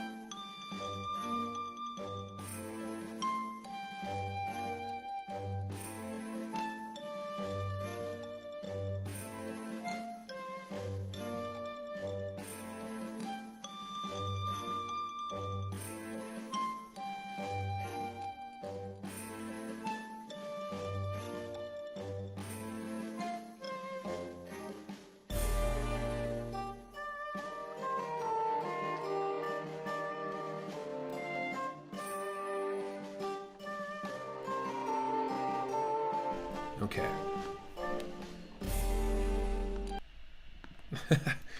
What a funny music transition. It's me, Mario. Hello.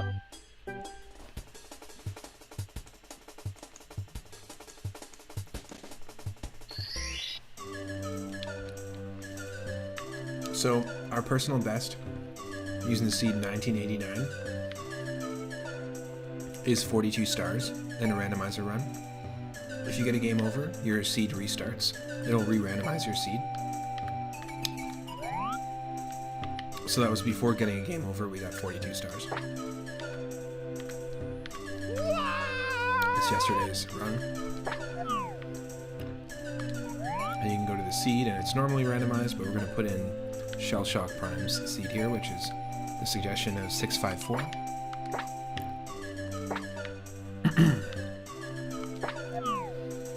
And that's going to determine like where each thing gets randomized.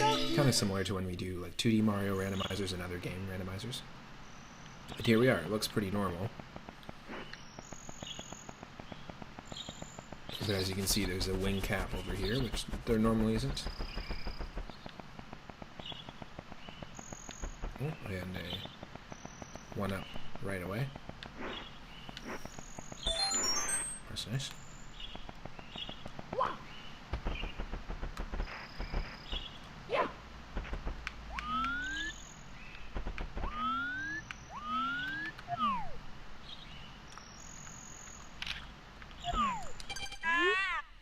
Whoa, Mario, pal, you trying to cheat? Shortcuts aren't allowed. Now I know that you know better. You're disqualified. Next time, play fair. Right away, instant disqualified. It's because we picked up that 1-up.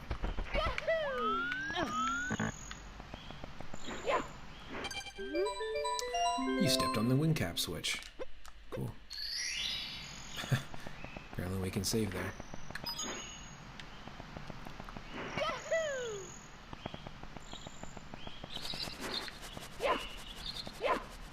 Sign on a bridge. It's lethal lava land. If you catch fire or fall into a pool of flames, you'll be hopping mad, but don't lose your cool. You can still control Mario. Just try to stay calm.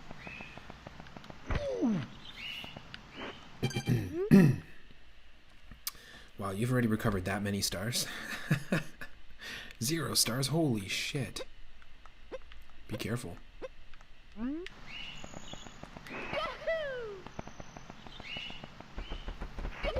Now, there are normally 3 1-ups that can be found on this screen, so I always do a quick search. I'm sorry, I just have like a really sore throat, so I'm trying to stream, talk, and also not constantly clear my throat. Just trying to see if there's any easily accessible 1-ups. There's one. Oh, look at that dive. That was nice.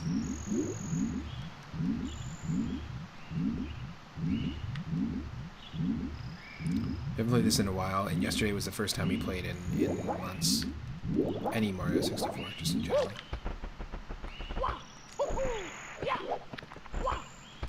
So I feel good about that. And let's go into the castle. Each painting we dive into is going to be randomized where it takes us, and of course, we can find anything in the castle.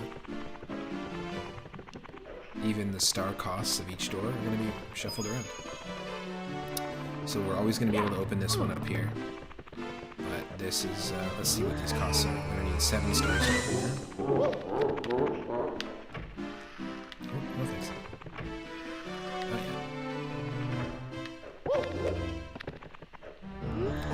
14 stars for that. That's actually quite cheap for that door. 4 stars for that, also quite cheap. The last run we did, it was like 50 something for each of the doors, and like 20 for there. So the first 4 stars are going to open up 2 things, so we're going to be fine in terms of we won't be running into too many limits. And 17 to open that.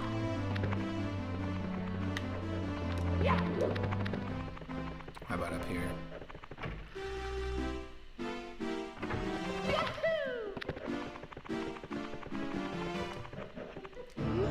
53. Yikes.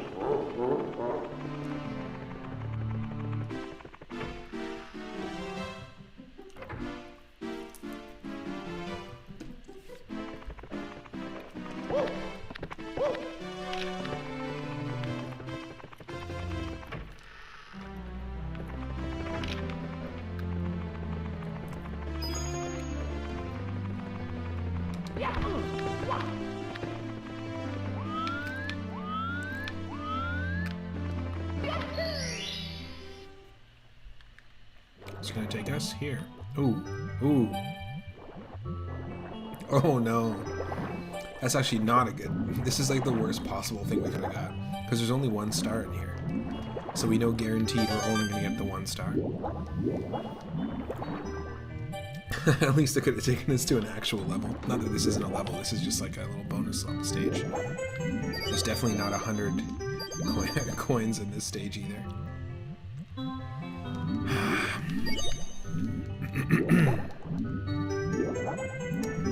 Oh, do you get... Is there a star if you go through the rings too? I don't know. Just get the red coin one for now. But basically the way the randomizer runs go is like we've done like, I think, probably 15 or 16 streams of Super Mario 64 randomizer. And what you want to do is you want to find yourself a loop. So you want to, like, let's say we go into Bob on Battlefield's painting and it takes us to Womp's Fortress. Then when we leave Womp's Fortress, so there's 7 available stars there. When we leave Womp's Fortress, then it kicks us out of the proper Womp's Fortress painting. We want to then be able to jump into that and go to Dire Dire Docks, for example. And then have Dire Dire Docks take us to Tick Tock Clock. And then Tick Tock Clock takes us to Bob on Battlefield. And then at the end of that, once you go to the actual Bob on Battlefield, it's going to kick you out into the very first room, and you just created yourself a loop. So a lot of speedrunners, which is definitely not me, a lot of speedrunners will kind of want to find those loops, or you get lucky with the seed that you find a loop, and then you can just, once you hit that loop, you just do them again. So let's say you do a series of 4 levels, you get 4 stars, or try to at least. Then you do those same 4 levels again, and you get 4 more stars in each one, and it's just like an easy, clean way and quick way, if you can manage it, to pick up stars.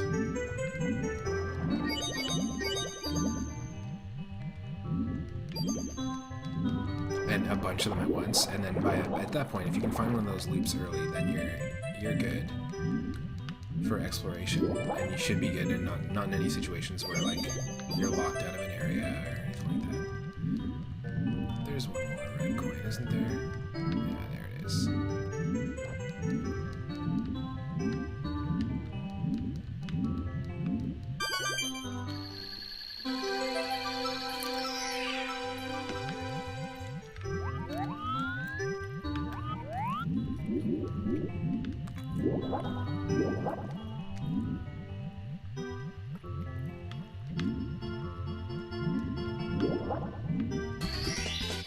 Here we go!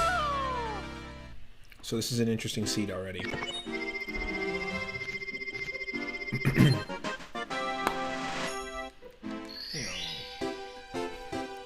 recovered one of the stolen power stars. Now you can open some of the sealed doors in the castle. So you know what? We're actually not as stuck as we thought, because it did take us here. Because it took us here, then it's going to give us a chance to jump back. We can branch off into 2 different levels here. And the fact that we've already found access to this room means that we're going to be able to get recurring 1-ups.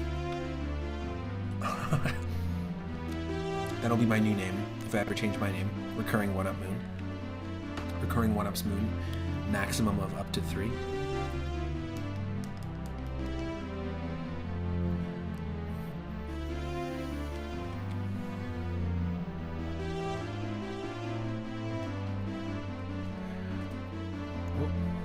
Los, I see you there. Giving you a shout out. Wow. Playing Bloodstained, nice. A little not quite Castlevania, but basically Castlevania. Oh, okay, here, always gonna get ourselves a little one-up. This is a room that requires 4, right? Yep. So we'll soon be able to open that up. And we have 2 options. We can go back into here to see where this is going to take us, or we can go into this wall. Where should we go? I'm going to leave it up to the chat. Let's make it more interactive than yesterday. First person to decide where we go. We can either check out the water level, or we can jump into the wall.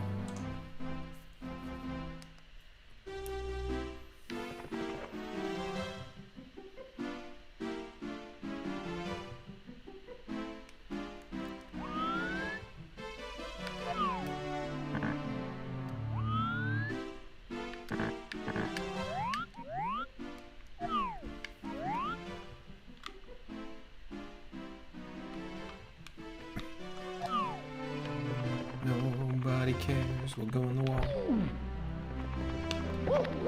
Oh. Wall! He even said wall when he grabbed it. Oh shit. Metal cap, okay. So we'll do it our best. Here.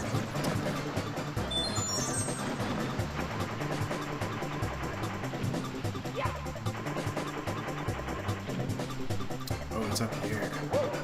Interesting.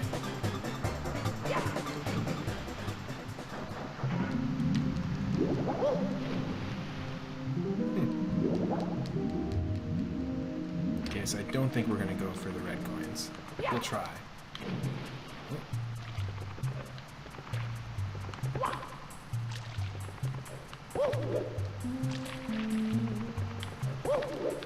Yeah, the camera sucks. We'll try to go for the red coins, but mainly what we want to do here is we want to activate the metal cap switch, so that, sort of like the Switch Palaces in Super Mario World, all the metal caps become usable in other levels. You're mine now. I'll pass right through this wall. Can you do that? This one. It's like a little Diagon Alley kind of situation. Alright. Let's go. Yeah. Didn't work. Let's try one more time.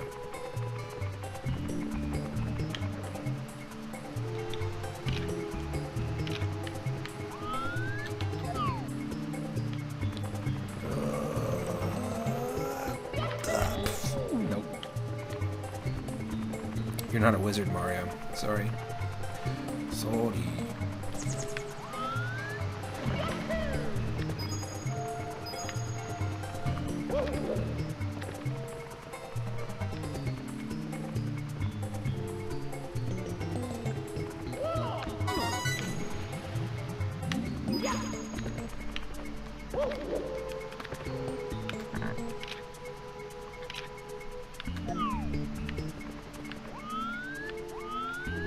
The camera is our biggest enemy here. Okay, we need that, we need that. And we need to get these 2 things.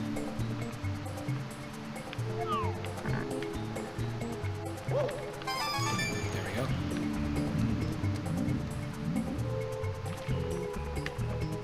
Oh.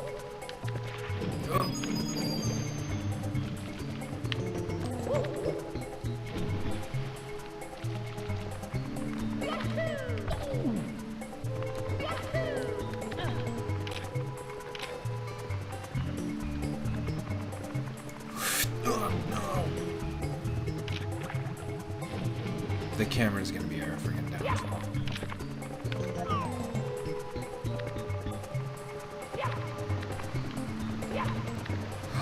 Oh wow, okay. We might as well just get this because it's gonna save it. Just stepped on the metal cap switch. The metal cap makes Mario invincible. Now metal caps will pop out of all of the green blocks you find. Save.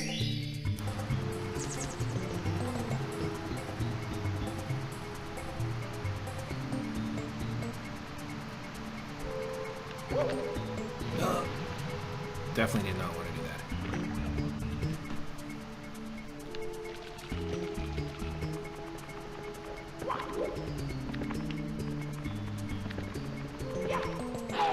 And it might actually be worth doing. Oh.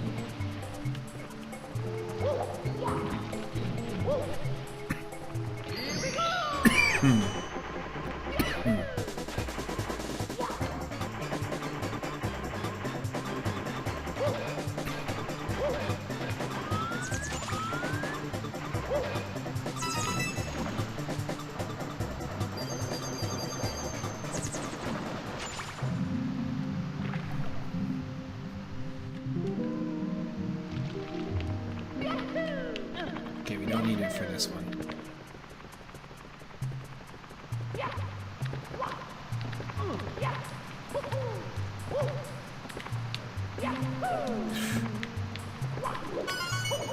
Oh!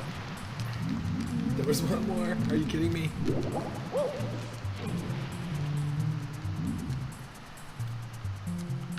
I see it now.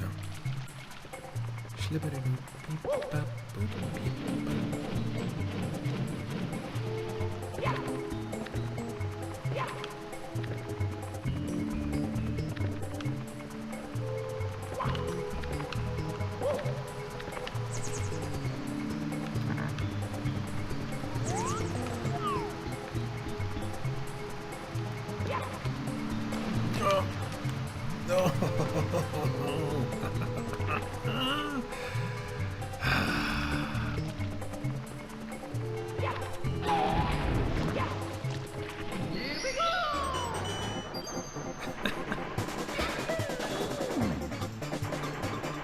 At least it's possible to do this, because it was not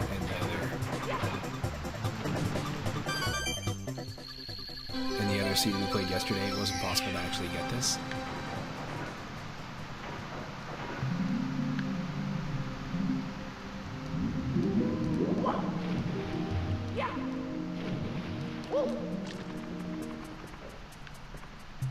Where's the star?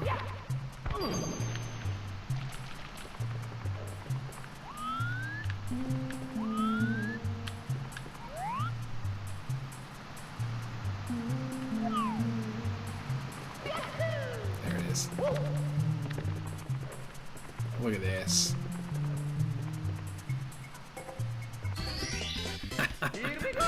What a funny place for it to spawn. There we go, folks. There's our second star. This is already a really cool seed, so thank you for the suggestion, Shellshock. We haven't tried 654 yet.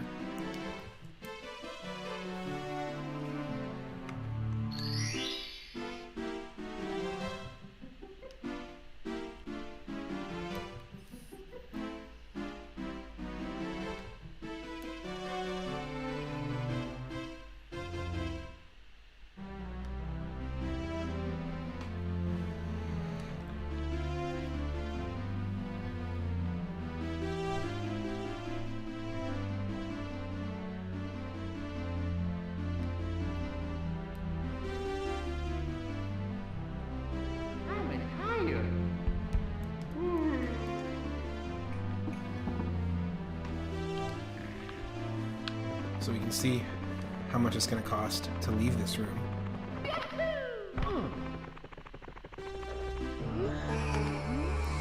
20 stars total. So we have to jump back into the ooze. That's all we can do. Into the snowman's head.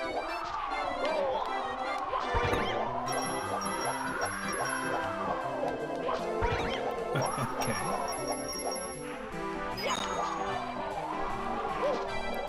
That's one way to start.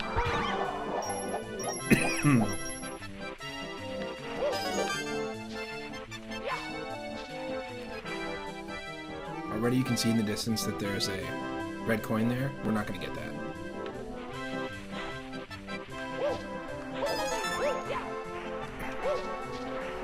Excuse me.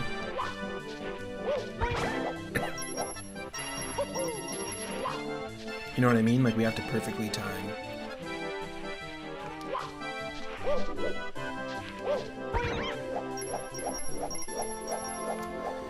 It's just not gonna happen.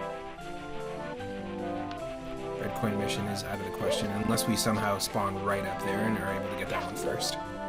Every time you enter a level, it will spawn you in a completely different place, so it's very possible.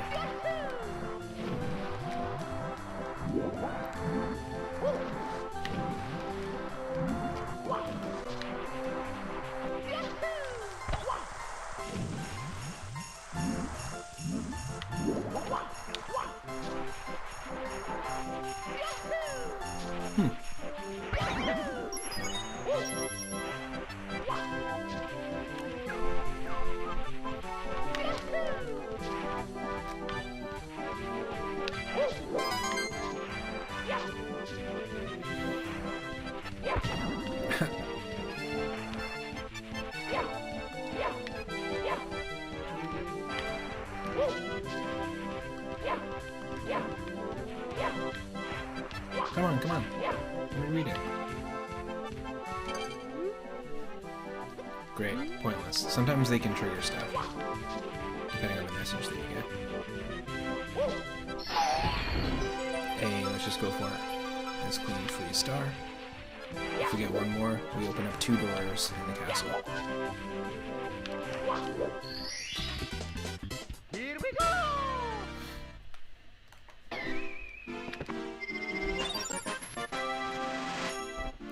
Well, from the freezing pond.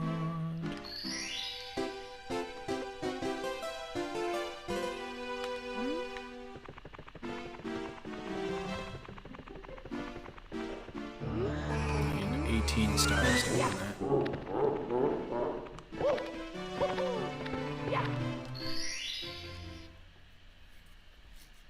Hazy Maze Cave. Nice. Let's go! There's usually some open stars out in the open in this, and there we go. Perfect.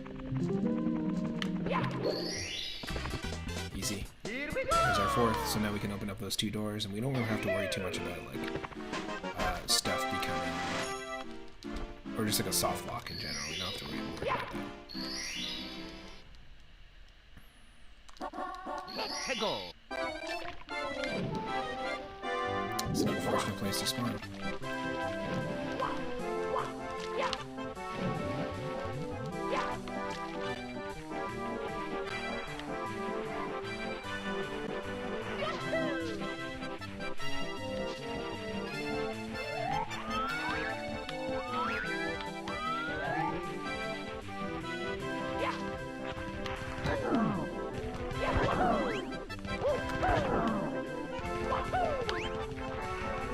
Oh no, there's a snowman like right here. The snowman spawned on the stage here. The world inside this clock is so strange. When you jump inside, watch the position of the big hand. How about we watch the position of this big bully?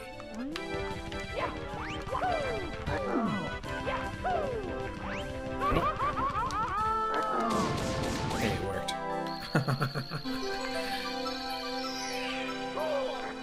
Like a Mario Party minigame, it worked. Where did that spawn though? Here. Nope.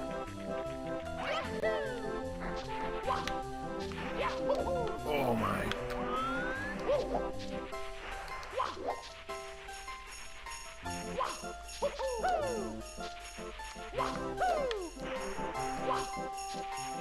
Do we have to rely on one of our friends to get it? Oh. Really?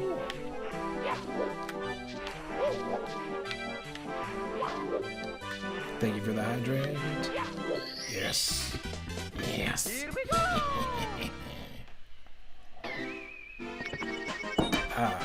If you got something to drink, cheers.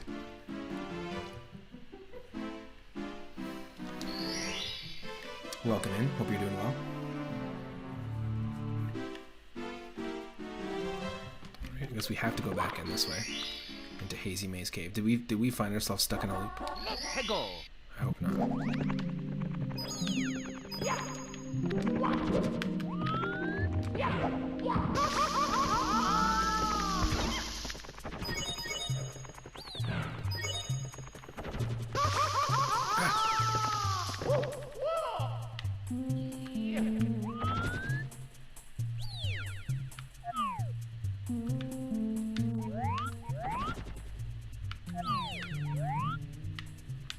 you ready? They won't fight me. Oh, it just won't reach.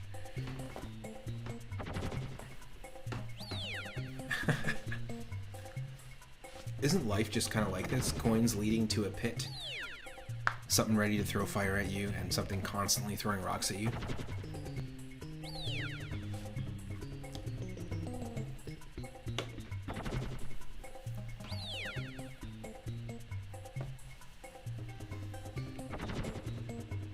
I'll be right back. I just gotta switch some laundry over, and then we'll continue. One sec.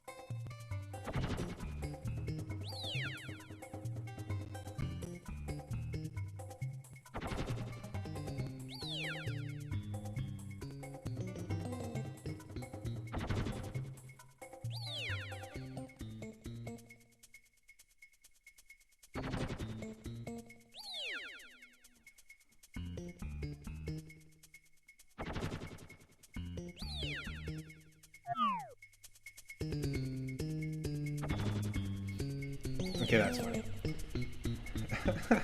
To leave and just come back and like to zoom out. When I was zoomed in, I didn't realize I was standing on the sign. But to zoom out and be like, oh yeah, that's right, I'm on the sign. I'm on the sign. When I pause the game, I'm on the sign. And I forgot it. Holy shit, you got it. I 100% screwed up. But you can't push your way back. Mario, you can't push your way back. You can't do it. The only way we can do this.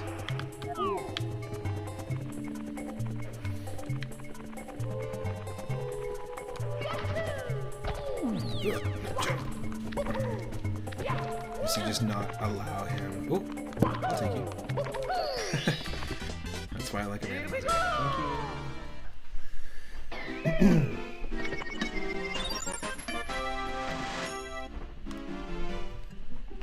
Yeah, that's why I like a randomizer, because you can be like halfway through exploring a level and turn your corner and you'll find a star.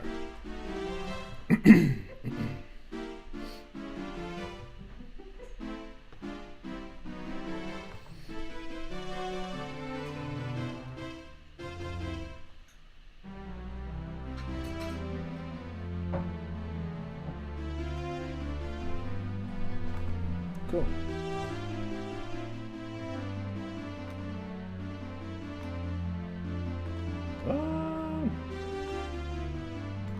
There we go. You're not tired. Go back. So we kind of caught ourselves in a loop that's not the greatest loop.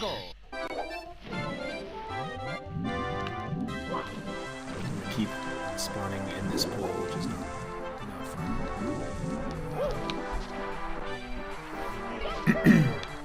Not going for the red coins. Hopefully we can find 1 or 2 extra stars getting around.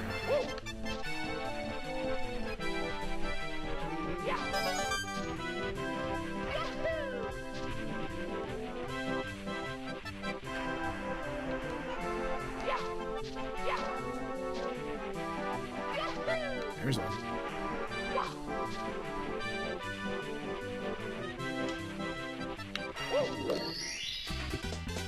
Here we go! This is actually a good run as well too, in terms of the flow. Like we've got a bunch of stars. We've had runs before with no stars at the very beginning, so it makes it really difficult to progress.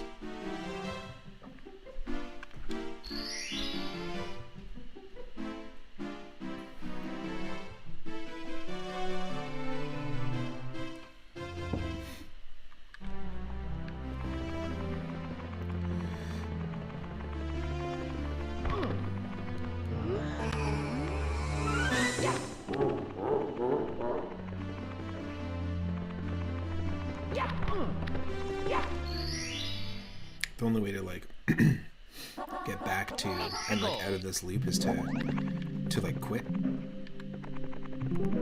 Ooh, what a place to spawn.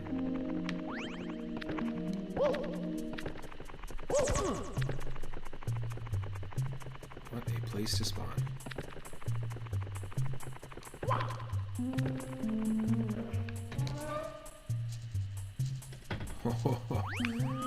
All right. Well, let's just take a look around. We can see there's a star over there in the distance.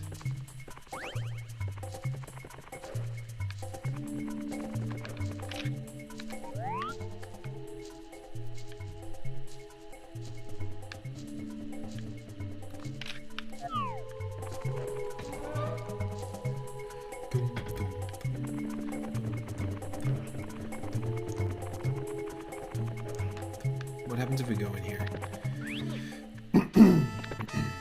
Oh. Where the star is, like the block at the end of this that normally contains a star, is going to be random, so we just gotta be careful and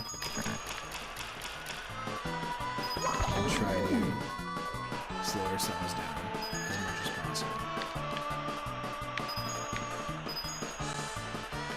So we can get the first act.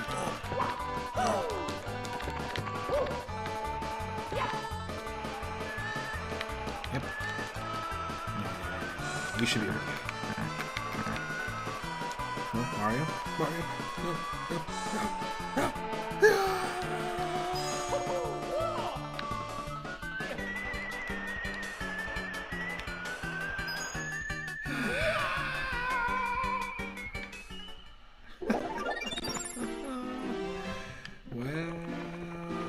Well, that's how it goes.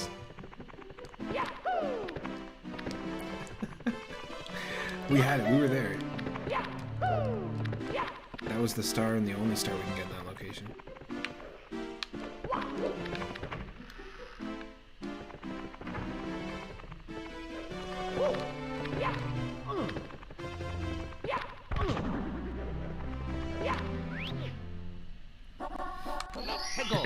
That's our entrance to Dire Docks.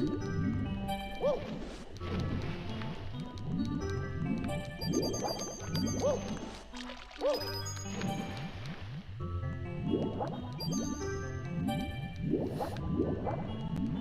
I suppose our first one is going to be the chest mission.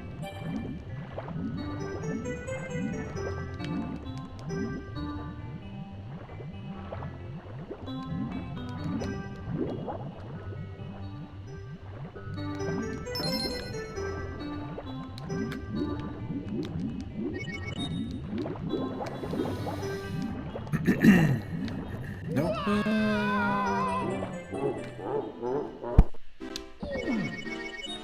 To get flushed away so easily. Jeez.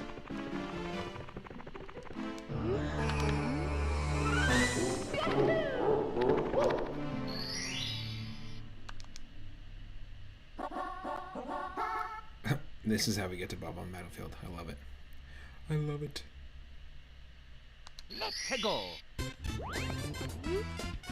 Wow, you're smack in the middle of the battlefield. You'll find the power stars that Bowser stole inside the painting worlds. First, talk to the Bob-on buddy. Press B to talk. He'll certainly help you out, and so will his comrades in other areas. To read signs, stop, face them, and press B. Press A or B to scroll ahead. You can talk to other characters by facing them and pressing B. Whoa.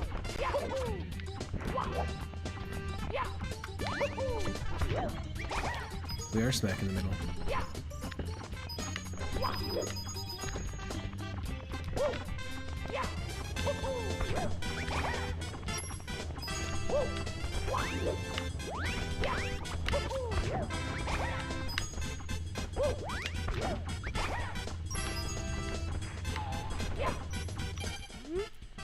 The black hole. Right, work elevator cloudy maze. Left, underground lake.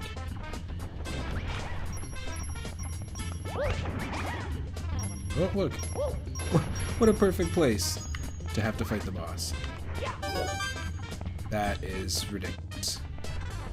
Okay, before we even do that, I mean, we've got 15 coins. Might as well just try and get as many coins as possible.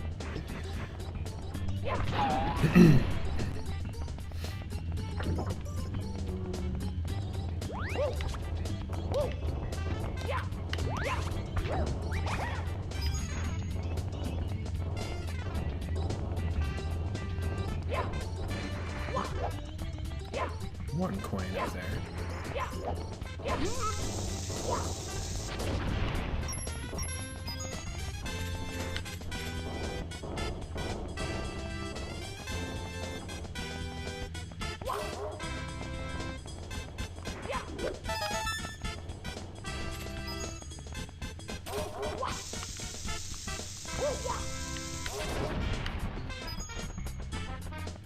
Ooh, yeah.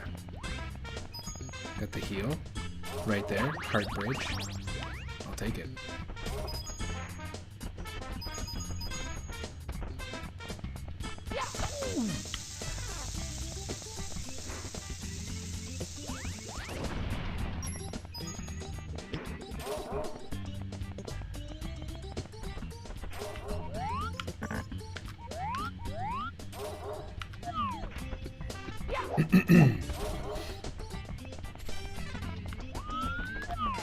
Hold on a second. It's not a star, that's just a sparkle point, right? Yeah, okay. So that'll be a little tough to get. Unless we get the cannon. They're like little shiny spots, so you gotta collect them all and then get a star for it.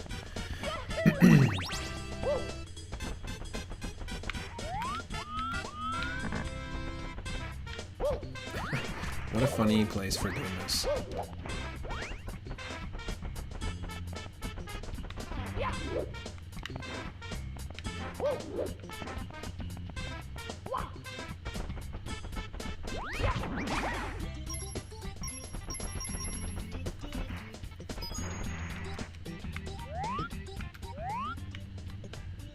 Get over here. What are you doing? Little sidewalker. Don't go off the edge. Don't fall off the edge. Don't do it. Uh-oh. Okay.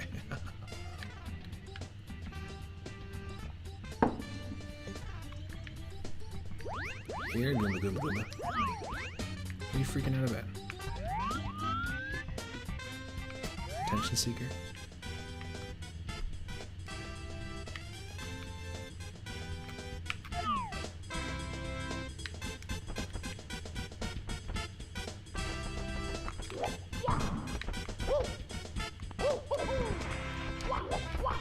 I see you.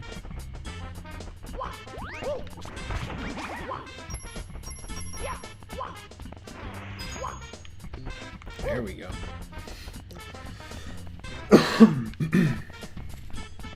Why all the fuss over one coin? Well, I'm trying to beat the game, okay? No, I'm trying to get the 100 coin star if we can. No, no cheating. Don't know what you're talking about.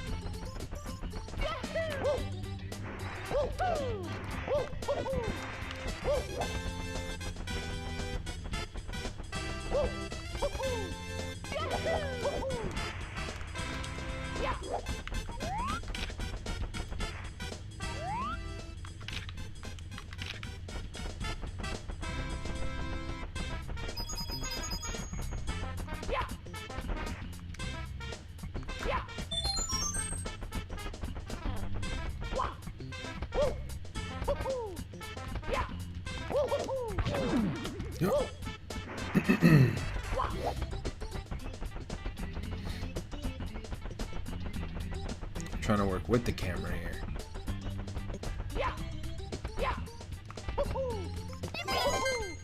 Hell yeah, there we go.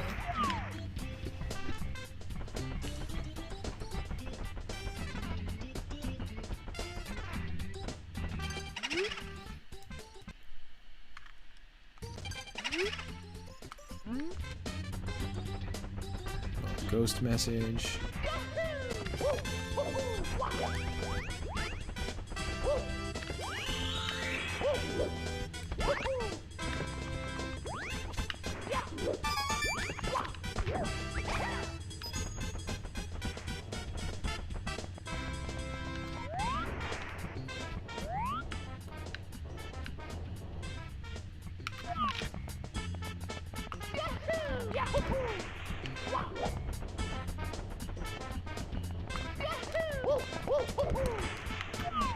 Almost.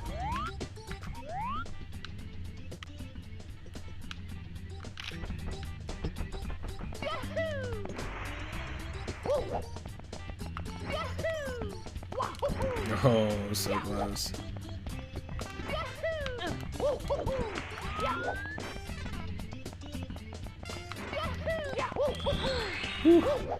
That's what I'm talking about. This damn camera too, it sucks.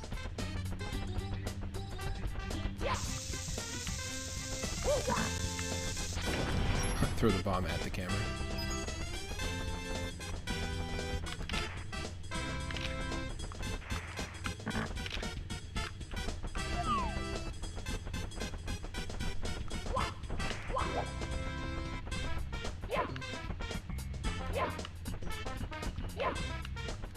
Come on. So slidey. Just pick it up. Pick it up, pick it up, pick it up.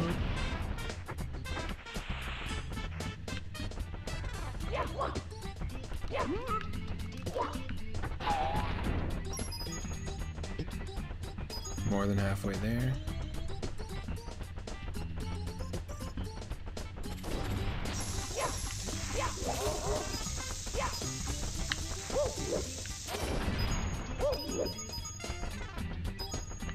Okay. There's nothing in here that we need, so we'll just get the coin we need.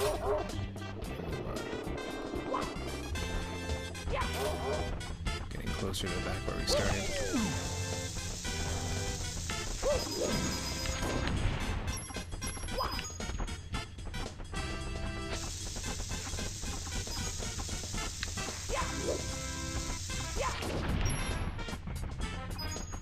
Now, if I'm not mistaken, there is that sparkling point there. That's gonna be really tough to get. I'm gonna still just focus on the red coins maybe and the coins in general. The 100 coin star, because you can get a 100 coin star in this and then continue to get other stars if you want.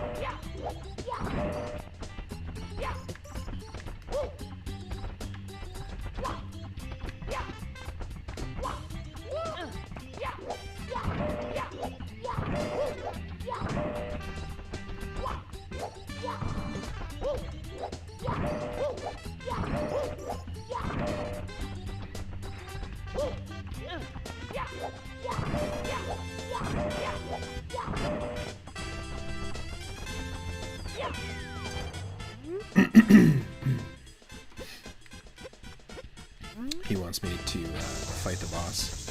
Foist.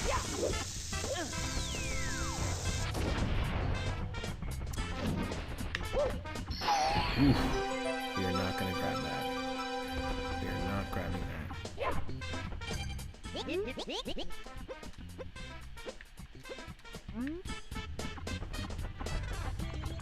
Just because I don't want the easy star. If we know where it is, that's fine.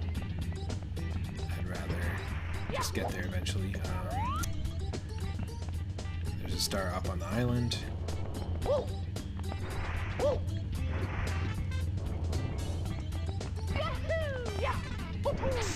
Yay. Just what I wanted. Just what I needed. Okay, there's a whole party of signs over here as well, which would be cool to be able to read. But maybe not. What a place to fight this thing. I'm the Big Babam, Lord of all blasting matter, King of kabooms the world over. How dare you scale my mountain?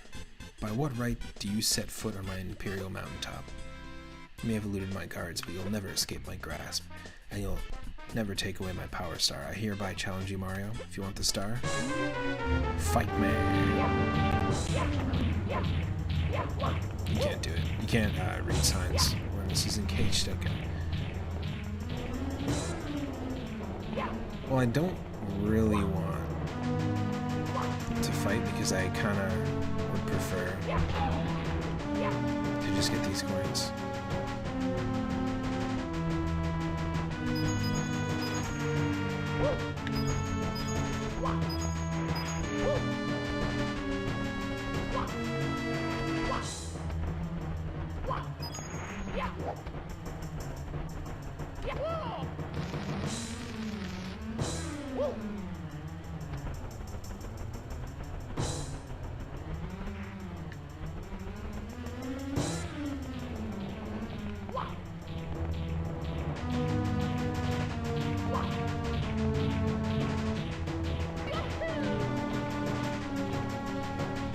Oh, really?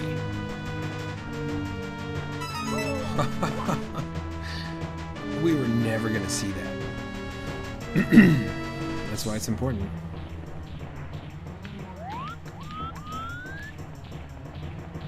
To get a full vantage point.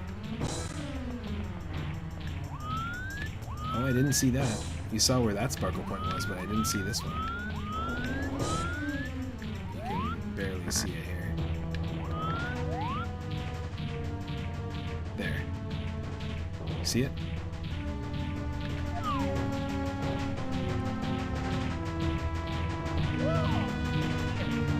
What the dude? Holy shit! How crazy are you? Are you kidding me? He just wants to fight so bad. He scaled a vertical wall. What the hell? I've never seen that in any randomizer run before. That's incredible. Oh, wow.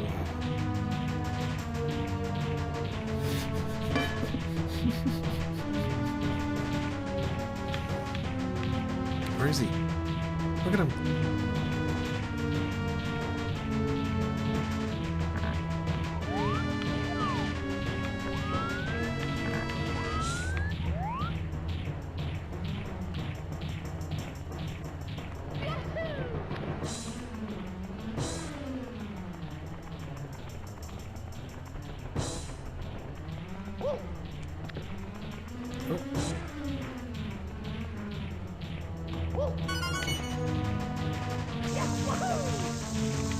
Whoa, easy there with the bushes.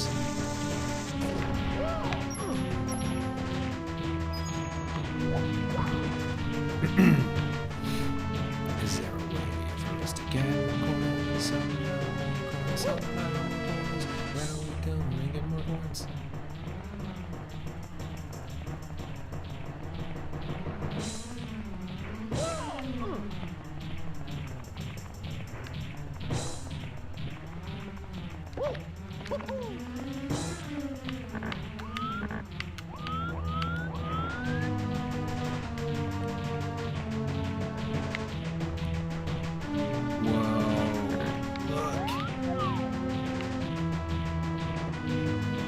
scaled the wall.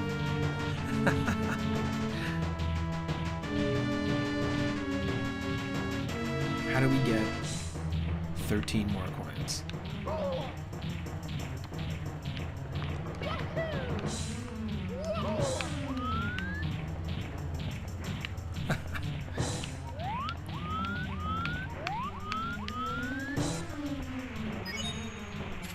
There's one.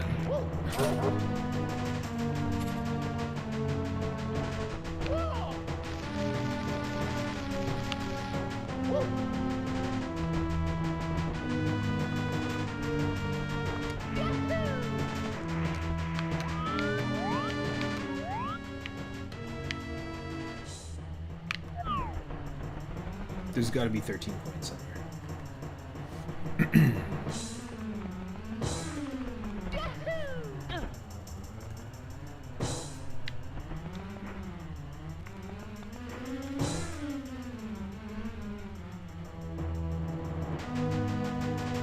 Weird.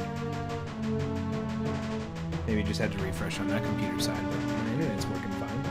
Is the stream working for you? Can't see the chat for some reason. Maybe it's just Twitch having an issue. We are live, right?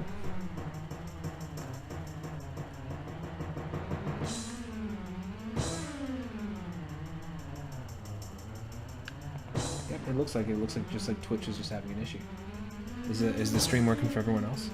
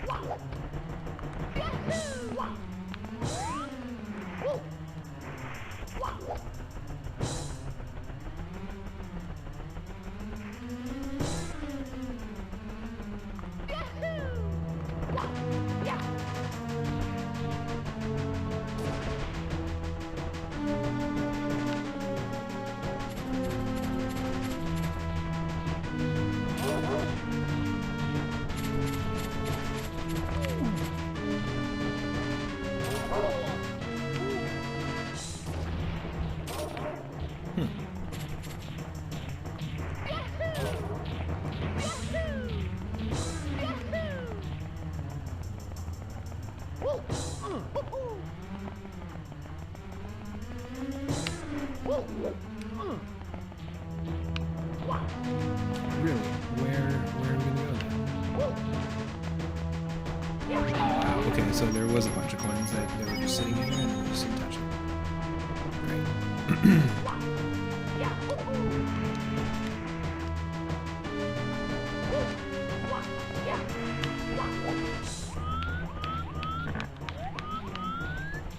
Where were they? There we go.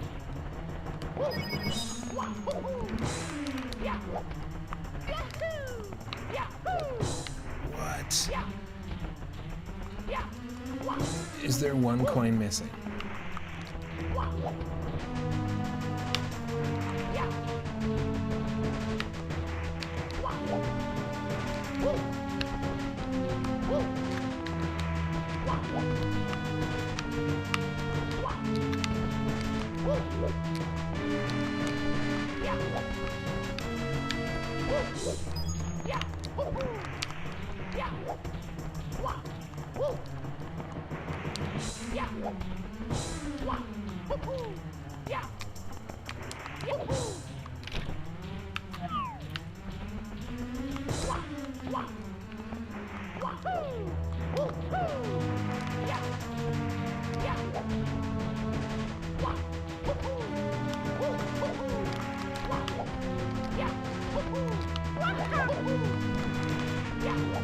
Did I already defeat the bomb for coins?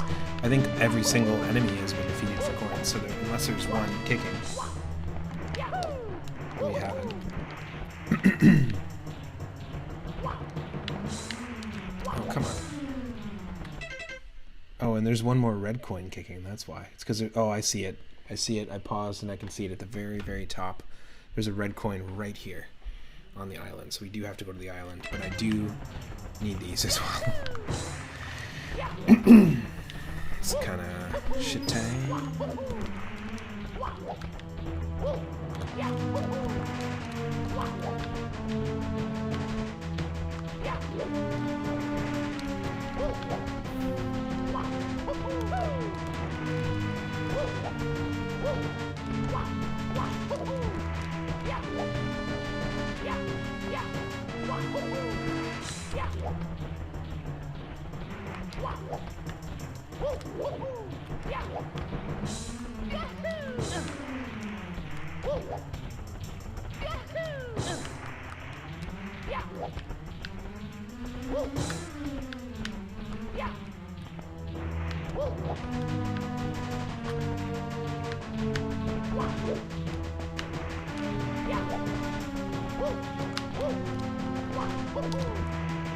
Oh, there's gotta be a way.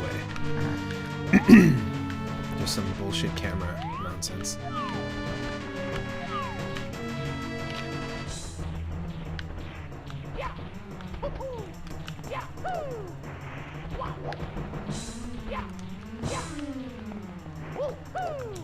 Oh.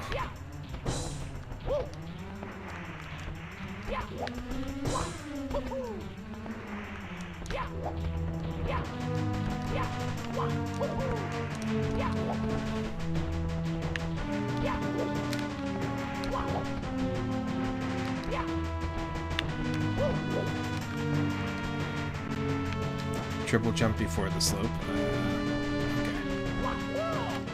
Oh, wait a minute.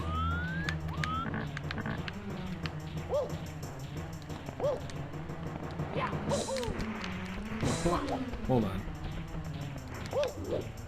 I forgot about the trees.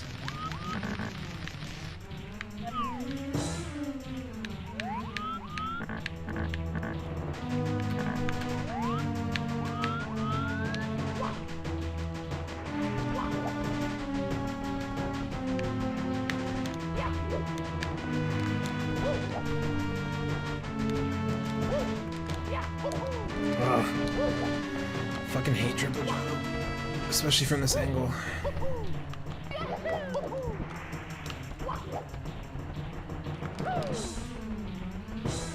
The camera's just a piece of shit.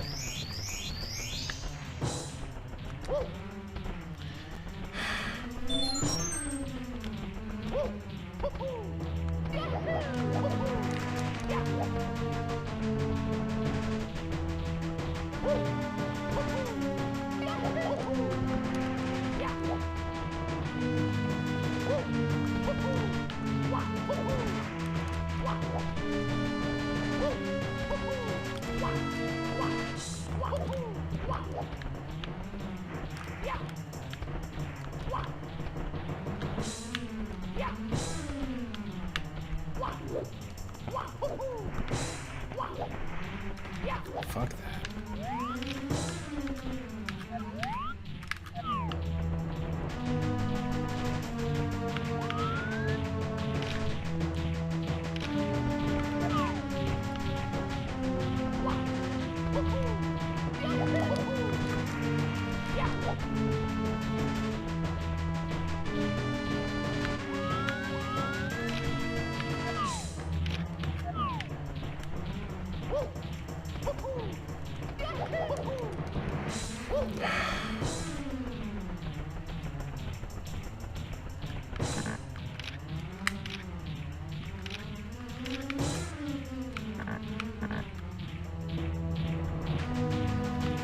Yes! Oh my god. Okay.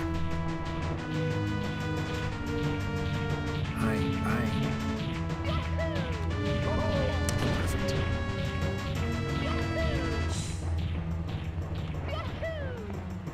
We have to go to the island. Is there a way for us to make it to the island without using the cannon?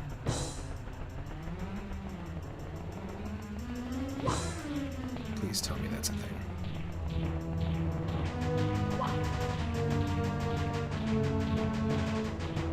No.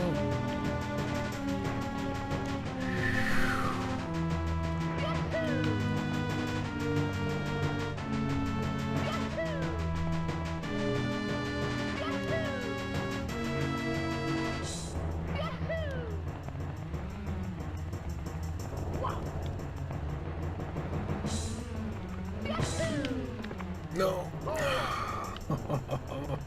Wesso, what's up? Can we get a shout out for Wesso? How's it going? Look at this, 99 coins, folks. We need that red coin at the top of the island. We don't have the cannon open.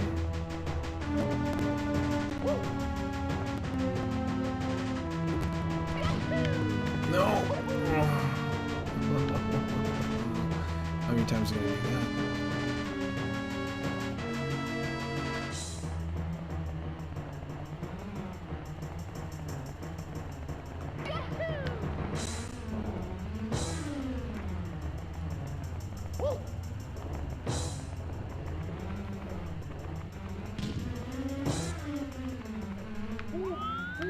Yeah, you're tired, huh?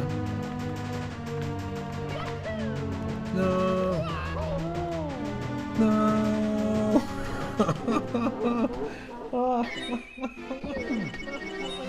Mamma mia! I could have got the red coin star and the 100 coin star.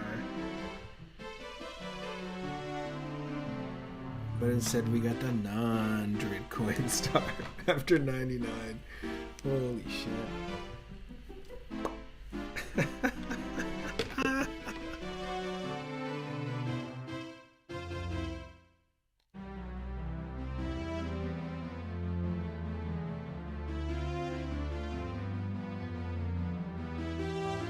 I'm tired.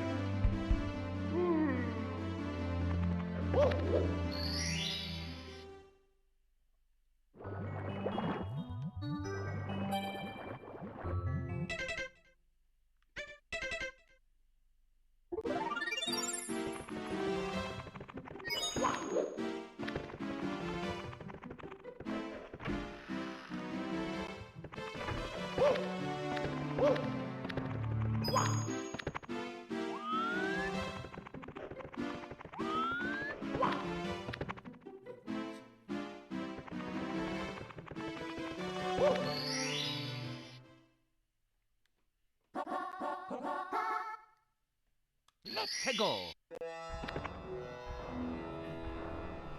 Oh yes. Yes, so it is a randomizer. So every painting we jump into takes us somewhere different.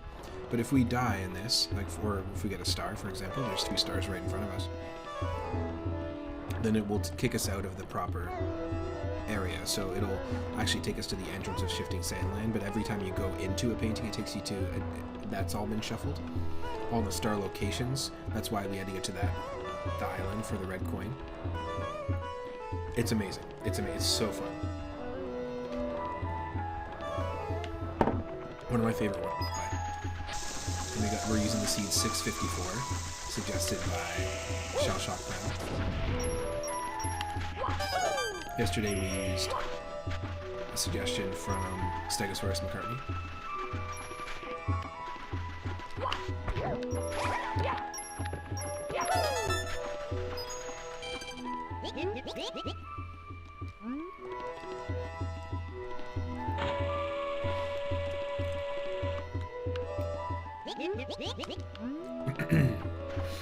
Prepare that cannon.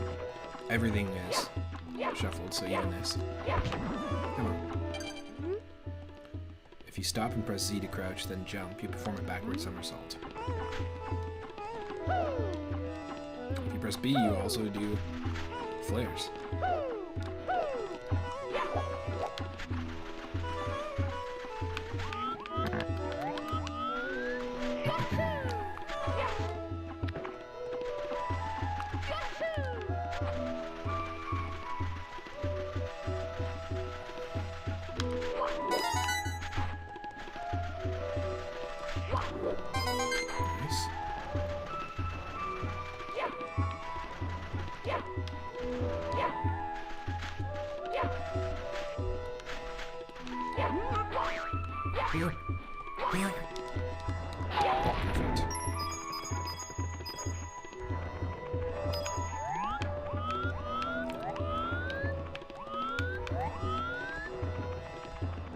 gives me a decent vantage point. Okay. That's going to be a little bit difficult to get to. We've got a red coin up on the cliff over there in the distance, which will be a little tough. A free star, a red coin on the pyramid, and another red coin on the cliff. So there's going to be two on the cliff there.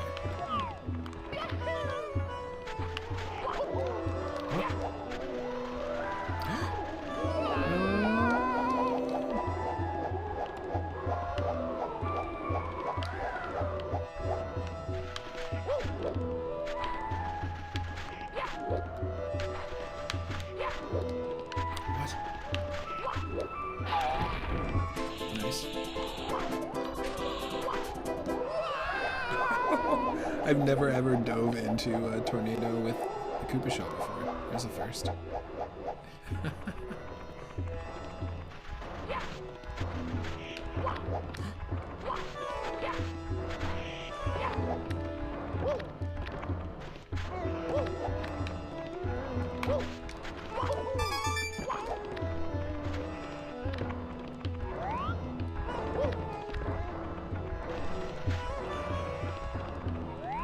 This is also one of my favorite pieces of music in this game.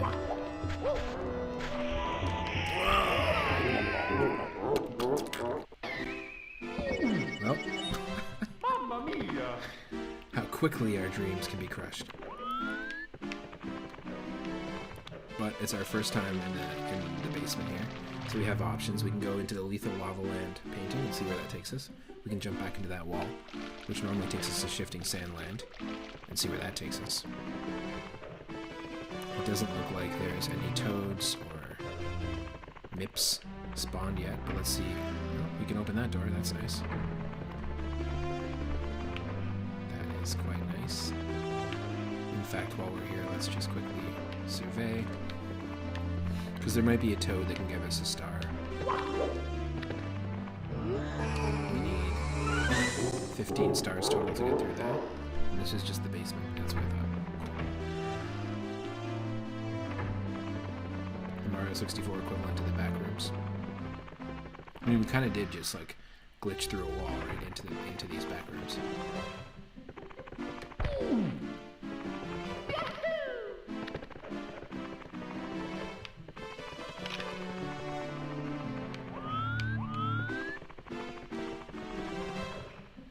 I was saying, Wesso, yesterday when I was playing this, I know lots of people have modded Ocarina of Time randomizer and just Ocarina of Time in general, and this to be able to play multiplayer together, like have two people running through the levels together. Imagine doing a multiplayer co-op randomizer. I think that'd be super fun. Oh, you were hiding. What are you looking at? Fire?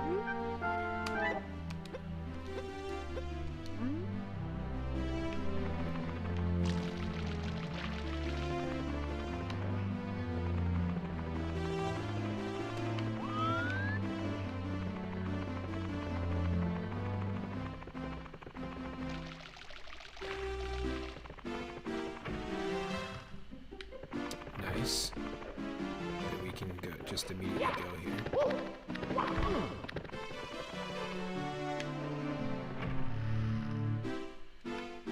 Just good that we have access to these doors because the amount of stars that it takes to open each door is shuffled.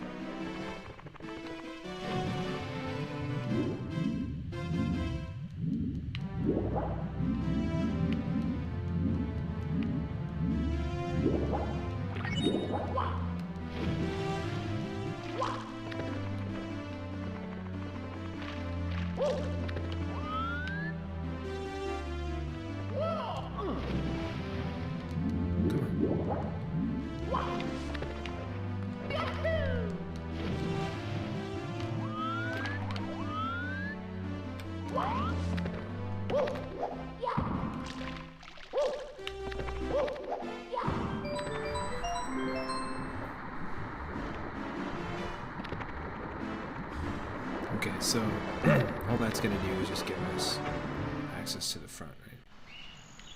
Yeah.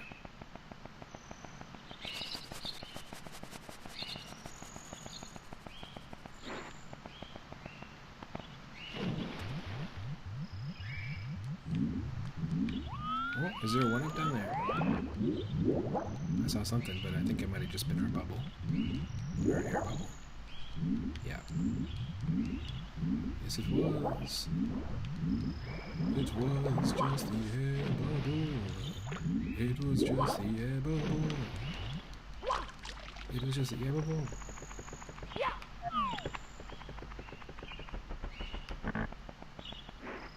It was nothing that crazy. It was just the air bubble.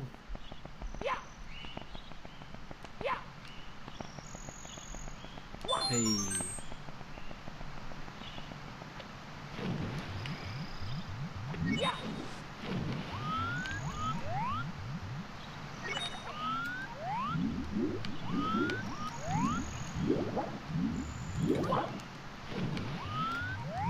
What's your problem? Yeah, there we go. No. Where's this take us? Oh, okay, that's our access to Worm's Fortress. Let's go. First time into Worm's Fortress, and it spawns us on the friggin' edge. Hello. The Lakitu brothers cutting in with a live update on Mario's progress. He's about to learn a technique for sneaking up on enemies. The trick is, he has to walk very slowly in order to walk quietly. Don't make any noise at all. We spawned him right on the edge just to make this a little harder for you. And wrapping up our filming techniques reported on earlier, you can take a look around using the C-stick.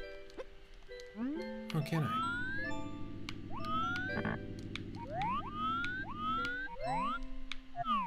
Like, what the hell, man? But most of all, Winnie the Pooh.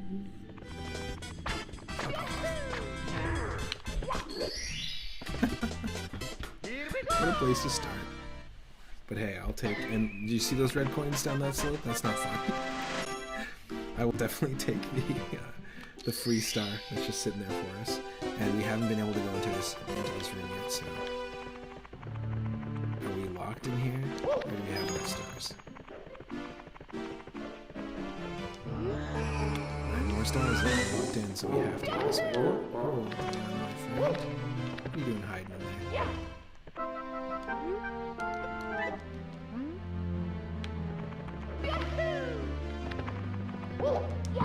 That's not the one that's going to give us a star. Now, I'm going to give it a shot, an honest shot, but I suck at the wing cap mechanics.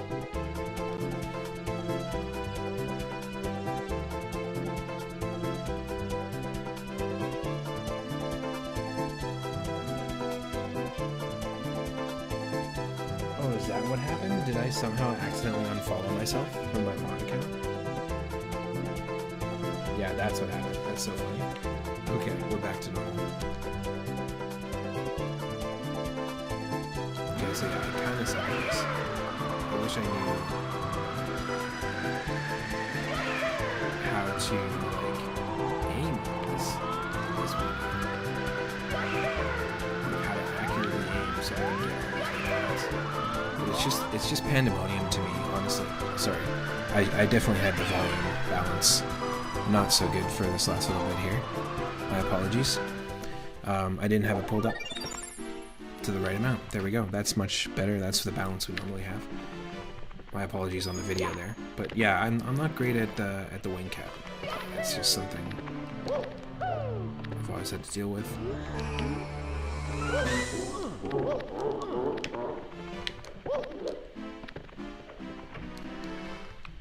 Okay, let's go in here. We actually never checked to see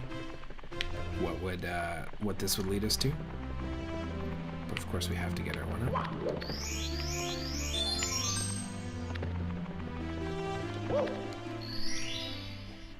Tick-tock clock? Guess. No, Tall Mountain.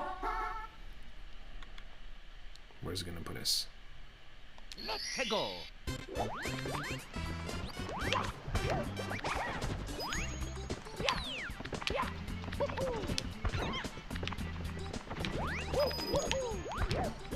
Nice.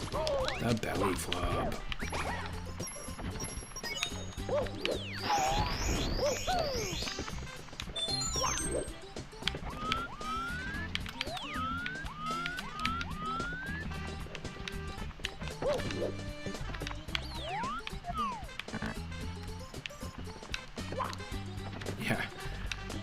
Whatever those coins were, they're lost. Alright.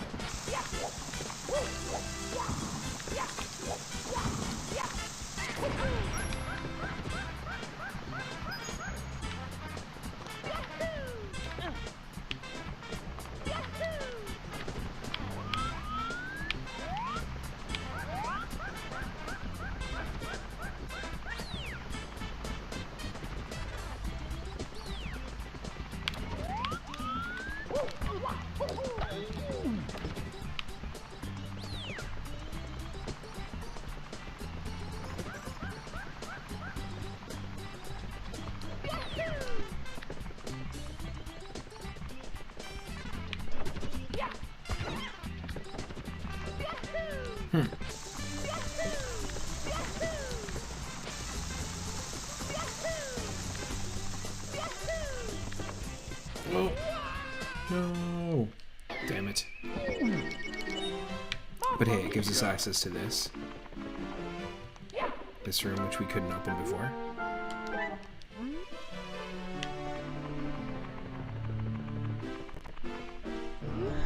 Yeah, 15 more stars. No, thank you.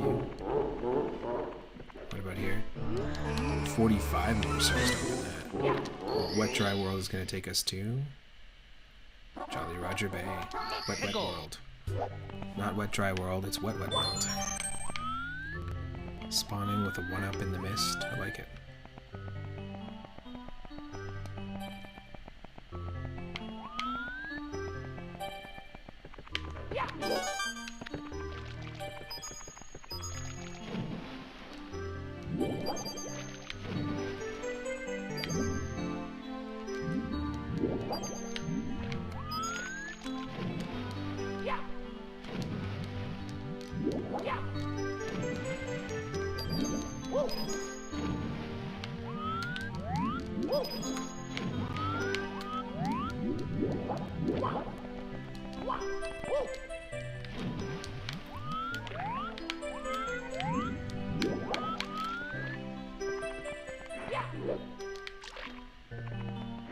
What?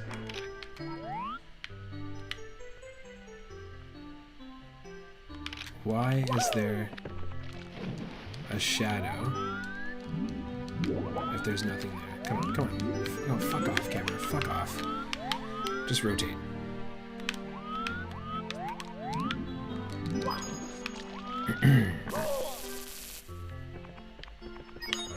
Oh, okay. It was not floating. It just didn't load.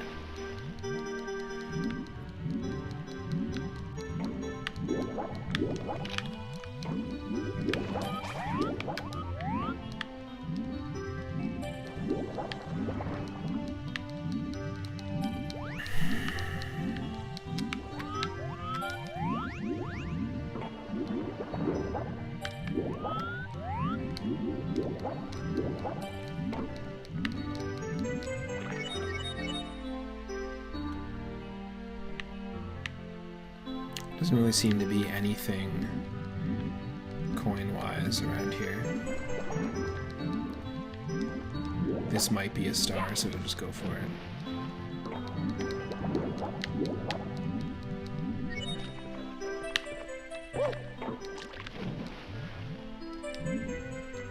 Kidding me.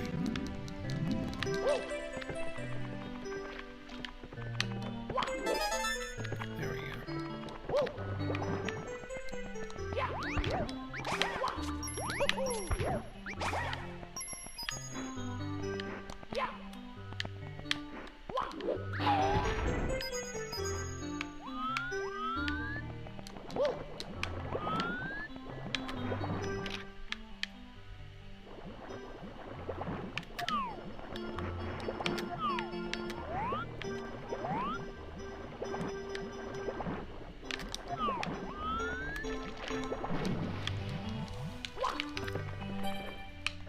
Oh, fuck off, camera.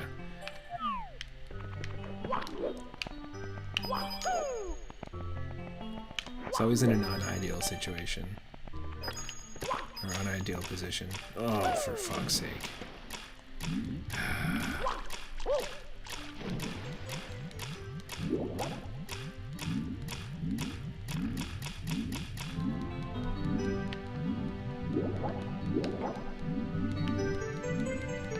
I'll come back there. We know that there's just regular coins there, nothing special.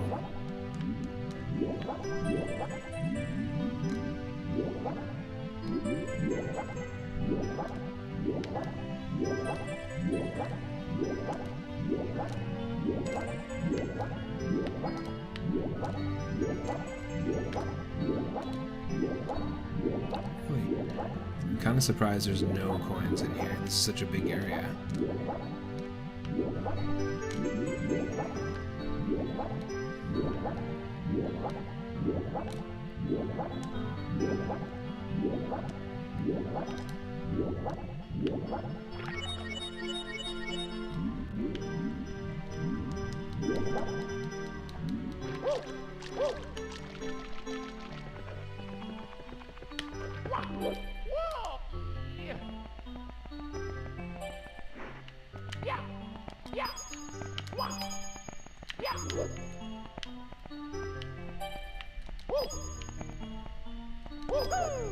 Okay, right? Because there's nothing there. Aside from a launch off point.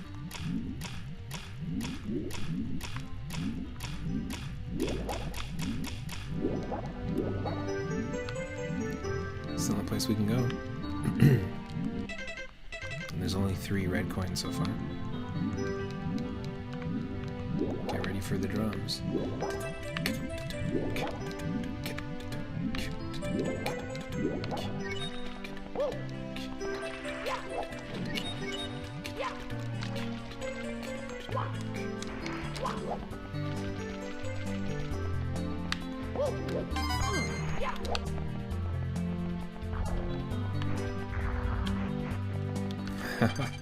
Almost got crushed. The path is narrow here. Easy does it. No one's allowed on top of the mountain.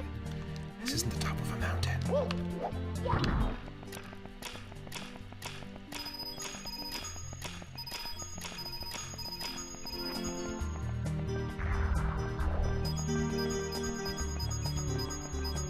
I like how the rings of the circle of rocks that you have to like sort of do the spin jump to reveal as power gems or whatever you want to call them, the little star bits or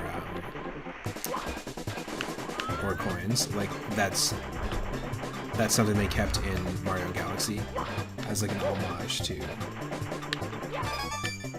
the way that coins can appear in circles in this game. I thought that was really nice.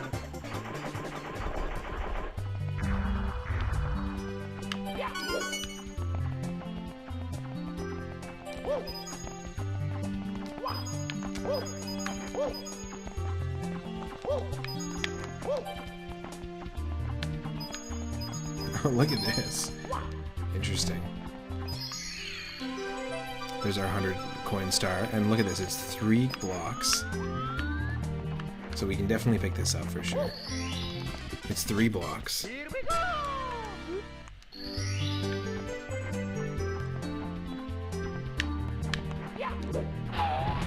We hit one of them for the metal cap. There's another metal cap. And there's a star block. That's funny. But we don't want that, because we want this. Which spawned us a star way back there.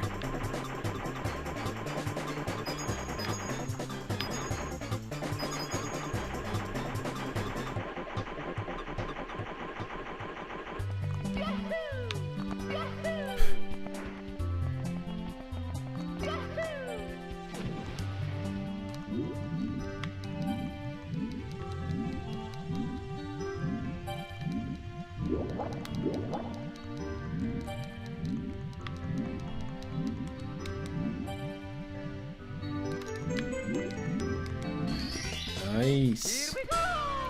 Good, clean fun.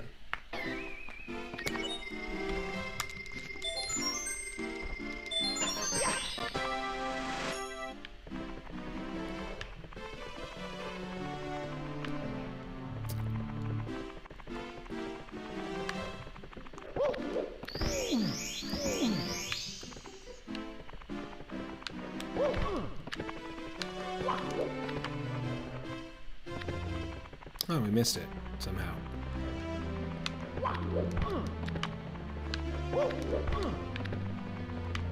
Oh, this is gonna be the metal. It's gonna be the metal cap. I don't want that. Let's go.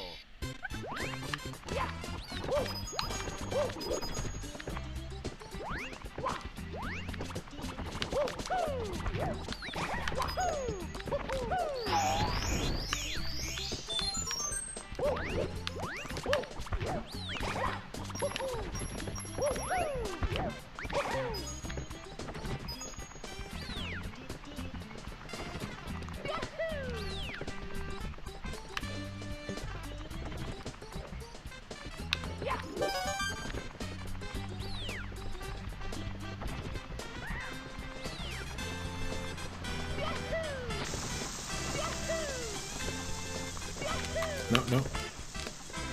That's what screwed us over last time. Definitely avoid the chuck yeahs. Chuck yeah. Interesting.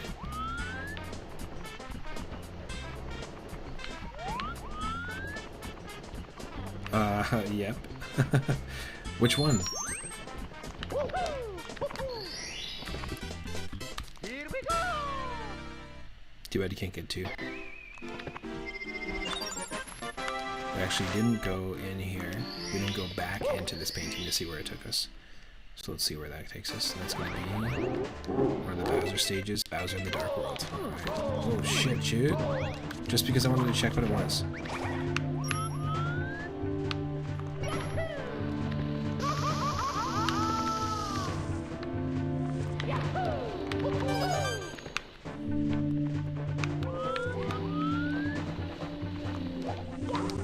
Oh, perfect. Open the gate. Open the painting. There we go. Into the booze haunt.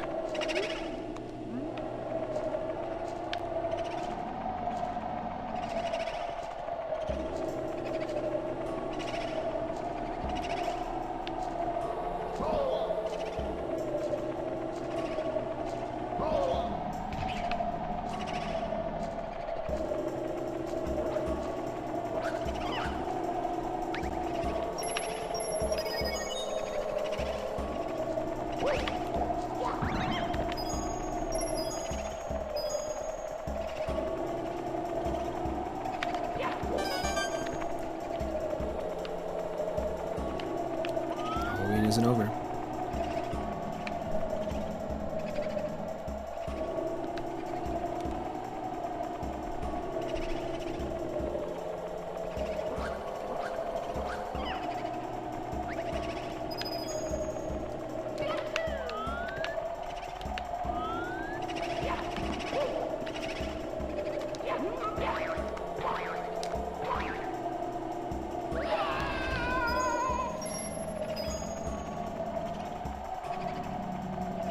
Okay, we're not gonna go for the big eye yet. But we will go for the ghosts.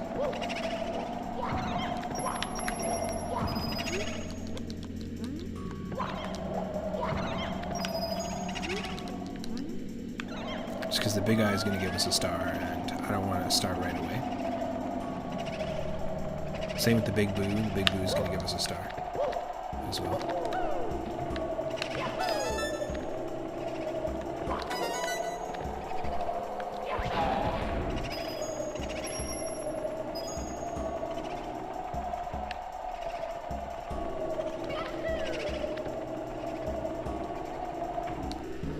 Let's go in. We got 42 coins.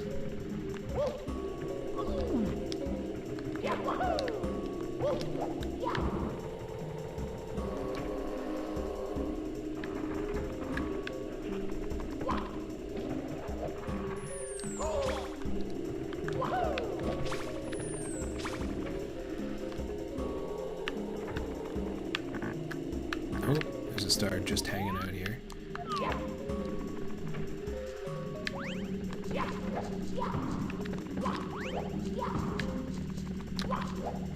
Really?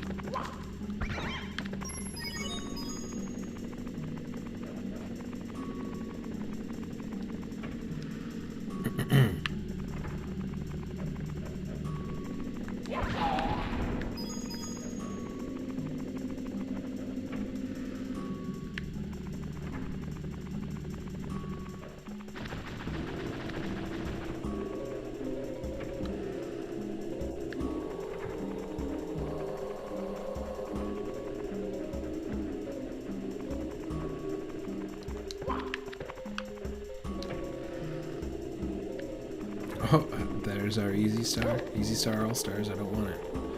Don't want it yet.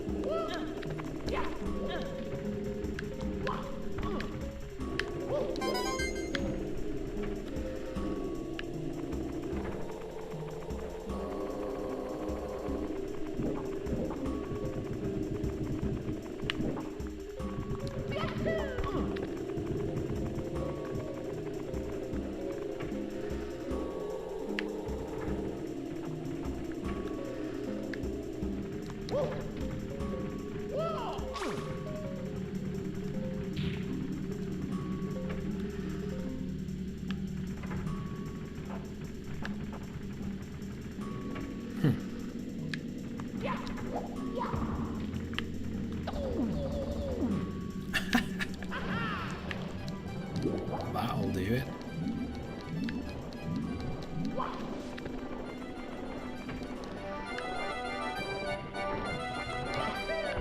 Oh, interesting. Coins? Yeah. Ton of them too.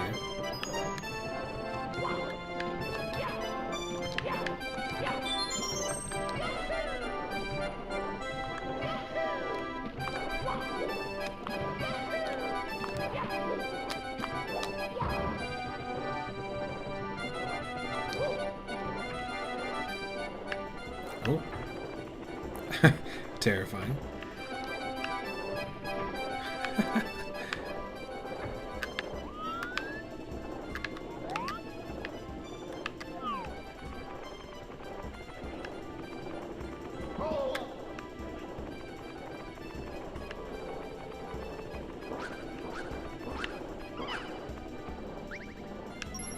That placement.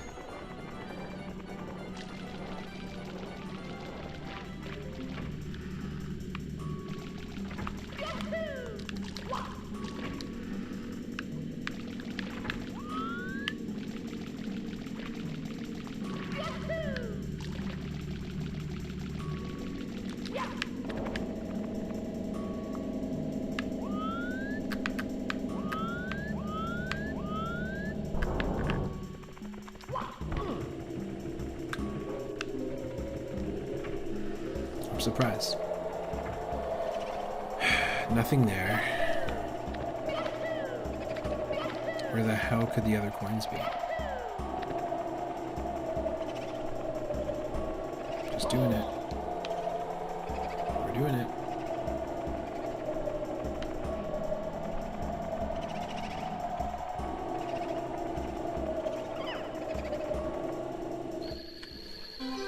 Oh no. Of course it's on the roof. So if we come back and do that, it'll actually randomize the spawn location, so I think I might actually consider doing that. Like coming back to randomize the spawn location.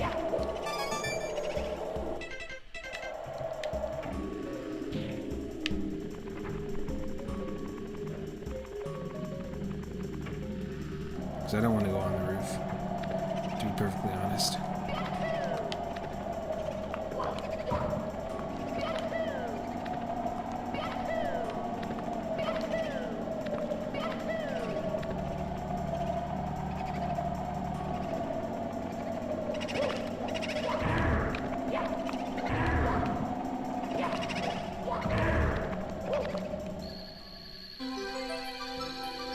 Good, okay.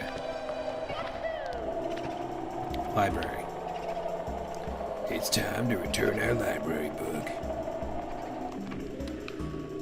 And by return our library book, I mean literally just go grab the thing from the library.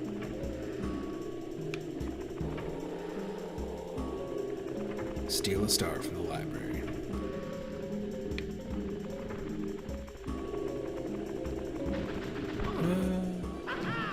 Damn it. Oh, well, hey. It showed us where another one of these were. Kick it.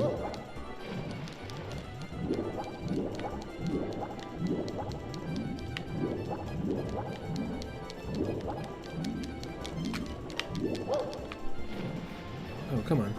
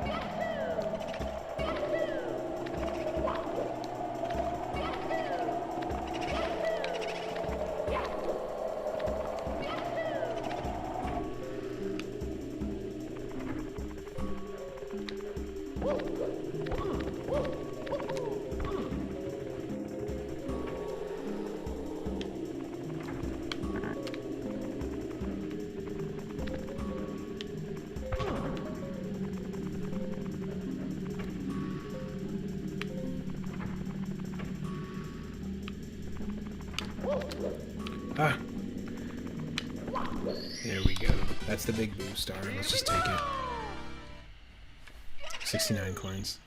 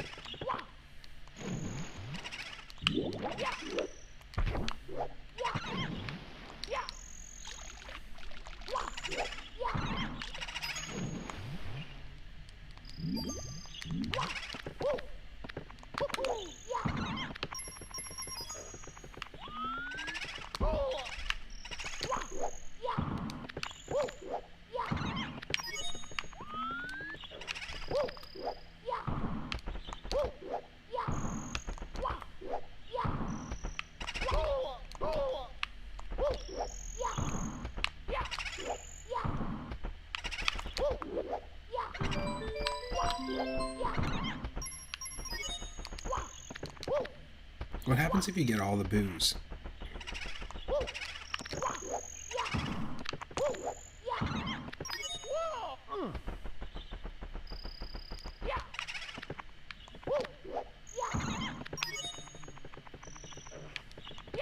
Nothing. Right? Because that's all the booze.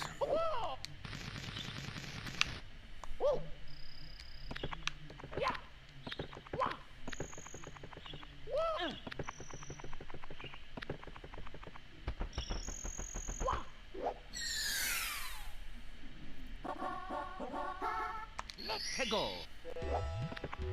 Oh, right in the middle of Lethal Lava Land. But I see myself a star. Oh. No.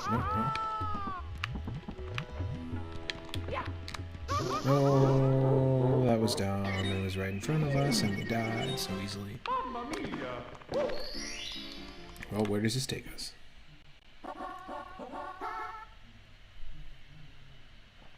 Wet Dry World, of course.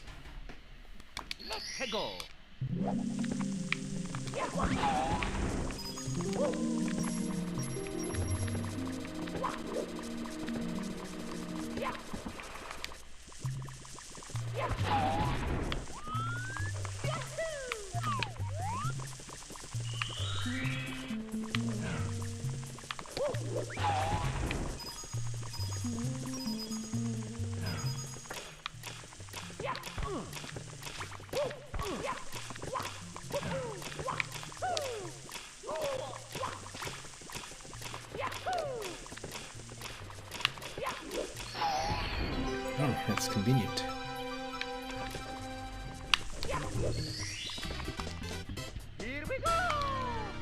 Probably my least favorite world in Super Mario 64 is Tiny Huge Island.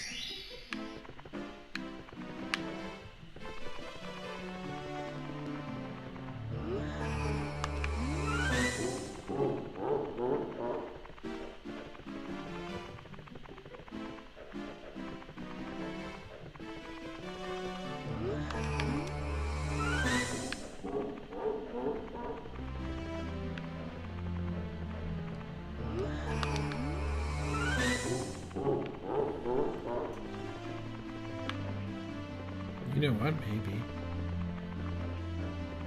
this will work.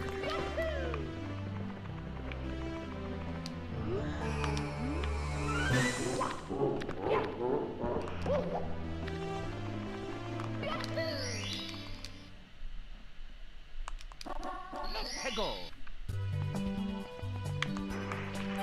Oh, actually, if it's gonna start us here, there's a star right around the corner.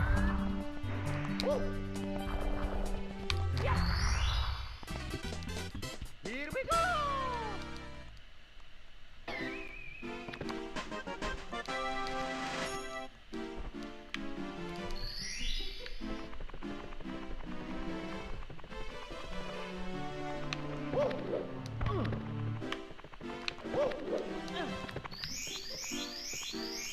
Oh.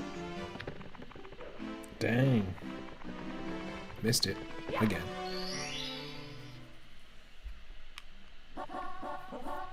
Let's go.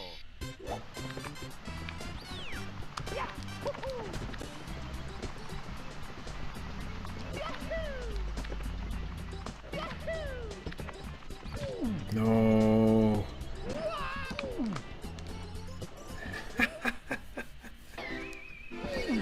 Oh, lovely.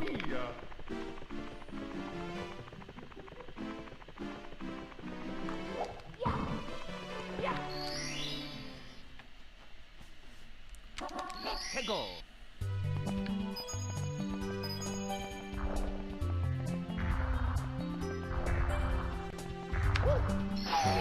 Free star right here.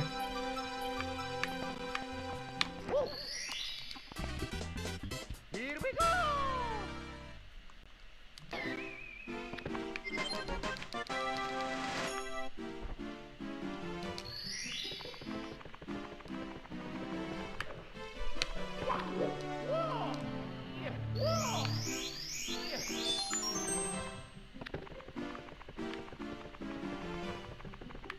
This is just gonna be the metal cap. Yeah.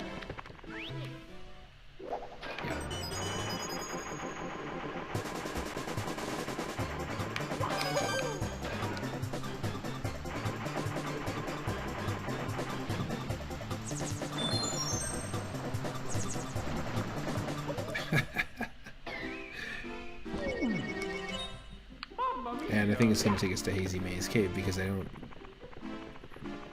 know if we're gonna be able to get I think we need 18. No, 20. It's 20 to get through there. Thanks, okay. This is gonna be Hazy Maze Cave. Let's go. Pretty decent run. It's still not nearly as good as that one. It's not Hazy Maze Cave, sorry. So not nearly as good as the run that we did with 1989 as the seed, because we had 44, which was our, or sorry, 42, which was our highest amount of stars in any randomizer, and we got them pretty quick. Like we got like 22 stars in half the time that it took us to get these 15 here. So we're not in. This isn't like an amazing seed or amazing run by any means, but it's still been very different than any of the other ones that we've done, and we've played this game a bunch. I think I might actually call it and take a little break, and then I'm going to be live on my Discord with some classic cartoons like I have been the last couple of evenings.